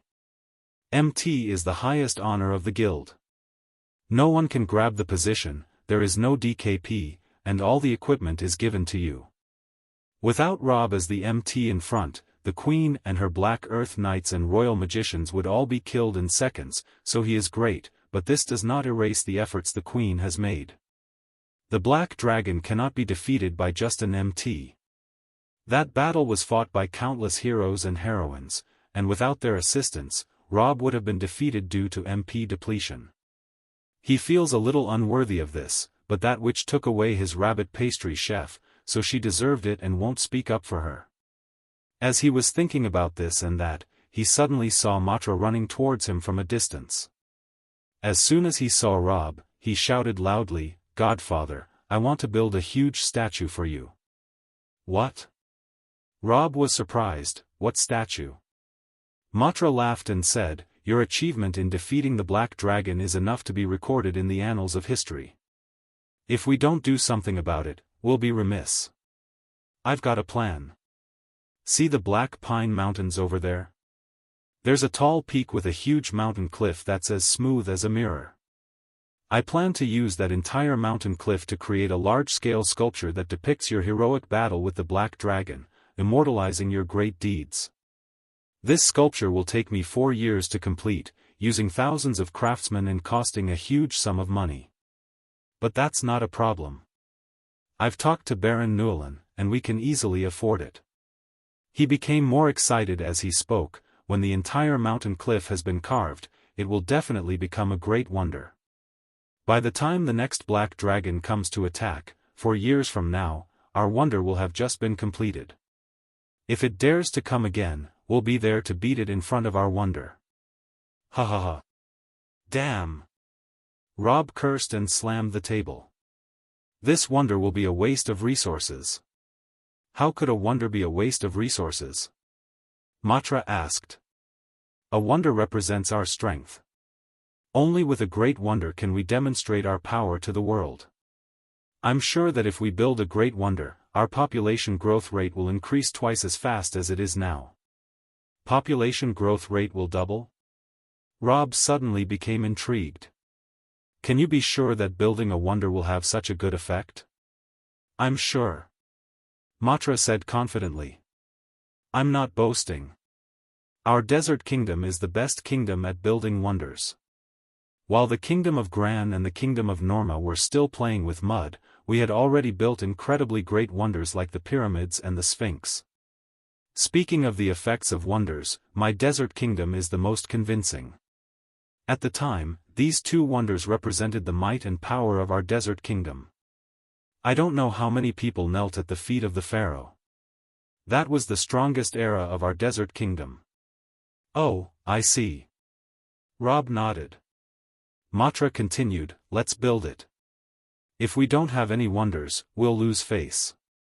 But if we build one, when travelers pass by the Westwind Holy City and see the entire mountain sculpture, they'll surely ask what it is. Then the locals can tell them the story of how Godfather defeated the Black Dragon, and the fame of our Westwind Holy City will be passed down forever. He said confidently, this will definitely speed up the growth of our population. You're right. Rob agreed with him. Building a wonder in a simulation game also had a significant effect. However, building a wonder was time-consuming and laborious and could easily delay the construction of other things, which could be detrimental to the kingdom. If a wonder could be built without delaying other things, it would be worthwhile. His light bulb suddenly lit up, and he smiled at Matra, go and call the director of the printing factory. Matra knew that the director of the printing factory used to be a carver. When he heard Rob's order to call someone, he knew that Rob had plans to build a wonder and hurriedly went off with great enthusiasm. Soon, the director of the printing factory arrived in front of Rob. This carver no longer looked like a carver. He wore a luxurious fur coat and looked wealthy, powerful, and prestigious. Obviously, he had made a fortune. In fact, Rob had invested in the printing factory, and the carver only served as the director. The money earned in the factory theoretically belonged to Rob. At most, he could only receive a fixed salary and couldn't get rich. But Rob knew very well that a fixed salary could not fully activate productivity. He gave the director 10% of the company's shares, and the director worked tirelessly as a result. With that 10% of the dividends, he made a lot of money and had become one of the spokespersons for the cultural industry in Westwind Holy City. When the director came to Rob, he greeted him with a big bow. Godfather, I heard from Lord Matra that you want me to help you build a wonder. Yes, Rob smiled, I'm sure he has already told you the general idea. The director said, carving the entire mountain cliff on one side of the mountain is indeed a very grand project, but Lord Matra said that money is not a problem. He and Baron Newlin will invest whatever it needs. For Godfather's sake, who wouldn't be willing to risk their lives? I promise to organize a large number of workers and carvers and work with all our might. You just need to give me 3 years, and I can get it done. 3 years is too long. Rob shook his head. I'll give you 30 days. What? The director was stunned. This is impossible. Why is it impossible? Rob asked. If you were to carve on a slate the size of a door, how many days would it take to finish? 30 days, the director said. Exactly. Rob pointed at the director with his finger. Gigantification. The director felt his body growing larger and larger, even taller than the nearby mountain. The mountain cliff in front of him looked like a door slab now. Come to me every morning for gigantification, then go to work. 30 days. Don't waste manpower and resources. This wonder won't cause any harm to the kingdom. The director looked confused for a moment. After a few seconds, he realized what had happened and raised his huge hand, saying with joy, I feel so strong now. I could even beat the black dragon. Don't talk nonsense, Rob said. Although your body has grown larger, your combat power has only increased by a certain percentage. If the black dragon lightly touches you, you will be defeated. Go carve diligently. The giant sculpture, later known as the Hero and the Black Dragon, has begun. Every day, the people of the Westwind City can see the director of the printing factory turn into a giant as tall as a mountain peak, holding a carving knife and tapping on the huge cliff behind Westwind City. Even before the completion of this wonder, its effect during construction is already remarkable. Countless newcomers to Westwind City and nobles who moved here because of its fame came to watch. They would stand at the foot of the mountain, looking up at the giant sculpture, feeling, humans are so small, and, wonders are so great. It is like the feeling of a country bumpkin who first saw the Great Wall after living in Shuangqing City for years. Matra was right. This wonder does have the effect of accelerating population growth. In an era when technology is underdeveloped and people are still very superstitious, the effect of a wonder is enormous. It represents heroism, mysticism, and other spiritual values, which can make people unconsciously feel a sense of identification. Coupled with the epic achievement of repelling the black dragon, immigrants naturally flock here. In no time, the population of the Westwind City has surpassed 40,000 and is steadily increasing. In the spring of 1348, a joyful atmosphere pervades the city. The hillside is full of colorful spring flowers. The little cat girl Hua Hua didn't sleep during the day. Instead, she played with butterflies in the flower bushes. Rob laughed and shouted at her, Hey, Hua Hua, don't always bully butterflies. They are pollinating the flowers. If you have nothing to do, come and let me rub your tail. Hua Hua pouted, No. There is a difference between men and women, so I won't let you rub me. The meaning of a cat's life in this world is to be rubbed. I am a cat person, not a cat. Just as they were having fun, an old friend came to Rob's chapel door and respectfully greeted him, Godfather, long time no see. Rob turned his head and saw that it had been a long time indeed. It was the dwarf traveling merchant. When the merchant first arrived in the Westwind City, he sold silk to Rob, bought pepper, and helped promote the Coca-Cola. But later, due to his limited scope, he couldn't do big business and couldn't keep up with the development of Westwind City. Although he still often came to the Westwind City to purchase goods and sell small commodities, he felt inferior and rarely looked for Rob again. Rob smiled and said, Traveling merchant, you are indeed a rare guest. Don't be so formal. I cherish old relationships, so I won't look down on you just because you are still doing small business. You should be more confident. The traveling merchant smiled awkwardly. Rob said, You came here on your own initiative, so you must have something good to show me, or else you would be too embarrassed to come. The traveling merchant, Yes, I just came from Lost City and bought some great stuff there. I know Godfather loves this kind of thing, so I brought it over. Oh? Rob asked, What is it? The traveling merchant opened a small bag and grabbed a bright red thing from inside. Before he could introduce it, Rob jumped up from his stone stool and exclaimed, "Wow, red chili pepper." The traveling merchant admired him greatly and said, "Godfather really recognizes it? There is no food in the world that Godfather doesn't recognize. You are amazing." "No, no, no, you are amazing," Rob exclaimed. "Red chili pepper is really great. I feel like I can see many new dishes floating in front of me again. Where did you get it from?" The traveling merchant smiled and said, "I bought this from the Church of Darkness fleet. I heard that the merchant ships of the Kingdom of Norma discovered a new continent overseas, called the Maya continent, where there are many indigenous people with brown skin and many strange plants. This thing called red chili pepper was brought from there. The Church of Darkness fleet robbed the Kingdom of Norma's fleet and took this plant." "Is there a lot of it?" Rob asked. "Oh no. Quantity is not the point. The point is, do you have seeds?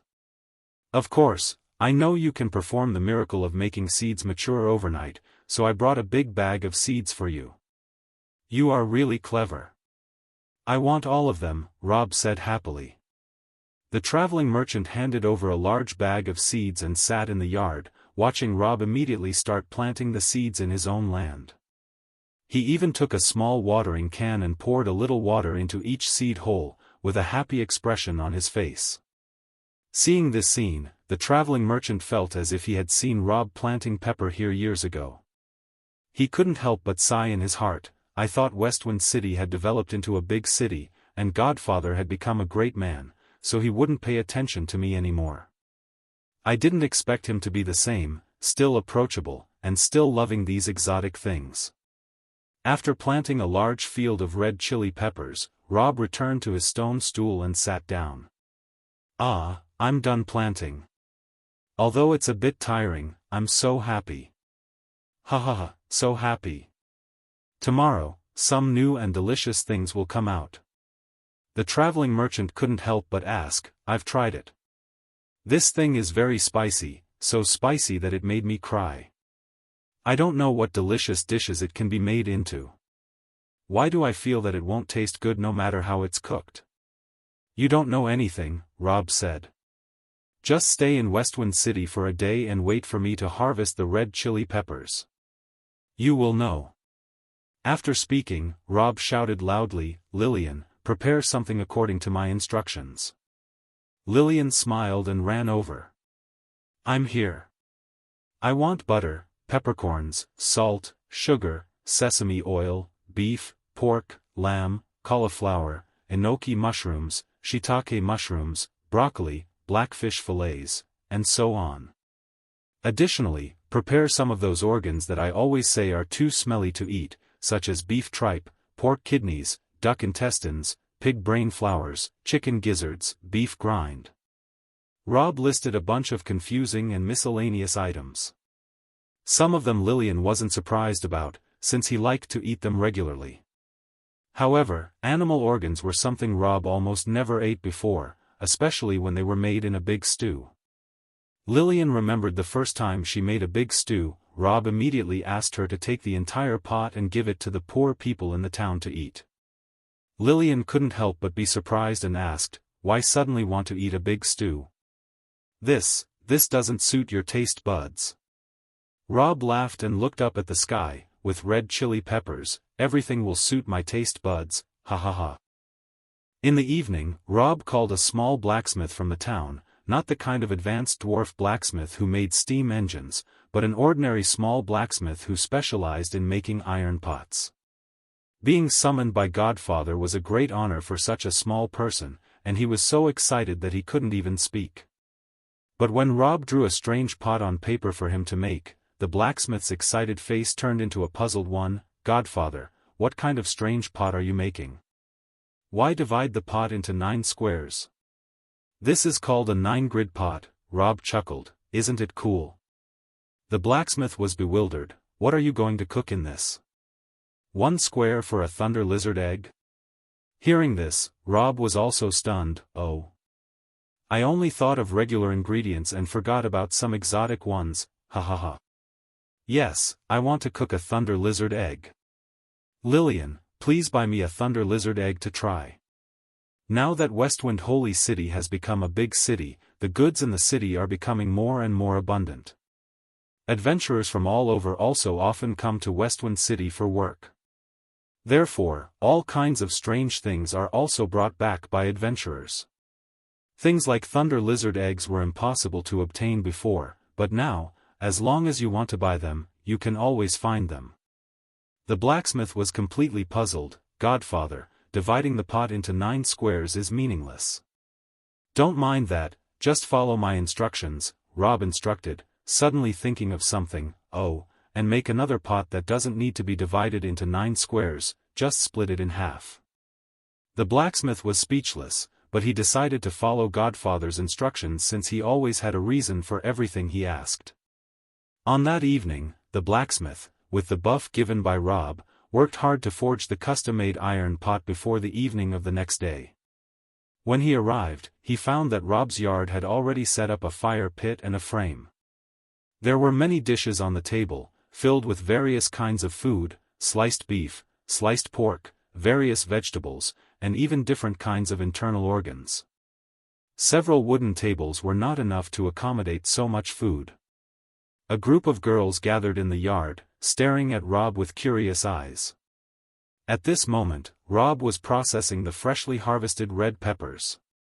Yesterday, the chili seeds he planted had all matured and produced bright red chili peppers, a crop that many people had never seen before. Therefore, many people surrounded the yard, looking at the strange plants in the chapel's self-cultivated land.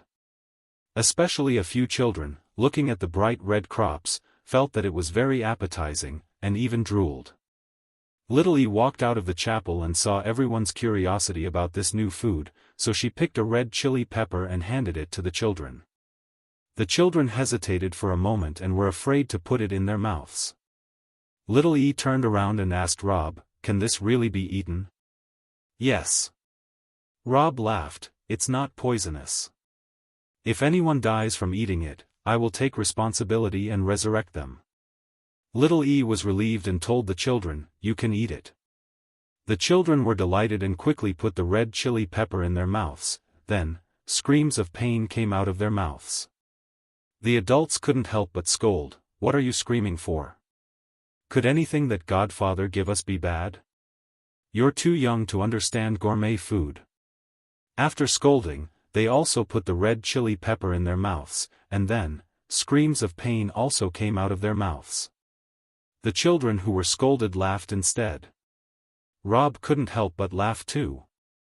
In fact, the red chili pepper would taste better after being sun-dried, but Rob was in a hurry to make something delicious and didn't have time to slowly dry them, so he called a water-based mage to manipulate the water element and directly dried the water in the red peppers, turning them into dried red chili peppers. He used scissors to cut them into pieces, filled a bowl with it, and none of the children dared to try it again. Everyone began to avoid this type of food. Rob was seen pouring water into a large pot and adding butter, the dried pepper, salt, pepper, and other ingredients. He then placed the pot on the fire and cooked it. Soon, a pot of red soup was ready. The soup emitted a spicy and pungent smell that made people around it avoid it. At this moment, the blacksmith happened to bring 2 pots over. One was a 9-grid pot, and the other was a mandarin duck pot. Rob was overjoyed and exclaimed, "Quick, bring the pots over." He placed the 9-grid pot aside and first set up the mandarin duck pot. The biggest compromise of Shuangqing people is the mandarin duck pot. This was to help outsiders adjust and make a transition. He poured the just-cooked red soup into half of the pot and had Lillian pour a pre-cooked pot of soup on the other side. Happily, he called out to the girls, "Come and have some Shuangqing hot pot." Lillian, Suafa, Little E, Marian, the big lowly, Shang Hui, the 2 little light nuns, the next-door little cat girl, Hua Hua, and the dark little nuns were all called over, and everyone sat around the 2 strange pots. Beside Rob was a special guest, the dwarf traveling merchant. He had given Rob chili seeds yesterday and stayed in Westwind City temporarily without leaving. Today, he came specifically to see how to eat chili. Rob smiled and took out a pair of chopsticks. These were custom-made urgently from a carpenter last night, and each person was given a pair. What are these two small sticks? Suofa wondered. Next to her, Shanghui laughed and said, "These are tableware from our big tang, chopsticks. I never thought I would see them here. It seems that we are going to eat Chinese food, but in our big tang, we don't cook a pot of water like this to eat." At this time, even hot pot had not been invented in the East. It took a while for chili to be introduced to the East, and then it took many years before the appearance of Shuangqing hot pot. Rob laughed and said, "Where the food comes from is not important. What matters is that it tastes good. Come, everyone should learn to eat like me." He picked up some dishes from the table and put them into the red and clear soup, just like cooking a big mixed stew. Lillian was familiar with this way of cooking, but she soon noticed a detail: Godfather did not put animal offal into the clear soup, only in the red soup. The clear soup mainly contained some vegetables, beef, and pork. Lillian, who often cooked, immediately understood: the red soup is to suppress the smell of offal, right? You're not wrong. Rob laughed. "Before these dishes are cooked, let's eat something quick." He picked up a piece of tripe with his chopsticks and dipped it into the red soup. The girls followed suit and picked up their chopsticks, but quickly realized that chopsticks were not easy to handle. Only Rob and Shanghui were able to use chopsticks to pick up the tripe properly, all the other girls failed. The traveling merchant was quick to react, and he immediately pulled out a pair of large tongs from his own box. After cleaning them, he used the tongs to pick up a tripe and put it into the pot to boil. The girls were overjoyed. Was there really such a way to eat it? So, everyone got a pair of large tongs. Rob and Shanghui wanted to vomit at their behavior, but they thought it was normal since this group of people was using chopsticks for the first time. So they suppressed their disgust. Everyone started boiling the tripe at the same time. It boiled quickly. Rob only put it in the hot soup for a few seconds before taking it out and throwing it into his mouth. "So fast? Is it ready to eat?" Lillian exclaimed. "Even mixed stew takes longer." "Try it." Rob smiled. The girls took back their tongs, put the tripe in their mouths, and almost all of them exclaimed at the same time, "Wow, it's so spicy. So numbing." "Don't rush," Rob said. "Try to accept it and feel the taste of the numbing and spicy flavor." If someone else had said this, no one would have listened, but Rob was different. Whatever he said, no matter how absurd, there would always be someone willing to try it. The girls held on with the greatest patience and savored the taste of the tripe in their mouths. It was still spicy and numbing. These two flavors were very stimulating and difficult to get used to. However, when they forced themselves not to reject these two flavors, they slowly tasted a different kind of taste. This spicy and numbing taste seemed to be very invigorating and matched the crispy texture of the tripe. The more they ate, the more they felt energized. Rob then picked up a duck intestine and put it into the red soup. The girls followed suit and each tried a duck intestine. Next, the fatty beef slices that were boiling in the pot were ready to eat. Rob scooped them up and put them into his mouth. The girls followed suit. Slowly, they found that their movements were getting faster and they were getting used to the spicy and numbing taste. Their mouths, esophagus, and stomach felt very comfortable. Just a moment ago, they were eating slowly, testing the spiciness, but now they were fighting over the food. The girls began to frantically grab the food that was already cooked in the pot and even threw the lettuce on the nearby table into the pot. "Ah, I put that broccoli in the pot, why did you take it?" A bright little nun angrily grabbed the arm of a dark little nun. "The piece of pork that you just ate was the one I put in the pot. I was waiting for it to cook so I could eat it, but you grabbed it." The dark little nun said angrily, "So I'm going to grab a piece of cauliflower from you. How can you be so stingy?" the a little light nun said as she snatched another piece of pork. Ah! That's insane. The little cat girl Hua Hua didn't want to compete with them for food. She quietly cooked several pieces of black fish in the clear and red soup. Then, while the other sisters were busy grabbing other dishes, she sneaked those pieces of fish into her own bowl. She ate them spicy or non-spicy, with her tail swishing proudly behind her back. Of course, ordinary girls were grabbing dishes happily, but Marion was different. No matter how delicious the food was, she wouldn't go crazy fighting for it. Instead, she carefully evaluated the possibility of using such things for business. She leaned towards Rob and whispered, "Godfather, I think opening a few hot pot shops in the city might make big profits." Rob laughed. "Big profits are a given, but isn't your Corton family's business expanding more and more? Silk stockings, railways, bookstores, football leagues, I know of many more. Do you even have the time to do a hot pot chain store now? Be careful not to bite off more than you can chew." Marion thought carefully about this and couldn't help but smile. "Oh, you're right. I just realized our Corton family has dug up so many businesses here with you. The most expensive one now is the railway business. Building a small section of the railway costs a lot of money. It's a bit hard to take care of other businesses." Rob laughed. "If the railway tycoon business succeeds, it will be enough for your Corton family to eat for several generations. Moreover, the football league is also a super large business. Don't hope for such small businesses anymore. When you enjoy food, just enjoy it happily. Don't always think about making money."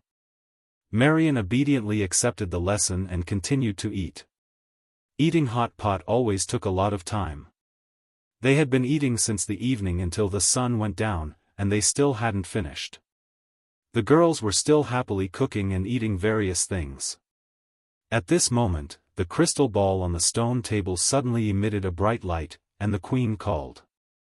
Rob answered the phone, and the Queen was about to say a few words of nonsense to complete her daily task of talking to the damned man. Suddenly, she saw a group of girls around a big pot, eating something. Steam was rising from the pot, and everyone was enjoying themselves. "What are you eating?" The Queen immediately forgot what she wanted to say. "Shuangqing hot pot," Rob said with a grin. "It's delicious. Give me the recipe." The Queen went straight to the point. "You wish." Rob said, "Last time you took away my rabbit pastry chef, I haven't settled accounts with you yet." The Queen listened to this and showed a proud expression on her face. She took out a small plate from behind her, which surprisingly contained 2 beautiful green bean cakes. She picked up one of the cakes with her hand, bit out a crescent-shaped notch on it, then moved her cheek to make a muffled sound and said, "Don't worry about the safety of the pastry chef. He eats well and sleeps well, and he is very happy." "Who is asking about his safety?" Robber was angry. "What I care about is the Eastern pastries. Don't force me to come to the Bright Road to take him back. You have 3 days to send him over. Then exchange it with the method of doing the Shuangqing hot pot," said the Queen. Rob glanced at her. "You are using something stolen from me to exchange for something I have. Could you be more shameless?" The Queen ignored his sarcasm. "Okay, you think you can bully me because I have a good temper? Just wait." Rob took out a transmission scroll. "I'll come to Bright Road and take him away." "What a petty man," the Queen immediately said. "You can keep him. Anyway, my chef has learned how to make these pastries. Just wait, he will come back through the transmission portal soon." The Queen talked to Rob about returning the pastry master while signaling the nearby guards. Soon, the guards called the royal chef over. The chef carefully examined the crystal ball, staring at it with widened eyes for a while before turning to the Queen and saying, "I see peppercorns, butter, and I suspect salt was added. I can't recognize the reddish material, but it should be the main ingredient." The Queen was furious. "You can't even recognize the ingredients as a chef? How did you become a chef?" The embarrassed chef stuttered, After scolding the chef, the queen noticed that not only were there a group of maids eating by the large pot, but also a dwarf traveling merchant. This was very interesting. The perceptive queen immediately thought of something. I see, this reddish thing must be the new novelty that the dwarf merchant just brought. Rob stuck his tongue out at her. I won't tell you. You won't tell me? Shall I find a way to get the information? The queen turned around and gave an order. Soon, the royal merchants Gugu and Gigi came over, and they recognized the traveling merchant at a glance. They whispered, "This dwarf merchant sells small commodities, such as pepper, silk, and a large number of daily necessities. I saw him once in the Lost City a few days ago. He should have just come out of there."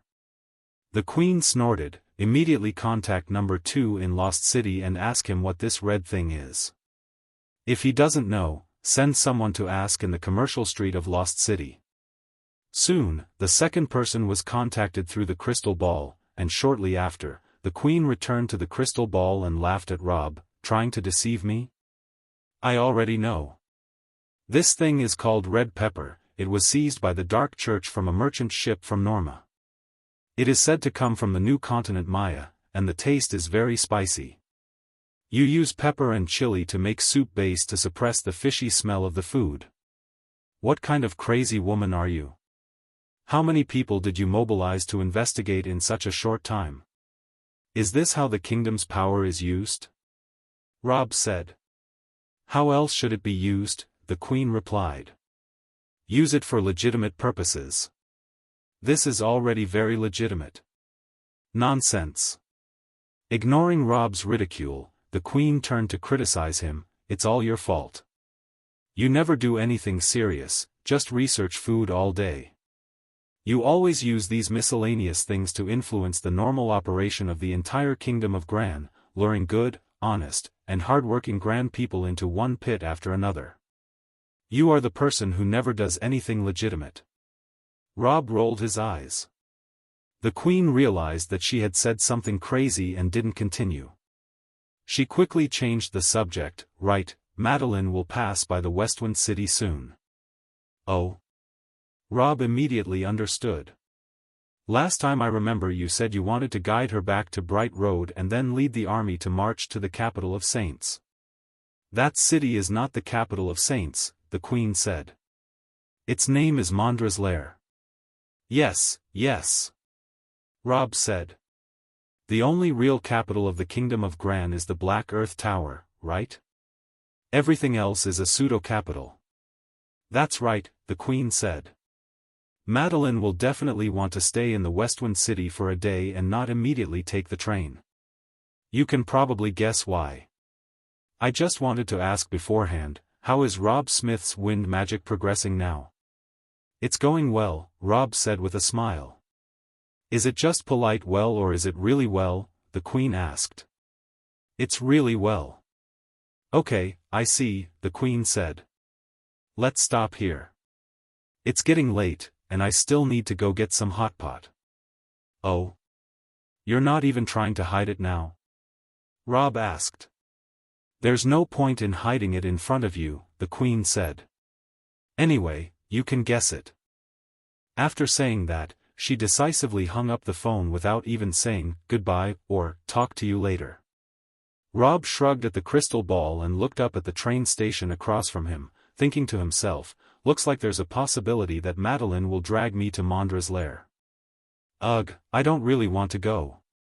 Rob was still the same as before, not liking to move around too much. However, the incident with the Black Dragon's attack last time had some impact on him. If he stayed here without doing anything for 4 years, the Black Dragon might come again, and then another tough battle would ensue. Without the help of the Queen, would they still be able to successfully repel the Black Dragon next time? The answer was obvious. Perhaps it was time to go out and exercise his muscles and prepare a little for the Black Dragon battle 4 years later. At least he needed to get some decent equipment. His only reliable equipment now was the Bow of Life, which he improvised during the last fight against the Black Dragon. The armor he was wearing was just a plain steel armor, and his shield and sword were all ordinary junk. He had never encountered a strong enemy in this world before, and he could easily beat everything so far with just his bare hands, so there was no need to prepare any good equipment or armor. But now, it seemed like he had to prepare a little. Moreover, he had to prepare his subordinates as well. Killing a world-class final boss like the Behemoth was not something he could do alone, even with a set of godly equipment. He needed teammates to cooperate. He had to arm an army, and the next time the Black Dragon dared to come, they would really have to chop off its head. Good. He stretched lazily. It's time to be a little more diligent. Let's go out and look for some equipment. A few days later, a diesel train roared over from Stone Canyon, bringing a whole load of passengers. Meanwhile, 10 minutes before the train arrived, Rob had already split himself up, with his doppelganger maintaining his blonde hair and sitting on a stone bench lost in thought. His real self, however, had transformed into the appearance of Rob Smith and was sitting quietly in the chapel waiting. After the train arrived at the station but before it had come to a stop, Madeline had already jumped out of the window and several Black Earth Knights stumbled out of the window behind her, shouting, "Commander, jumping out of a moving train will get us into trouble."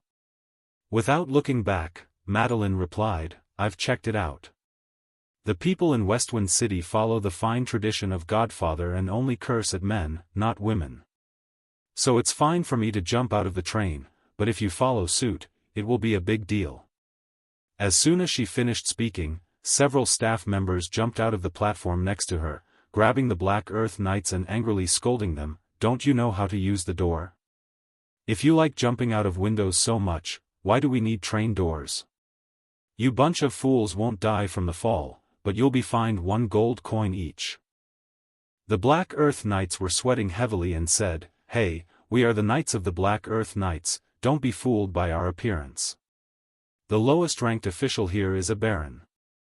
The staff sneered and said, "This is Westwind Holy City, Godfather's territory. Trying to get privileges based on your identity is simply asking for trouble. I advise you to submit the fine obediently and not let Godfather take action personally, or else." The Black Earth Knights were scared and decided to give in and pay the fine. As they were paying, they saw Madeline easily run out of the train station without anyone stopping her. The staff thought to themselves, "Why can women get privileges based on their gender while we can't get any based on our identity? It's unfair." Just then, they saw the train conductor catch an ugly and fat woman spitting on the ground and find her. The Black Earth Knights finally understood that it wasn't gender privilege but rather beauty privilege. However, they then saw a beautiful woman also getting caught for fair evasion. At this point, they finally understood that it wasn't beauty privilege either, but rather Madeline's special privilege. Madeline hurried out of the train station but slowed down her pace as she approached the chapel, regaining her elegant and graceful appearance. She then went to the chapel and fixed her black armor before calling out to Rob, Godfather, it's been a while. I was passing through Westwind City and thought I'd take a stroll. I didn't expect to end up in front of the chapel. How is your student, Rob Smith?" Rob couldn't help but laugh and cry and say, "You can see for yourself." The scene then shifted to Rob Smith, who walked out of the chapel and was surprised to see Madeline. "Ah, Madeline, what brings you here?" he said. "I don't need to be stationed at Crystal Canyon anymore," Madeline replied. After the news that Westwind City repelled the Black Dragon spread, the Desert Kingdom and the Kingdom of Norma was shocked. Elizabeth said they wouldn't dare attack Crystal Canyon again for a while, so I don't need to stay there anymore. I was passing by Westwind City, so I came in for a stroll." "Ah, just a stroll? That's great," Rob said with a smile. "Let me walk with you." Madeline was overjoyed. Rob accompanied her around the city, and they had a great time dating until evening. When they returned to the chapel, the steam train from Westwind Town to the Bright Road was already out of service today, and the next one wouldn't be until noon the next day. So Madeline could only stay in Westwind City for one night. She was planning to bid farewell to Rob and seek shelter in the nearby Church of Darkness when suddenly her crystal ball lit up. It was her exclusive communication crystal ball with the Queen, so she knew immediately that it was the Queen calling, just after finishing her state affairs. Madeline hurriedly wiped the crystal ball and saw the Queen's face appear inside. "Madeline, I guess you've been playing around in Westwind City and have delayed leaving the entire day, so you couldn't catch the train back to Bright Road today." Madeline felt slightly embarrassed by these words, and her face couldn't help turning slightly red. "I tried my best to catch up with the train, but I didn't make it. It's not my fault. Trying your best to have a date is a waste of time, isn't it?" "Well, it's okay." The Queen didn't really mean to blame her best friend. This good friend has always been fighting for her, making countless contributions. If she really wants to stay in Westwind City for 10 days or half a month, the Queen won't blame her. Instead, she hopes she can have a comfortable and relaxing time. "Okay, I'm calling you not to blame you. I can guess that you must be with Rob Smith, so I called partly to find him." The Queen was just about to get down to business when Madeline immediately interrupted. "Elizabeth, last time you clearly promoted him to Viscount. Who remembers such small things? There are so many nobles. Why do I have to remember what title a small noble has?" protested the Queen. "He's not a small noble. He is a descendant of the Smith family and will certainly restore the honor of the Smith family in the future. This is important, and you must remember it," Madeline argued. "If he weren't a member of the Smith family, I wouldn't even remember that there is such a person in the world," the Queen retorted sarcastically. But she still changed her tone and said, "Viscount Rob, I command you to be transferred to the Wind Knights as a staff officer from today and follow Madeline's Black Earth Knights to conquer the lair of Mondra and make your contribution to the recovery of the Kingdom of Gran." Rob had already guessed that he would receive such an appointment. When the Queen asked him last time how his wind magic practice was going, he had already guessed it. Obviously, the Queen was eager to take down Mondra. Even if he had only a little strength, she would want to use him. That's why she thought of him, the damned man's student. Anyway, the damned man's stuff is all good stuff. His student must be a reliable fighting force. And he showed some intelligence and strategy in the fake princess incident in Lost City last time, giving advice to the Queen and making a great contribution. It was reasonable to appoint him for this job. Rob hadn't had a chance to respond before Madeline spoke up. "Elizabeth, there's a problem with this appointment." "What's the problem?" asked the Queen, surprised. "Well, think about it," Madeline said. "Mr. Rob's grandfather, John Rowland Smith, used to be the captain of the Wind Knights. Now you're asking him to go back to the Wind Knights and be a staff officer. Isn't that humiliating for his former subordinates? I think it's better to just promote him to be the captain of the Wind Knights. After all, his grandfather's reputation is there, and no one will object, right?" The Queen looked at her askance. "I might as well appoint him as the commander of the Eastern Expeditionary Army. How about that?" "Great," Madeline said. "I'll be his deputy." The Queen and Rob were both silent. "He seems to be material for a prime minister," said the Queen. Madeline was delighted. "Have you noticed that too?" "Yes, let him be the prime minister." The Queen and Rob were both silent. Bang! The Queen slapped the table angrily. "What are you trying to do? A damned man, a stupid girlfriend, taking turns to anger me. Today this, tomorrow that, don't be too much." Madeline stuck out her tongue. "If you don't want to do it, forget it. You don't have to get angry. Let him be a staff officer for now. We just need a staff officer temporarily." A nationwide, grand mobilization order for the Eastern expedition that swept across the kingdom began. The Queen's determination to recover the Kingdom of Gran was extremely firm, and now her will has become the will of the majority of the people in West Gran as well. Since the small video of Mondra colluding with demons was leaked, the people of the Kingdom of Gran had long lost their trust in Mondra, seeing him as a synonym for evil and an unworthy ruler to follow. But in these 4 years, Miss Queen has constantly learned various new ideas from Rob, developed the economy, and promoted culture. Under her management, West Grand's economy has been thriving, with industry and agriculture making progress in tandem, and transportation and water conservancy have also made great progress. When people have a better life, of course, they will love their rulers. A war launched by a beloved ruler will naturally become a just war. The righteous will prevail over the wicked. This is an unchanging truth even in the world of swords and magic.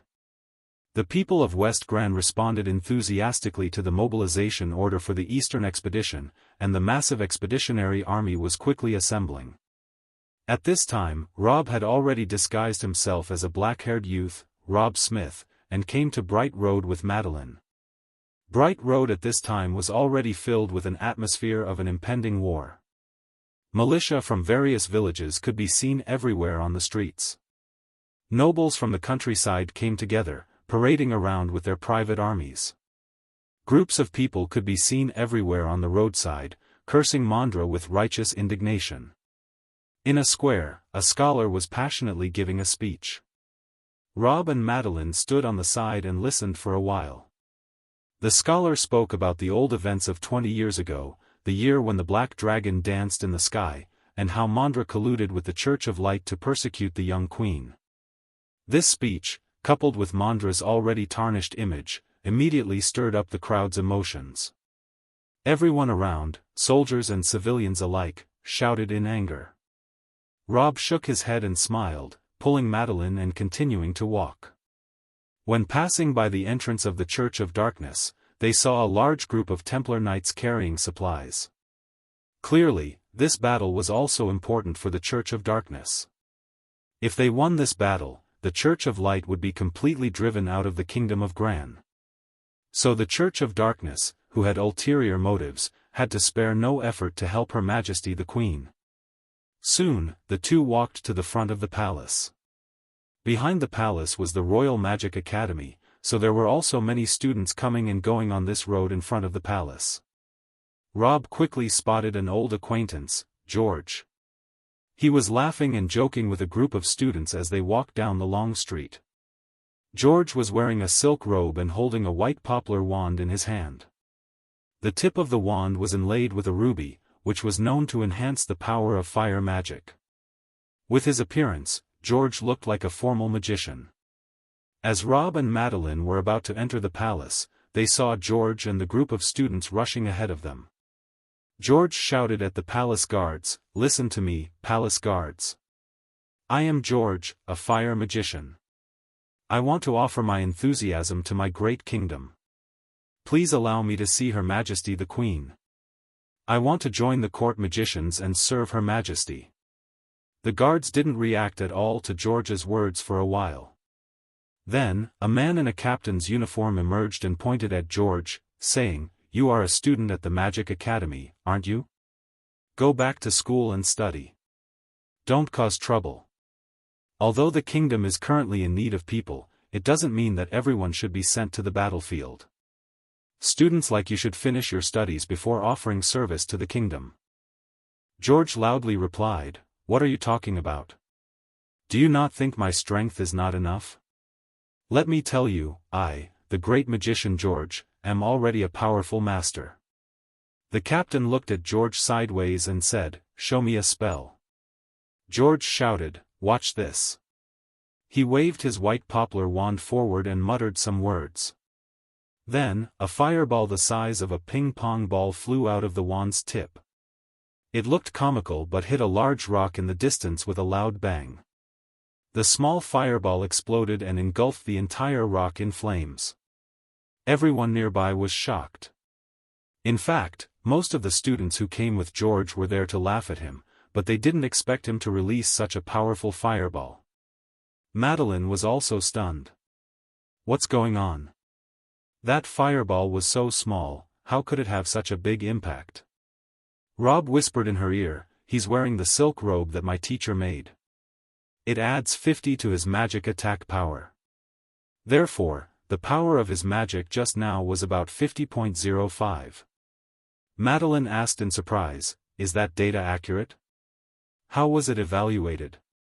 Rob shrugged, "It's just an estimate." Madeline said, "You're amazing. You can even estimate the power of magic." If someone else had said this, Rob would have thought that they were being sarcastic or making fun of him. But when Madeline said it, he knew that she was genuinely praising him. He felt embarrassed and thought to himself, "I just made it up. Don't take it so seriously." George's performance left everyone around him stunned. However, the captain of the palace guard quickly reacted and pointed at George, saying, "Put down your wand, take off your robe and put on ordinary clothes, and then try to cast a spell." "Why can't I wear my robe and carry my wand for the demonstration?" asked George. The captain replied, "If a junior apprentice can become a magician just by having these equipment, then we might as well give this equipment to a real magician, who can become a great magician and bring greater benefits to the kingdom." "Hey!" George protested, "This is arrogance and prejudice, and you'll get what's coming to you. Take him away. Send someone to ask his father if he's willing to sell this equipment to the court magicians." The captain waved his hand, and several soldiers walked over, lifted George up, and dragged him in the direction of the magic school. As George was being dragged away, he screamed, "Put me down. Canty will be knighted, so why can't I even be a small court magician? I must participate in this expedition to help my friend." "Oh, Rob, you're here. Please speak for me. You're ranked high now, so your words carry weight." Rob shrugged and said to him, "Go back to school and don't cause trouble until you graduate from elementary school." The students who came to watch the commotion laughed heartily and followed along. Although George was taken away, the last sentence he said before leaving made Rob a little curious. He turned to Madeline beside him and asked, "Did George just say that Canty will be knighted?" Madeline nodded, "Yes." Canty's uncle, Baron Newlyn, made a request to the captain of the Wind Knights, hoping to make his nephew a real knight and participate in this expedition. After making a fortune in recent years, Baron Newlyn has spent a lot of money on his colleagues in the Wind Knights, supporting his poor comrades in arms, buying war horses and equipment for the knights, and has put in both money and effort. The captain of the Wind Knights had no choice but to agree when he asked. Rob was speechless, using connections and walking through the back door.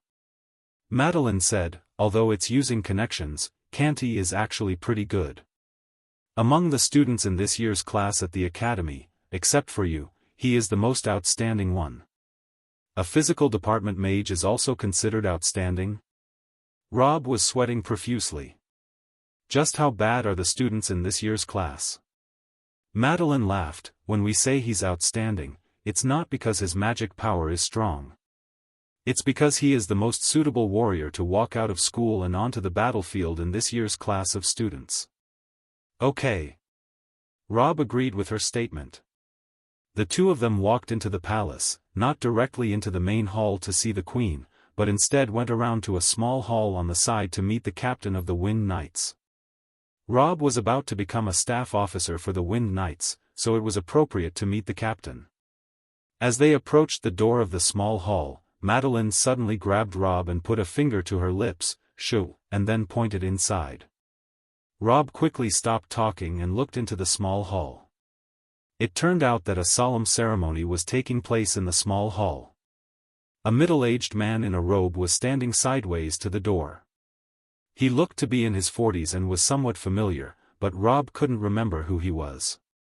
Canty was kneeling in front of this man, with a very pious look on his face. The middle-aged man in the robe held a sword flat in his hand and rested it on Canty's shoulder. He said in a very solemn voice, "In the face of strong enemies, fearlessness is essential. Be bold and loyal, worthy of the god of war. Be honest and have integrity and never falter. Protect the weak, be righteous. This is your oath, remember it firmly." Canty lowered his head and responded loudly, "I will bravely face strong enemies. I will fight against criminals without reservation. I will fight for those who cannot fight. I will help those who need help. I will not harm women and children. I will help my knight brothers. I will be faithful to my friends. And I will be sincere in love." After finishing his oath, the middle-aged man moved the sword that was resting on Kanti's shoulder and declared loudly, "I hereby announce that Kanti Chungwang is now a knight." He waved his hand, and a whirlwind symbol appeared on Kanti's shoulder pad. It was a magical emblem emitting a bright green light. However, the emblem did not have any buff effect. It was merely a symbol, and anyone wearing this emblem was officially a member of the Wind Knights. Kanti stood up, excited and happy. Just then, Madeline walked into the small hall and greeted the middle-aged man, "Captain Barry, look who I brought." The man, known as Captain Barry, turned his head and saw Rob. He was overjoyed and exclaimed, "Rob Smith." Kanti also turned to see Rob and was equally delighted. He had not seen this Rob for a long time and had only heard that he had locked himself in the chapel to study wind magic. It was rare to see him. Rob gave Kanti a nod of acknowledgement and then turned to Captain Barry. By now, Barry was facing Rob and could see his face clearly. It felt familiar to Rob, and he tried to remember where he had seen him before. After some thought, he suddenly remembered that he had met him before under a different name during a magic item production class on Bright Road. He had even talked to him excitedly about being a soldier in the Wind Knights. He had never thought that this guy was the captain. The current Wind Knights were mostly the old subordinates of John Rowland Smith. After the old man died in the battle with the Black Dragon, the Wind Knights fell into decline and were suppressed by the Thunder Knights, who drove them out of the power center. Interestingly, almost none of the members of them had served under Mondera. They all scattered to the countryside, like the Chungwang family, who moved to a small farm on the border. It was only after the Queen's rebellion that members of the Wind Knights gradually returned to serve under the Queen. Barry turned to Rob and said, "I heard that in the Battle of the Lost City, you gave Her Majesty the Queen a good strategy, repelled the surprise attack of the Kingdom of Norma, and made great contributions. When I heard this news, I was really happy. This time, when Her Majesty the Queen said she planned to call you, I immediately suggested that you be the leader, but Her Majesty was worried that you were still young and could not command well, so she asked you to be a staff member first." He then shook his head and said, "Her Majesty is really too careful. How could you not command well? Who among the members of the Wind Knights didn't follow your grandfather? Whoever dares not to obey you, I'll break his head." Madeline also chimed in, "That's right, Elizabeth is too cautious." Rob cried and laughed, "No, no, no, I think it's better to be a staff member. I don't know anything about the current Wind Knights. If I really became the captain, wouldn't it be me blindly commanding? Being a staff member is more suitable for me." "Well, that really puts you in a difficult position," Barry said. "Anyway, if you have any ideas, just tell me.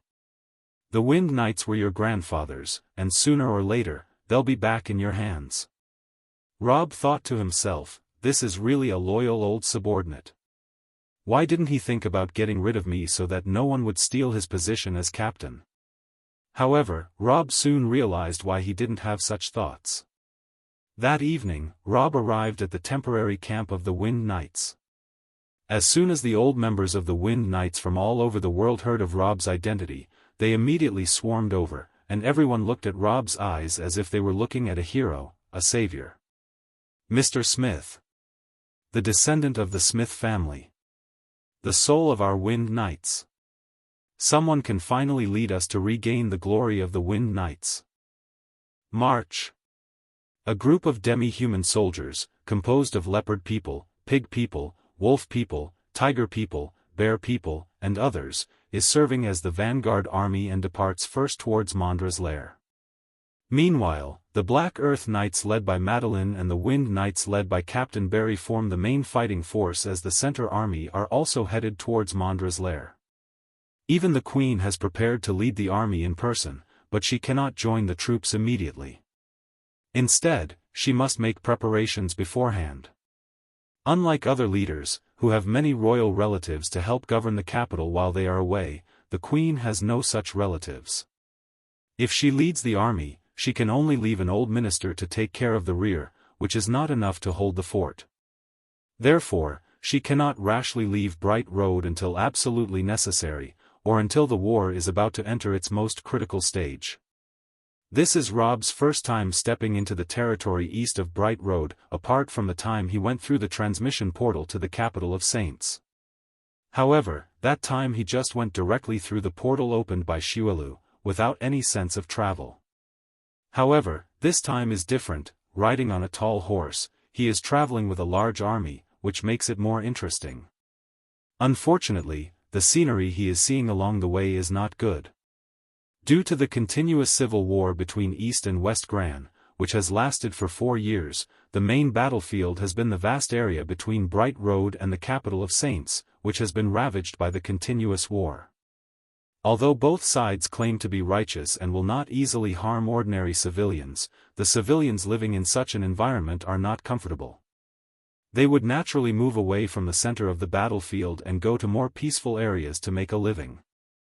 Therefore, along the way, Rob saw only ruined villages and burned forests. Occasionally, passing through a deserted town, he can see traces of arson all over the town's walls, and even large stones stuck in the town walls, obviously thrown by catapults. The team has been walking on for half a day and it is now near noon. Canty, who has just become a glorious knight after joining the Wind Knights, walked beside Rob on his horse, laughing and saying, "Rob, you really have been promoted fast. Remember when we both went to study on Bright Road together? It hasn't been long since then. I barely became a knight, but you have already become a viscount." Rob replied absent-mindedly, "Just average." Inattentively answering with his mouth, but his hands were not idle. He took out a map from his pocket, held it in his hand, and stared at it with wide-open eyes. "What's so interesting about this map?" "I've seen it 1,000 times before we set off," said Canty. "I'm a staff member, you know, it's never wrong to look at the map more," said Rob. Canty didn't know that at this time Rob had secretly opened his mineral detection skill and was looking for minerals around him. Before the battle with the Black Dragon, Rob had never cared about equipment like this, and just wore anything. Anyway, nothing could beat him. But after fighting with the Black Dragon, he had to take the importance of equipment seriously.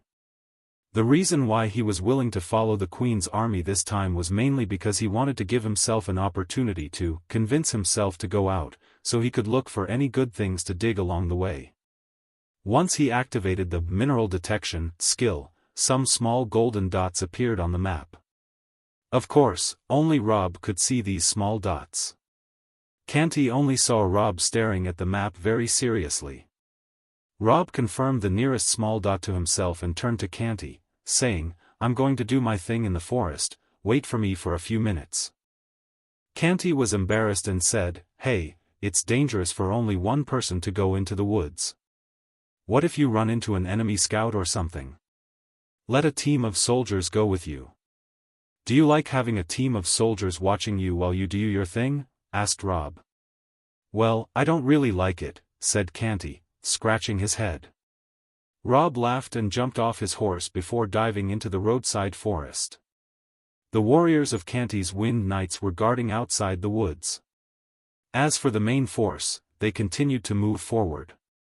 Rob made some rustling sounds deliberately in the woods, waited until the trees blocked the view of the people outside, then used his flash skill, appearing far away in an instant. Then, he used his flight skill and flew to the yellow dot on the map in no time. Looking around, he couldn't see any exposed or on the ground. The real world is not like a game world, where minerals grow directly on the ground, which is bizarre but true. In the real world, most mineral veins are buried underground. But that didn't stump Rob. He lightly jumped into the air, then dived straight into the ground, planting himself there with a thud. In a blink of an eye, he reached the mineral vein. Rob took out a small mining pick that he had prepared earlier, tapped it lightly, used his mining skill, and a countdown timer that only he could see appeared. The timer swept from left to right in an instant. It only took 1.5 seconds. A shiny silver ore appeared in his hand. Rob glanced at it and shook his head. Silver ore, no use at all. He held the ore in his hand, brushed the ground and flew back to the ground, then flew back to the forest where he had just been. He pretended to adjust the hem of his robe while walking out of the woods. Canty laughed outside. Are you done? I was worried that you were ambushed by enemy scouts. Rob smiled and said, I didn't see any enemy scouts, but I found a piece of ore on the ground. Here, I'll give it to you. He gently threw the silver ore in his hand, and the stone fell into Canty's hand. Canty picked it up and looked at it. Silver ore? And it's of such high purity. This ore is quite valuable. You could even find it by taking a dump. What kind of luck do you have? Rob said, I don't have any other skills, but I have really good luck. After speaking, he returned to his horse, took out the map again, and stared at it. Canty laughed again next to him. You looking at the map again? Hey, Rob, you just became a staff officer, so you're excited, right? Are you that eager to make a contribution? Ha ha ha. To be honest, I feel the same way. I just became a knight, so now I'm full of energy. Along the way, Rob kept searching for ore. He couldn't use the excuse of digging a hole too often, so he came up with various reasons such as needing to pee, seeing someone walking in the distance, wanting to chat with someone, wanting to brag to Madeline. He would use any excuse that could deceive his team for a few minutes without causing significant delays, and except for Canty complaining about him a few times, no one really minded. On the way, he explored every vein of ore he could find. Unfortunately, luck was not on his side and the best he found were a gold and silver mine. The rest were just common materials like copper, iron, and tin, which were abundant in Westwind City and not useful for making better equipment. That night, the vanguard army of the Allied forces reported that there was no fighting ahead and no sign of any of Mondra's scattered soldiers. The main army was relieved upon receiving this news. The troops set up camp near a small lake, and soldiers set up many iron pots along the lake to boil their rationed food. They also added wild vegetables they had gathered on the way, and some soldiers even caught rabbits and wild boars, cleaned and chopped them up, and cooked everything together, including the entrails. It was a huge stew. These guys didn't have any chili or money to buy pepper, nor did they have any fragrant spices to mask the smell of the stew. The smell was so bad that it made Rob unable to breathe. What made him even angrier was that everyone except him could tolerate the smell. Even Madeline, the young lady, didn't mind the stinky smell of the stew. She even sent a Black Earth Knight to invite Rob and Canty to the Black Earth Knight's camp to have dinner with her. Canty knew that he was only invited because the young lady was too shy to invite only Rob, so she brought him along. He dragged Rob along, saying, "Let's go. Don't just look at the map all day. Let's go have dinner with Duke Madeline." Rob had no choice but to go. The two of them walked through a bunch of stinky military kitchens and arrived at the main camp of the Black Earth Knights. They saw Madeline and a group of Black Earth Knights sitting around a pot that didn't stink, but was emitting the fragrance of pepper. The noble stew, with added spices, was, of course, completely different. Rob and Canty sat down beside the pot, and the Black Earth Knights immediately adjusted their positions to let Rob sit next to Madeline. However, they couldn't find a topic to talk about. It was awkward. Madeline could only hug her knees with both hands and stare blankly at the lake in the distance, thinking to herself, "What should I say?" At this moment, Canty, who was with them, came in handy. He reached into his pocket and pulled out 2 pieces of ore, a high-purity gold ore and a high-purity silver ore, and smiled at Madeline, saying, "My lord, let me tell you an interesting story. Rob's luck is simply amazing. He picked up 2 good stones on the road today. Look, one is a gold ore and the other is a silver ore. It's amazing." Madeline was surprised and took the stones to look at them. "Can you really find these things on the roadside?" Canty laughed and said, "I also wonder that. How can you pick up such things so easily?" but he just happened to pick them up. His luck is really incredible. Madeline smiled. Luck is also a part of one's talent. With Mr. Rob's good luck, he will definitely turn bad into good. Rob, who was standing next to them, couldn't help but think, are they really out of things to say? Well, let me continue to look at the map. Maybe there are some good ores around here. He took out the map and began to study it carefully. Canty whispered to Madeline, "My lord, Rob seems to be crazy about studying maps today." Madeline said, "He's a responsible person. Now that he's a staff officer, he studies maps and strategies diligently. This is such a precious quality." The Black Earth Knights next to them were sweating profusely. At this moment, Rob confirmed a vein on the map. It was quite interesting and happened to be in the lake next to them. He turned his head to look at the lake, which was not too big or too small, covering an area about 4 or 5 times that of a soccer field. The position of the vein shown on the map was right in the center of the lake. Rob stood up and said, "I suddenly feel like swimming." Madeline said, "Why do you want to swim now? It's still cold outside, and summer hasn't arrived yet." Rob said seriously, "Whether it's cold or not doesn't affect my desire to swim. I'm just being willful." Madeline said, "You're right. Swimming doesn't have to be seasonal." The Black Earth Knights beside them covered their faces. "Commander, you changed your mind too quickly. We can't keep up. You guys go ahead and eat. I'll go for a swim and be back soon." With that, Rob quickly ran to the lake shore. Madeline said, "Take your time, don't rush," but before she finished her sentence, Rob had already taken off his clothes and jumped into the water. She quickly turned around and dared not look in the direction of Rob. She just said to the Black Earth Knights beside her, "Everyone, watch out for Mr. Rob and don't let anything happen to him." She heard a splash behind her, and Rob jumped into the water. Madeline dared to turn her head and look at the lake. Where is Mr. Rob? Shouldn't there be a head on the water when swimming? Why can't I see him?" Just as she finished speaking, she saw Rob's head pop up. "I want to play around in the water and see how long I can hold my breath." "Don't worry." After speaking, he dove back into the water and swam towards the depths. After diving 2 or 3 meters deep, he estimated that with the transparency of the green lake, the people on the shore shouldn't be able to see him, so he quickly used the druid's shape-shifting ability to turn into a seal and then quickly dived into the deep water. This lake is really deep. There are some small fish, shrimp, and turtles in the water, but there are no particularly strange monsters. The druid's seal form swims very fast. In the blink of an eye, he swam to the deepest point. He used his night vision ability to scan the deep water and immediately found the vein he was looking for, a kind of ore that emitted a strange metallic luster. Before digging it open, Rob didn't know what kind of ore it was. He first turned back into human form and then took out a small pickaxe and started digging. 1.5 seconds.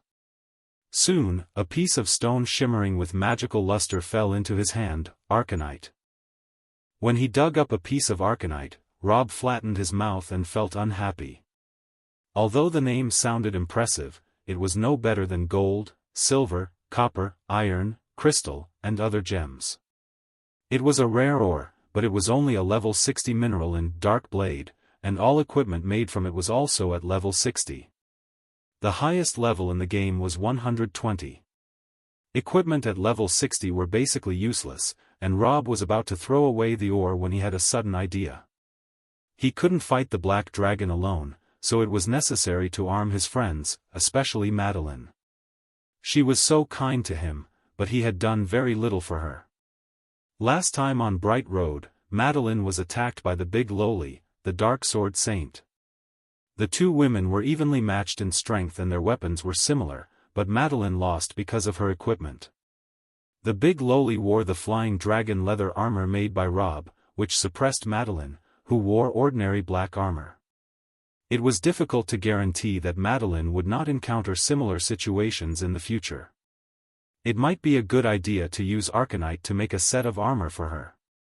Rob flipped through the production list and found that there was indeed a set of armor called the Arcanite Defender, which included a helmet, armor, and shield. Altogether, it required 18 Arcanite ingots. Based on the quantity of 4 Arcanite ores to make 1 ingot, Rob needed to dig up 72 Arcanite ores. Digging up 72 ores was not a big deal, but Rob soon discovered an awkward problem after swinging his pickaxe a few times. He didn't have the game's backpack. The game backpack could hold an unlimited number of items, filling up the grid without caring about the weight and volume of the items. It was even possible to fit dozens of elephants in a backpack, but he didn't have that kind of strange backpack here. He only had his real-life backpack, and he didn't dive with it. That was embarrassing. After digging up 4 pieces of ore, he couldn't continue digging and could only hold the 4 pieces of ore in his hands and float to the surface. As soon as his head emerged from the water, Madeline nervously called out, "Mr. Rob, you've been underwater for several minutes. How can you hold your breath for so long? I was so worried that if you didn't come up soon, would jumped in to find you." Rob smiled and said, "I naturally have a larger lung capacity. After all, this was a magical world where all kinds of strange things existed. Being able to hold one's breath for a few minutes was not a very strange thing, and no one suspected that he was lying." However, they couldn't understand the next scene. They saw Rob swimming to the shore and throwing 4 large stones that were rectangular and about the size of a soccer ball onto the bank. The stones were cut into perfectly square shapes and looked identical in size and standard. He turned to Madeline and said, "Madeline, I found these 4 stones at the bottom of the lake. They seem to be useful for making something good. Can you watch them for me while I go down to pick up a few more?" Madeline asked, "What kind of stones are these?" Rob didn't know if people in this world were familiar with the term aurum, a fictional metal in the book. Perhaps they didn't understand it. So he simply said, "I don't know what kind of stones they are, but I think they emit a strange luster, and there must be something special about them. I picked them up and will show them to my teacher later. He's knowledgeable and should know what they are." Madeline took his words seriously and ordered a few black earth knights beside her to move the 4 stones back and place them near the stew pot. Rob then dived down again. Madeline said, "Ah, Mr. Rob's diving movements are so beautiful." The Black Earth Knights didn't say anything. "Canty, I didn't hear anything at all." A few minutes later, Rob surfaced again and threw 4 more stones onto the bank before diving down again. He repeated this process several times, and after a while, he had brought up a total of 70 pieces of the same kind of stones as the first 4, each the size of a soccer ball. The pile of 72 stones was huge, enough to build a large stone pedestal. Soon, these stones were dried by the fire beside them. After the surface moisture evaporated, they emitted a sparkling and cold blue luster. Even those who didn't know what aurum was could feel that this mineral was extraordinary. Rob was getting dressed when a magician from the Black Earth Knights lightly tapped the aurum with his finger and whispered, "This thing should be a treasure. Although I don't know much about it, I've studied alchemy for a while and seen countless strange materials. But I don't recognize this." A Black Earth Knight beside him said, "My family was poor when I was young, and my father was a blacksmith. I also learned a lot about minerals from him, but I've never seen this kind of ore. It's neither gold nor iron, judging by its luster. It should be a strange metal containing magic. It must be great for making equipment." The alchemist and miner expressed their opinions, and everyone knew that this was definitely a good thing and planned to study it further. Madeline suddenly laughed and said, "Mr. Rob is amazing. He can even retrieve treasures while diving. It's all thanks to his good luck. People with good luck have good fortune. To have such good fortune, it means his character must be beyond reproach." The crowd replied with silence. As soon as she spoke, she shattered the scholarly atmosphere of the discussion, causing everyone to lose interest in the conversation. They thought to themselves, "You're the most outrageous one here. One of the Black Earth Knights asked, "What should we do with these stones? Although they seem valuable, we're currently marching and it's not easy to transport them." Rob said, "Why don't I send them back to Westwind City? We don't even know what they are. I'll let my teacher take a look and handle them if they're valuable." He then took out a transmission scroll from his pocket and with a flick, a purple transmission portal appeared in mid-air, leading directly to the cemetery of the Westwind City Chapel. The Black Earth Knights couldn't help but exclaim, "People from Westwind City are really amazing.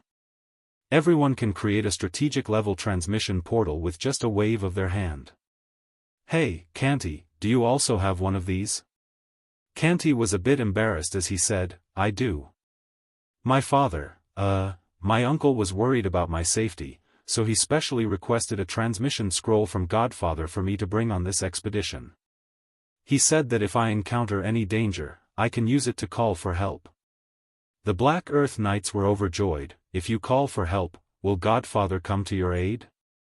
Canty replied, "Godfather laughed and scolded me, saying that he will only save my life, not fight my battles for me. As a man, I must fight my own battles." The Black Earth Knights sneered, "Well, that's no fun." Rob picked up a few large stones and went through the transmission portal. Canty also helped carry a few stones. The Black Earth Knights also helped carry the Arcanite ore. In no time, 72 pieces of Arcanite ore were placed in the chapel yard. Rob switched his consciousness to the lazy priest. He greeted the people who helped move the ore with a smile and said, "Hello." Although he looked harmless with his smiling face, everyone knew he could withstand the attacks of the Black Dragon. Everyone treated him with more respect than before. The Black Earth Knights all bowed respectfully and said, "Hello, Godfather." Then they turned to look at the marvel carved on the mountain cliff in the distance and envied it, saying, "We were unable to come to the Crystal Canyon for the battle against the Black Dragon. It's a real pity." "Not a pity," Rob said. "Sooner or later, we will have to fight the Black Dragon. Anyway, 4 years later, it will come to Westwind City because this city will become richer and leave other cities behind." While he was talking, he rubbed his hands together and after a 1.5-second cast time, the 4 pieces of Arcanite ore on the ground fused together into an Arcanite ingot that shimmered with a blue light. The Black Earth Knights exclaimed, "Wow! Godfather, what kind of ore is this?" "Arcanite," Rob said with a smile. "Once, in a time called the 60s, it was a symbol of status and power. However, by the time the 120s arrived, it had become a tear of the era." As he spoke, he continued to rub his hands together, and in no time, 18 Arcanite ingots were placed in front of everyone. The Black Earth Knights curiously asked, "What can this thing be used for?" Rob had already made up his mind about what to make, but pretended to hesitate and said, "What should we do with it?" "Rob Smith, you picked up these ores. You decide what to do with them." He quickly switched his consciousness to Rob Smith and took a step forward, saying, "Teacher, I see that Miss Madeline's armor is very old. Why not use this Arcanite to make her a new set of armor?" "Okay." Rob switched back to the priest's consciousness and waved his hand in the air, conjuring up a pile of miscellaneous materials from the warehouse, including dense grinding stones, sulfur salts, and enchanted leather. Then, he rubbed his hands together, and a progress bar appeared for 5 seconds. The Black Earth Knight stared in confusion as Rob kept rubbing his hands together for a full 5 seconds. Then, the materials on the ground merged together with a brushing sound and a strange light flashed before a set of armor glowing with blue light appeared on the stone table. The Arcanite Defender set. It included a helmet, armor, gloves, and shield. This armor set was a glory of the 60s in Dark Blade. It was a super popular thing for any warrior who could gather such a set at that time, and only the richest players could afford it. After obtaining it, they usually wore this equipment and stood in front of the bank entrance in the game's largest city to show off to other players. Then, they would receive a wave of cheers and applause, calling them "rich player," "amazing," and 6,666. However, these Black Earth Knights in front of him had no idea about its value. In the real world, people couldn't see the equipment's attribute values, only Rob could. This set of equipment had defense and additional attributes several times higher than the steel armor set. "Take it," Rob lazily said as he leaned back on the stone stool. "I need to rest. You guys go back and continue to fight." After speaking, he shifted his consciousness back to Rob Smith and picked up the set of equipment. The Black Earth Knights didn't dare to disturb him any further and bowed before retreating through the portal and returning to their camp by the lake. Madeline had been waiting anxiously at the portal's entrance.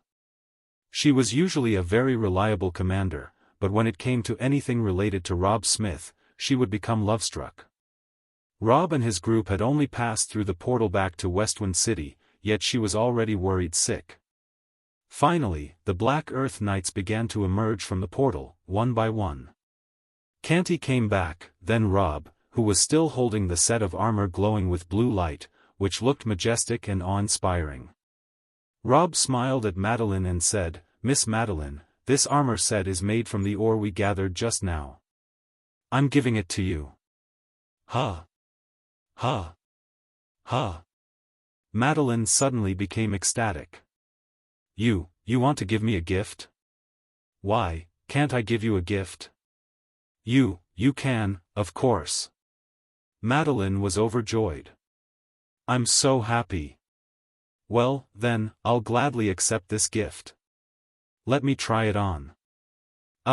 Go ahead and take it, try it on," said the other person. Madeline took the Arcanite Defender and felt that it was not heavy. This metal was much lighter than steel, which felt strange to her. Usually, light metals were not durable enough and had lower defense power, making them more for show than for practical use. But, since it was a gift from Rob, nothing else mattered. This was the first gift she had received from Rob. The quality of the gift didn't matter as much as the meaning behind it. Madeline was so happy that she almost laughed out loud. She held on to the Arcanite Defender set and ran back to her tent. "I'm going to try it on right now," she said. 10 minutes later, she emerged from the tent. Rob, Canty, and the Black Earth Knights waiting outside were dazzled by what they saw. Madeline was wearing a very Xing-looking women's armor. The armor didn't cover much of her body, exposing her arms and legs. It seemed to have very low defense, unlike the black heavy armor she used to wear. The black armor completely concealed her feminine side, but this Arcanite Defender set revealed her body's curves perfectly. Her well-trained, agile figure was much more attractive than those women who only knew how to cry. Madeline was a bit confused and said, "This armor is strange. The appearance I saw before putting it on seems different from how it looks on me." That's how game equipment works. When you put it on, it automatically adjusts its appearance based on gender. Men's armor covers everything up, while women's armor are more revealing. Regardless of your height, weight, or even your race, the armor will fit you perfectly. Armor like this, with bare arms and legs exposed, would probably be considered obscene if worn by a female commander in the East. Fortunately, this is the West, and Madeline is pretty generous about it. She didn't protest about the exposed arms and thighs, but she felt a little confused. With such a small coverage area, it's not really an armor, it's more like fashion.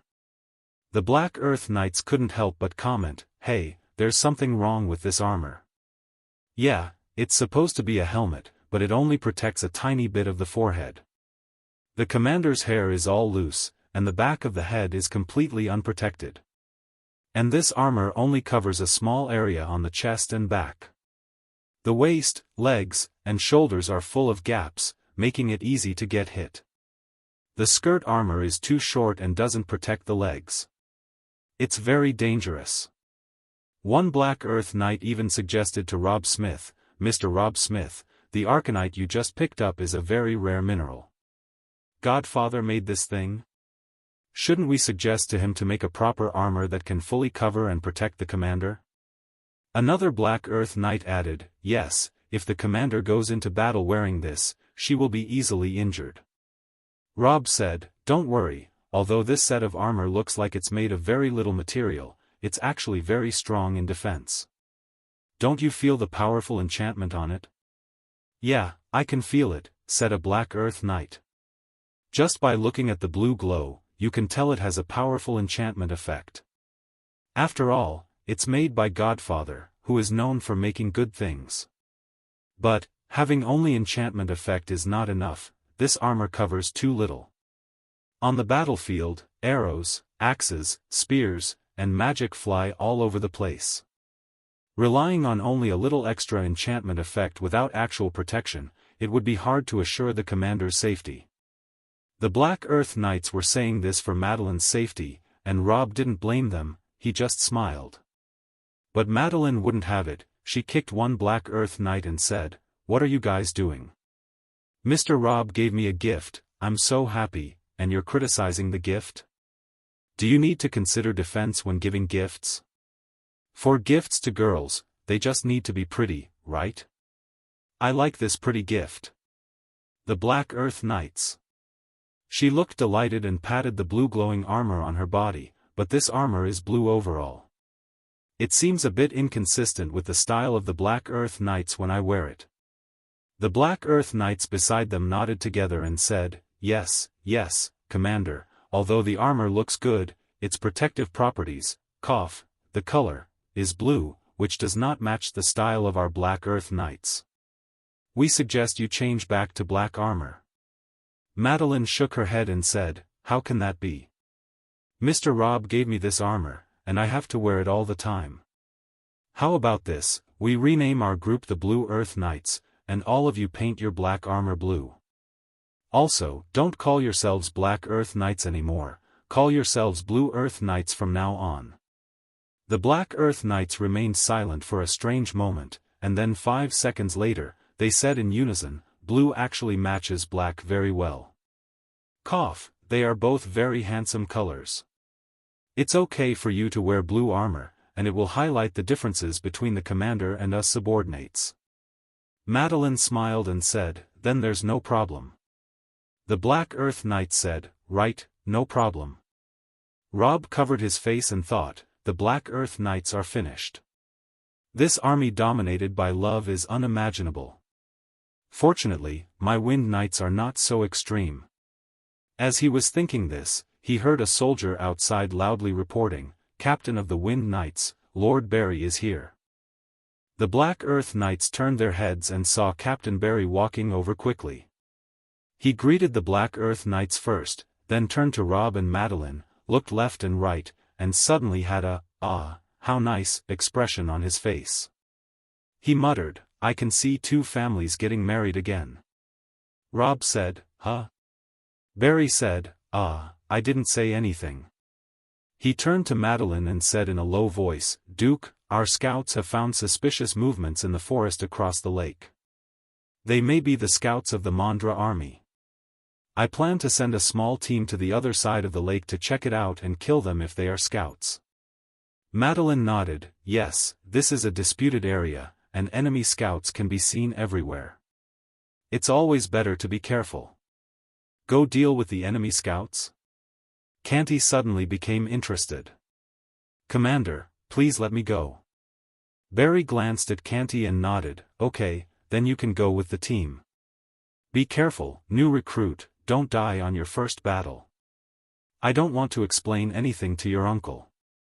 Canty said, "Captain, don't look at me as young, I have fought many battles. When I was in Westwind City." "Is fighting in Westwind City considered a battle?" Barry asked irritably. "You were just following behind the Lord of Westwind City and shouting 666 and the boss is really cool. Think about the real battles you've fought and what were the results." Canty thought carefully, and then said nothing. Rob chuckled, and Canty looked at him with a mournful expression. "Brother Rob, are you laughing at me?" Rob said, No, I have received professional training and will definitely not laugh unless I can't help it."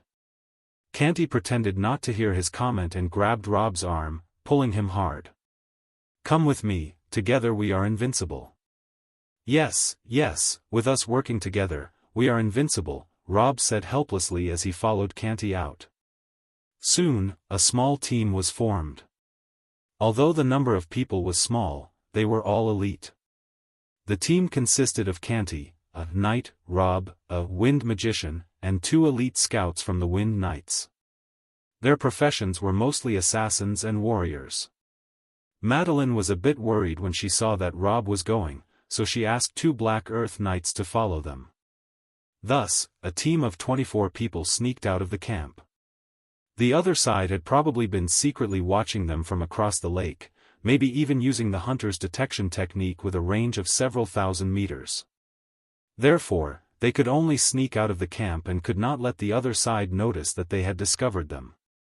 Their speed of travel could not be too fast, and they could only quietly sneak around the tree cover to avoid the other side's line of sight as they silently made their way to the other side of the lake. The lake is large, but for a team with a wind magician, it's not difficult to cross it. After greatly reducing his intelligence, Rob cast Swift Wind on all 24 members of the team, making their footsteps light and agile. The 2 Black Earth Knights didn't say anything. They witnessed Rob's skills during the battle in Lost City and knew that he was a powerful wind magician. However, the 20 soldiers of the Wind Knights hadn't seen Rob use his magic before, and when they felt the power of Swift Wind, they were all delighted. "No wonder he's the grandson of the old captain," they said. "He's so young, yet he's already reached such a level of wind magic. In a few years, he might surpass the old captain and become the strongest wind magician on the continent." Rob was about to say something modest when Canty, who was next to him, interrupted. "Ha ha ha, of course," Canty said. "Don't you see who Rob learned from? He learned magic from Godfather of our Westwind City. How can he be weak in strength?" The soldiers of the Wind Knights couldn't help but ask in a low voice, "We haven't seen Godfather of Westwind City. Is he really that powerful? I heard he can even withstand the attacks of the Black Dragon."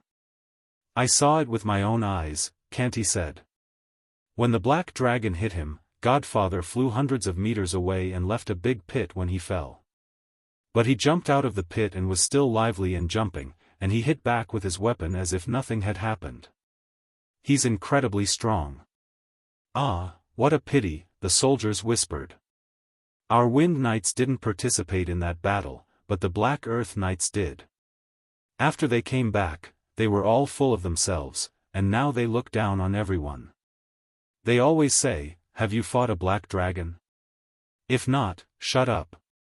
Canty was stunned for a moment and then smirked. "Don't worry, I'm also a member of the Wind Knights. I participated in the battle against the Black Dragon. If anyone dares to come and provoke our team, I'll be the first to fight back." The soldiers were overjoyed, and their admiration for Canty grew. The 2 Black Earth Knights next to them couldn't stand it any longer. One of them asked, "Canty, what did you do during the Black Dragon battle?" "I shot 3 arrows at the Black Dragon from a distance," Canty said. "But aren't you a warrior? Why were you shooting arrows?" "Well, shoo," the scout at the front turned around and whispered, "Be quiet. We're about to reach the area where we saw movement earlier." Everyone fell silent in an instant, not making a single sound. The group crouched down, moving forward bit by bit, taking advantage of the cover of thick bushes and tree trunks. After a while, Rob saw an interesting scene, a hunched-over assassin standing behind a tree, stealthing around. He maintained his stealth posture, silent and invisible, and no one could see him. The group led by Canty, of course, could not notice him, but the assassin had his eyes on Rob's group, watching their every move. However, the assassin did not raise the alarm for the time being because if he did, he would have to speak or release a signal flare or something, which would expose his position.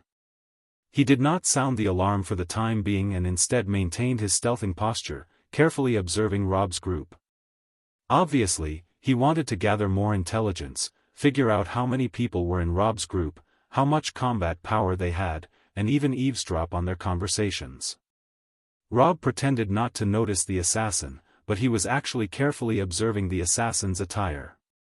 He was wearing a dark green cloak that covered his entire body, and he was probably wearing a set of leather armor inside, which could be seen from the small piece of leather armor that was exposed from his wrist.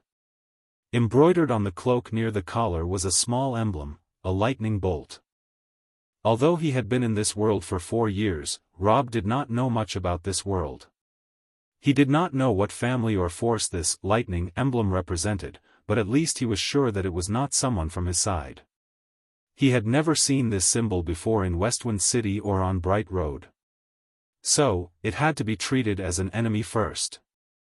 At this time, the scout walking in front was still nervously looking around. They had not seen the assassin lurking behind the tree, and the assassin's footsteps began to move back lightly, seemingly planning to retreat and then sound the alarm. Just then, Rob suddenly used a silence spell and cast it on the assassin. The assassin was slightly stunned and a bit confused, not understanding where the magic came from. He grabbed his own neck with both hands, his face full of horror, trying to make a sound, but he could not utter a word. He turned around to run, but as soon as his footsteps moved, he caught the attention of a scout from the Wind Knights. The scout whispered, "Be careful, there is an enemy lurking nearby." After speaking, he drew his dagger, leaped accurately to the face of the silenced assassin, who at this point was not able to make a sound. The silenced assassin then drew his own dagger, and the two fought fiercely, trading blows for a few moments, with neither gaining an advantage. However, the Wind Knights had more than one person, and there were other teammates around. When the two were fighting fiercely, the assassin suddenly stiffened and stopped all movements. Then, he slowly fell to the ground, and a Wind Knight assassin appeared behind him. The knife in his hand was still stained with blood. It turned out that he had sneaked up behind the assassin and stabbed him in the vital area of his back. After dealing with the enemy scout, everyone breathed a sigh of relief. A Black Earth Knight whispered, "Since we have found an enemy scout, there must be other enemies nearby." But why didn't this assassin raise an alarm after being discovered?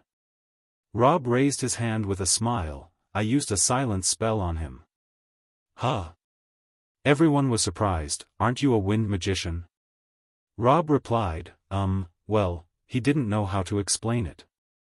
The Black Earth Knight next to him explained, "Every magician who is proficient in a single school of magic will also study a bit of arcane magic. It's unexpected that you have already started to study arcane magic.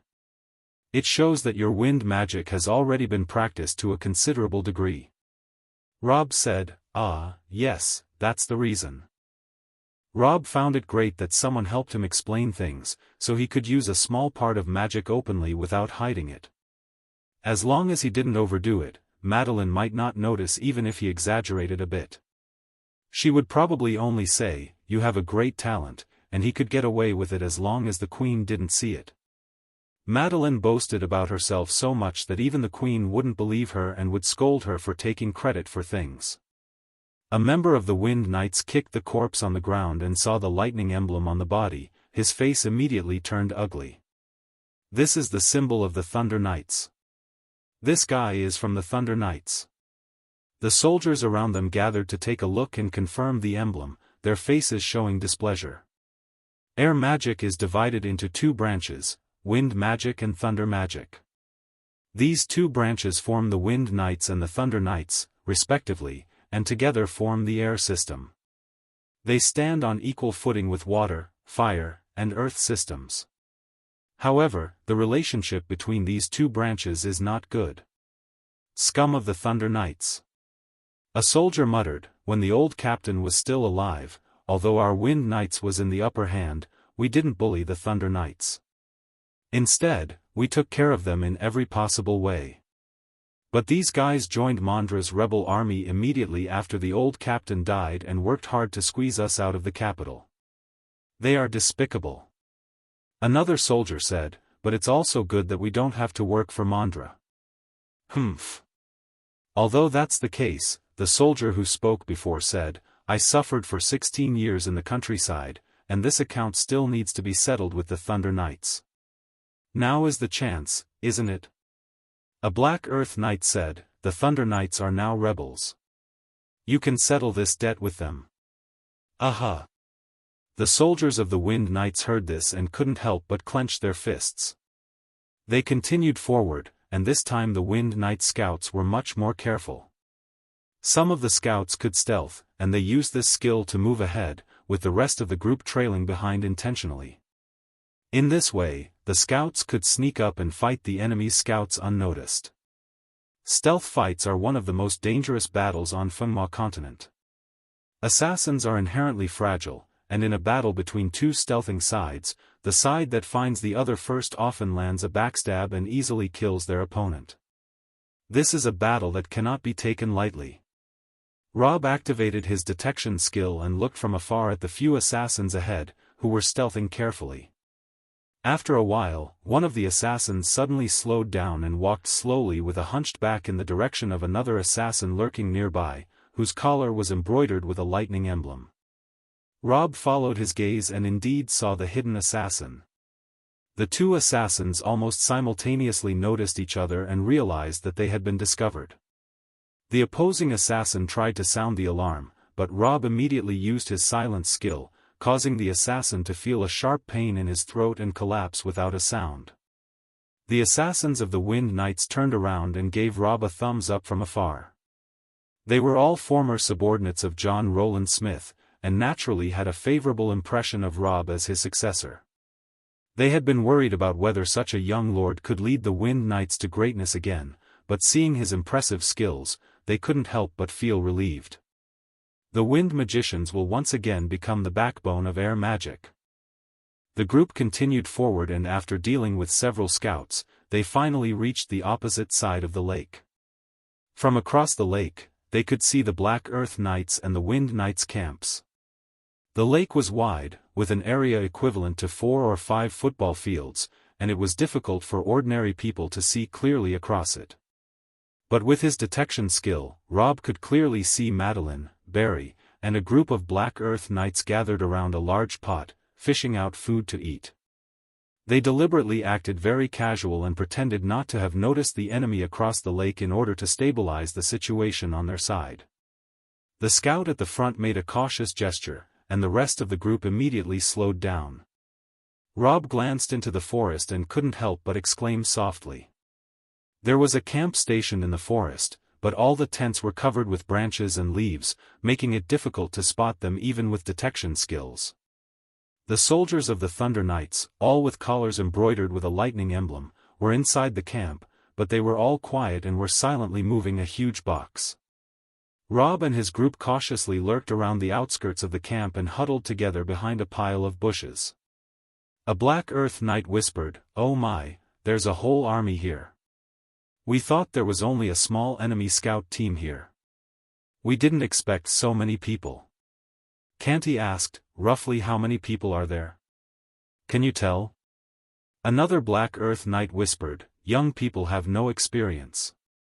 As long as you look at the size of the camp, you can guess the number of people. This army should have between 500 and 600 people. So many." Canty clicked his tongue. "Our 24 people can't beat them." "Nonsense," another knight of the furious Wind Knights whispered, "we can only stealth a look at what this army is doing, and then report back as soon as possible." Everyone nodded, crawling along the ground and slowly approaching the military camp. Rob didn't want to crawl on the ground, so he deliberately lagged behind a little. When everyone crawled out for a while and no one looked back, he sneaked forward, disappeared without a trace, and then didn't have to crawl anymore. He stood up and walked forward confidently. Soon, Rob reached the edge of the military camp. Canty and the others crawled for a while before catching up with Rob. But they didn't know that Rob was standing very close to them. Canty even turned around to look for Rob to see if he had caught up, but he didn't see him and thought he was lying in some grass pile and didn't pay much attention. Everyone craned their necks to look towards the camp. They saw the members of the Thunder Knights silently moving a few boxes and placing them behind a pile of bushes near the lake. Even if someone across the lake cast a detection spell, they would not be able to see this spot. Then, a man who looked like a commander emerged from the tent and approached the boxes. He asked the soldier next to him, is this the secret weapon sent to us by the Desert Kingdom? Yes, a soldier who was moving the boxes answered respectfully. Vice Captain, this is it.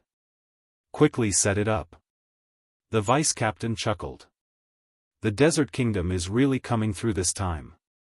They specially sent us this thing. The fools from the Wind Knights won't even imagine that we have been waiting for them here. Look, that silly Barry is still eating his stew and doesn't even know he's about to die. Several knights beside him snickered. That guy Barry was chased by us like a dog back then. Now he can become the captain of the Wind Knights. It shows that the Wind Knights are really incompetent. Ha ha ha. Yes. Such a weak person. The vice captain laughed. You see, even though I am so strong, I can only be the vice captain in the Thunder Knights. But Barry, that noob, can become a captain of the Wind Knights. It shows that the Wind Knights are really not up to par now. He spoke arrogantly. The people who were peeking nearby felt curious. What exactly was inside the box that gave him such confidence? How could he say that Barry would die soon from across the lake? What kind of magic could be used from such a distance? Ordinary magical tools couldn't possibly do it. As soon as Rob saw this, he saw a soldier open one of the boxes, take out a huge cannon barrel from it, then open another box and take out a magical container that looked like a large wardrobe. He connected it to the cannon barrel, which was covered in circles of magic amplification runes. Rob immediately recognized it as a magical tool from the Desert Kingdom, Thor's Roar. Canty also recognized this thing and couldn't help but be surprised. How did this thing fall into the hands of Mondra's people? This was an obvious stupid question, and no one was interested in answering him. Canty immediately realized this and thought to himself that either Mondra's people had researched it themselves, or the Desert Kingdom was secretly providing them with magical tools. Judging from reason, it was unlikely that Mondra's people had researched it themselves. He was not a wise ruler and did not focus on economics or technology. He only knew how to eliminate dissidents and consolidate his rule. Therefore, this thing was most likely given to Mondra by the people of the Desert Kingdom. Canty clenched his fist and said, "Damn it, maybe it's because the Queen is a good person that all these bad kingdoms around us are teaming up to attack West Gran. It's insane and makes me furious. I'll eventually kill my way into the desert and hang the pharaoh on our city's exclusive ceiling fan." A ceiling fan? What's that? The soldier next to him asked in surprise. Canty replied, "It's a torture device unique to my Westwind city. Anyone who has experienced it would never want to try it again. I think it's perfect for the pharaoh."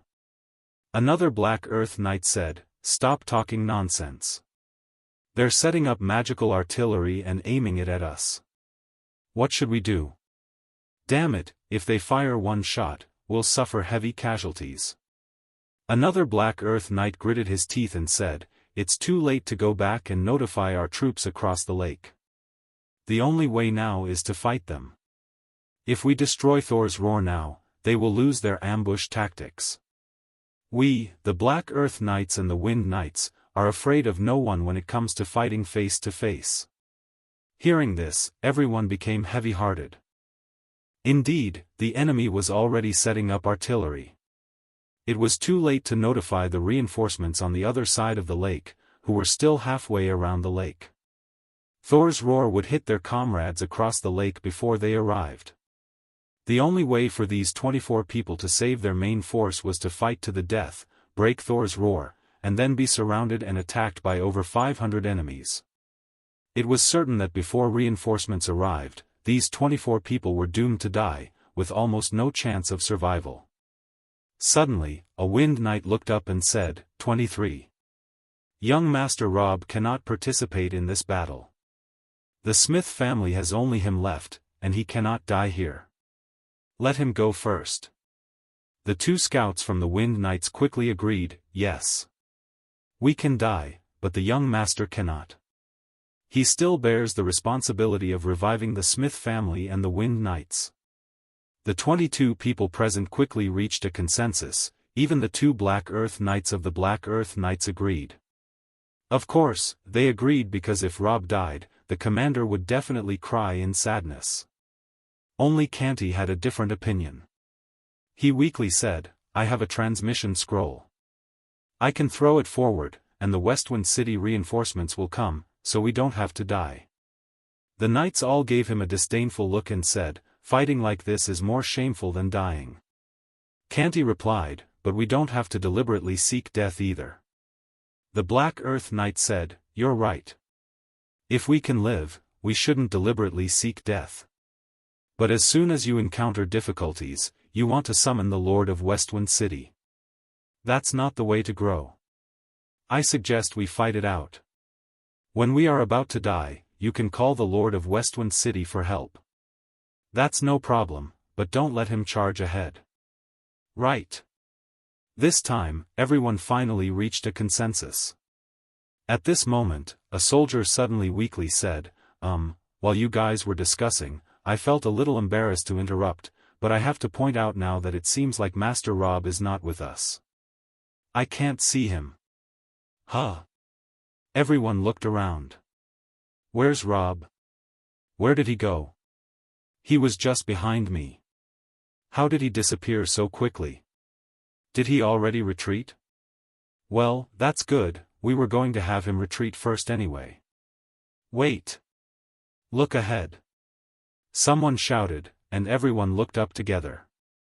They saw someone suddenly jump out from behind the tree next to Thor's roar that the enemy had just erected. It was Rob Smith. He jumped out from behind the tree and kicked the barrel of Thor's roar just right, causing it to spin a full circle. It hit the large magic container box behind it with a loud bang, causing the box to fall back and crush a Thunder-type magician who was behind it. The Thunder-type magician shouted loudly under the magic container, "Let me out." The Wind Knights, the Black Earth Knights, and Canty, who were lurking outside the perimeter, were all dumbfounded. No one could have expected that someone would suddenly jump out. The members of the Lightning Knights certainly did not expect it. There were many scouts scattered around the perimeter of their hidden camp. Even if an enemy approached, the scouts should have given warning.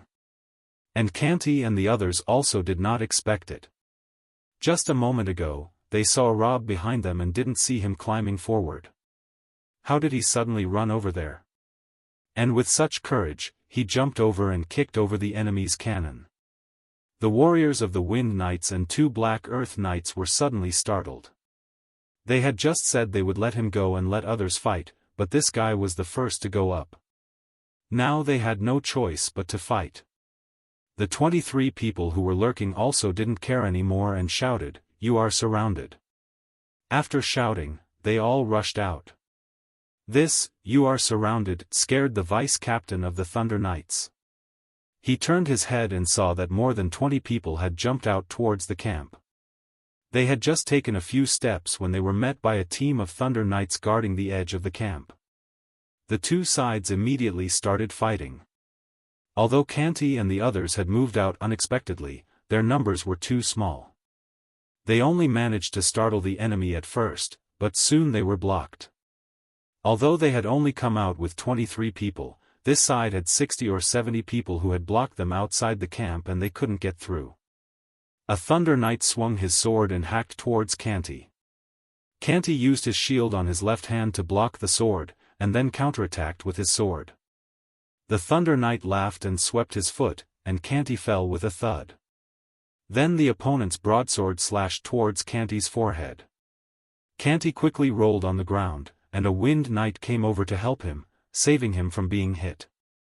Canty stood up and cursed loudly, "Knights should face each other squarely. When I challenged you to a sword fight, you used your foot. I kicked you from the front," the Thunder Knight cursed back. "It's not like I kicked you from behind." Canty thought carefully and realized it was true. "Okay, anything goes if we are facing each other, right? You are forcing me to use magic," Canty shouted, "Whirlwind." The other person was startled and guarded against where the whirlwind would come from. Who would have thought Canty would rush towards him and kick his shield with such force that the other person lost his balance? The person's left hand holding the shield was pulled back and his body spun half a circle. As a result, he turned his back to Canty. Canty's sword struck the man's back. The man screamed and fell to the ground. Canty proudly said, "Humph, my whirlwind is just that strong." The wind knights beside him were sweating profusely.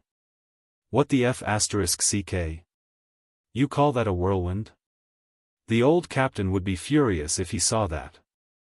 While Canty and his team were being blocked by dozens of enemies, on Rob's side, a large group of people had instantly surrounded him at the core. The vice-captain swept a glance at Rob and immediately saw the whirlwind emblem embroidered on his robe. He couldn't help but sneer, "A magician from the Wind Knights? What kind of magician is this?" Instead of hiding in the shadows and casting spells, he dared to charge forward and mess up my Thor's roar? "Do you think you're a knight?" Rob smiled and waved the white poplar wood wand in his hand, pretending to be relaxed. "You are the vice-captain of the Thunder Knights, right?" "I don't like what you just said. Mages don't need physical attacks to fight, and you still dare to call yourself a magician?" The vice-captain. The people next to him. The eerie silence lasted for 2 seconds. The vice-captain said, "So you're just a fool. Don't waste your breath with him. Take him down and put up the Thor's roar again." 2 Thunder Knights rushed towards him, one from the left and one from the right. In their eyes, this magician was really stupid. He had charged so close to the enemy and kicked the cannon barrel with his foot. Couldn't he just cast a wind spell from a distance to knock down Thor's roar? Did he have to come so close to seek death? If a magician threw magic spells at them from afar, they would still feel that it's somewhat difficult to handle. But at such a close range, it was really too easy to deal with a magician. The 2 knights raised their shields in their left hands to guard against Rob's prepared instant spell. They exerted force under their feet, instantly appearing in front of Rob. Seeing that he was unprepared for their attack, they felt that this person was even more foolish. The 2 raised their one-handed swords in their right hands and ruthlessly slashed at Rob. For such a small magician, wouldn't one attack be enough to end him? However, Rob waved the white poplar wood wand in his hand, tapped it twice, and deflected the 2 swords of the knights. Then he jumped up, both feet kicked out in mid-air, and hit the shields of the 2 knights. The 2 knights felt a huge force coming from their shields and flew uncontrollably backward. They crashed into the war circle where Canty and his team were. Plop, plop, the 2 crashed into a group of their comrades and fell to the ground. People nearby. Canty in the distance shouted, "Hey, what happened? Rob, how did you bring them over here?" Rob said, "I cast a wind spell and blew them over there." "Oh." Canty didn't have time to look over. He was fighting with 2 enemy warriors and hadn't noticed what had just happened on Rob's side. When he heard that the enemy was blown over by a wind spell, he didn't care.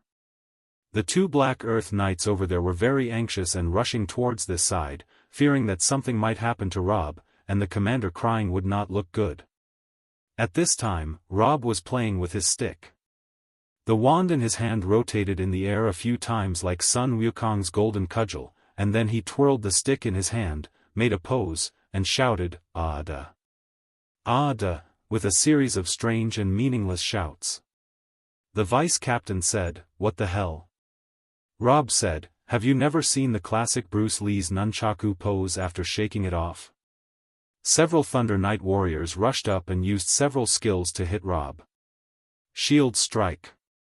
Rob kicked the person wielding the shield, and he flew far away. Heroic leap. Rob did a "How you gen" in the air, and the person who jumped from the sky also fell back. Charge. Rob bumped the person who had just rushed over with his butt, and he flew backward. Fatal strike. Rob waved his wand, knocking the opponent's big axe out of his hand. Then he kicked him, and the person flew backward. The opponent. The vice-captain of the Thunder Knights shouted in confusion, "Don't be fooled by him, he is not a magician at all, he is a fighter wearing a magician's robe." A fighter wearing a magician's robe. Dealing with a close-range opponent is always tricky.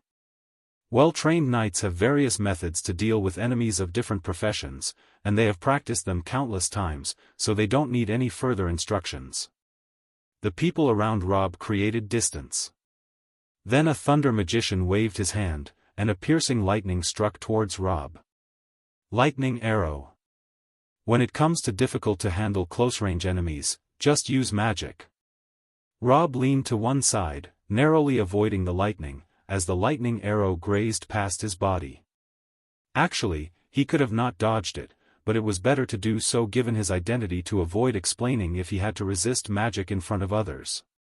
However, just after avoiding one lightning arrow, for magicians all waved their hands at the same time, lightning arrow. This was an enemy camp, where the enemy had an absolute advantage in numbers, and there was no space for you to dodge magic. Rob looked up and saw lightning arrows coming from all directions, and these lightning bolts were even branching in mid-air, extending out like branches of a tree. It was really difficult to avoid them perfectly. Unless he made movements beyond ordinary people's imagination, it would be impossible. If he didn't want to resist, then he had to do something beyond ordinary people's imagination. Rob raised his hand forward, and a wind wall stood in front of him.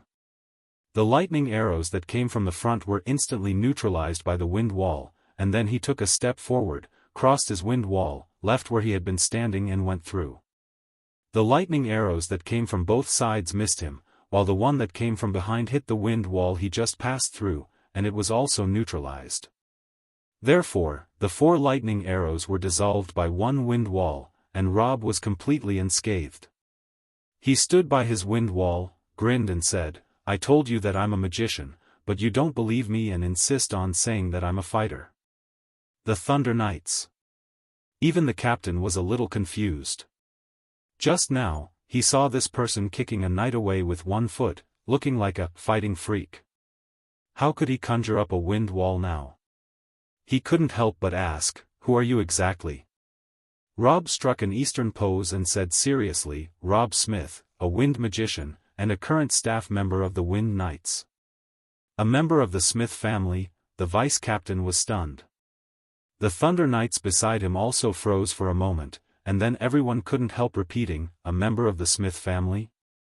Oh, based on his age, he should be the grandson of John Rowland Smith. Didn't the Smith family get wiped out during the Black Dragon's flight? The Black Earth Tower collapsed and just happened to hit the main mansion of the Smith family, so they were all killed. It's not strange if there's a survivor. The group of people looked at Rob with fear and a complex mix of emotions. They were afraid of him, but also wanted to take him down, to step on his head and punch his face. At the same time, they were worried about not being able to win and ending up being beaten themselves. This was likely due to the suppression that the John Rowland Smith family had exerted over thunder magicians for many years. Many excellent and powerful lightning magicians had tried to challenge John Rowland Smith's position, but they all failed, proving to the world time and time again that the Smith family was unbeatable. As a result, the Thunder Knights had also been suppressed by the Wind Knights until the year of the Black Dragon's flight. Now, they unexpectedly saw a descendant of the Smith family here. This was a once-in-a-lifetime opportunity, but also a risk. Everyone knew how powerful the Smith family was, as the brief exchange had already shown. Trying to humiliate the Smith family had become a nightmare for the Thunder Knights, and this nightmare had lasted for decades until the Smith family was finally destroyed. The vice captain snorted and said that he had missed the opportunity to challenge the Smith family in his youth, and that if he had, Rob's grandfather would not have been killed by the Black Dragon. Now, he had no chance to kill the Black Dragon, but he could kill Rob, showing him that lightning magic was the true branch of the air system. He suddenly took out a magic sphere from his pocket, a conventional weapon for magician that was different from the usual heavy magic staff. The magic sphere was smaller and more compact, usually made of a small twig fixed with a huge spherical gemstone, only a few tens of centimeters long and easy to carry. He shook off the cloak that hid his presence, revealing a finely crafted silk magic robe, probably made by a master-level tailor. It also had enchantment effects and emitted a shimmering blue light. He raised the magic sphere and cast a lightning spell. A bolt of lightning flashed from the sky and struck Rob. The lightning was quite thick and looked powerful.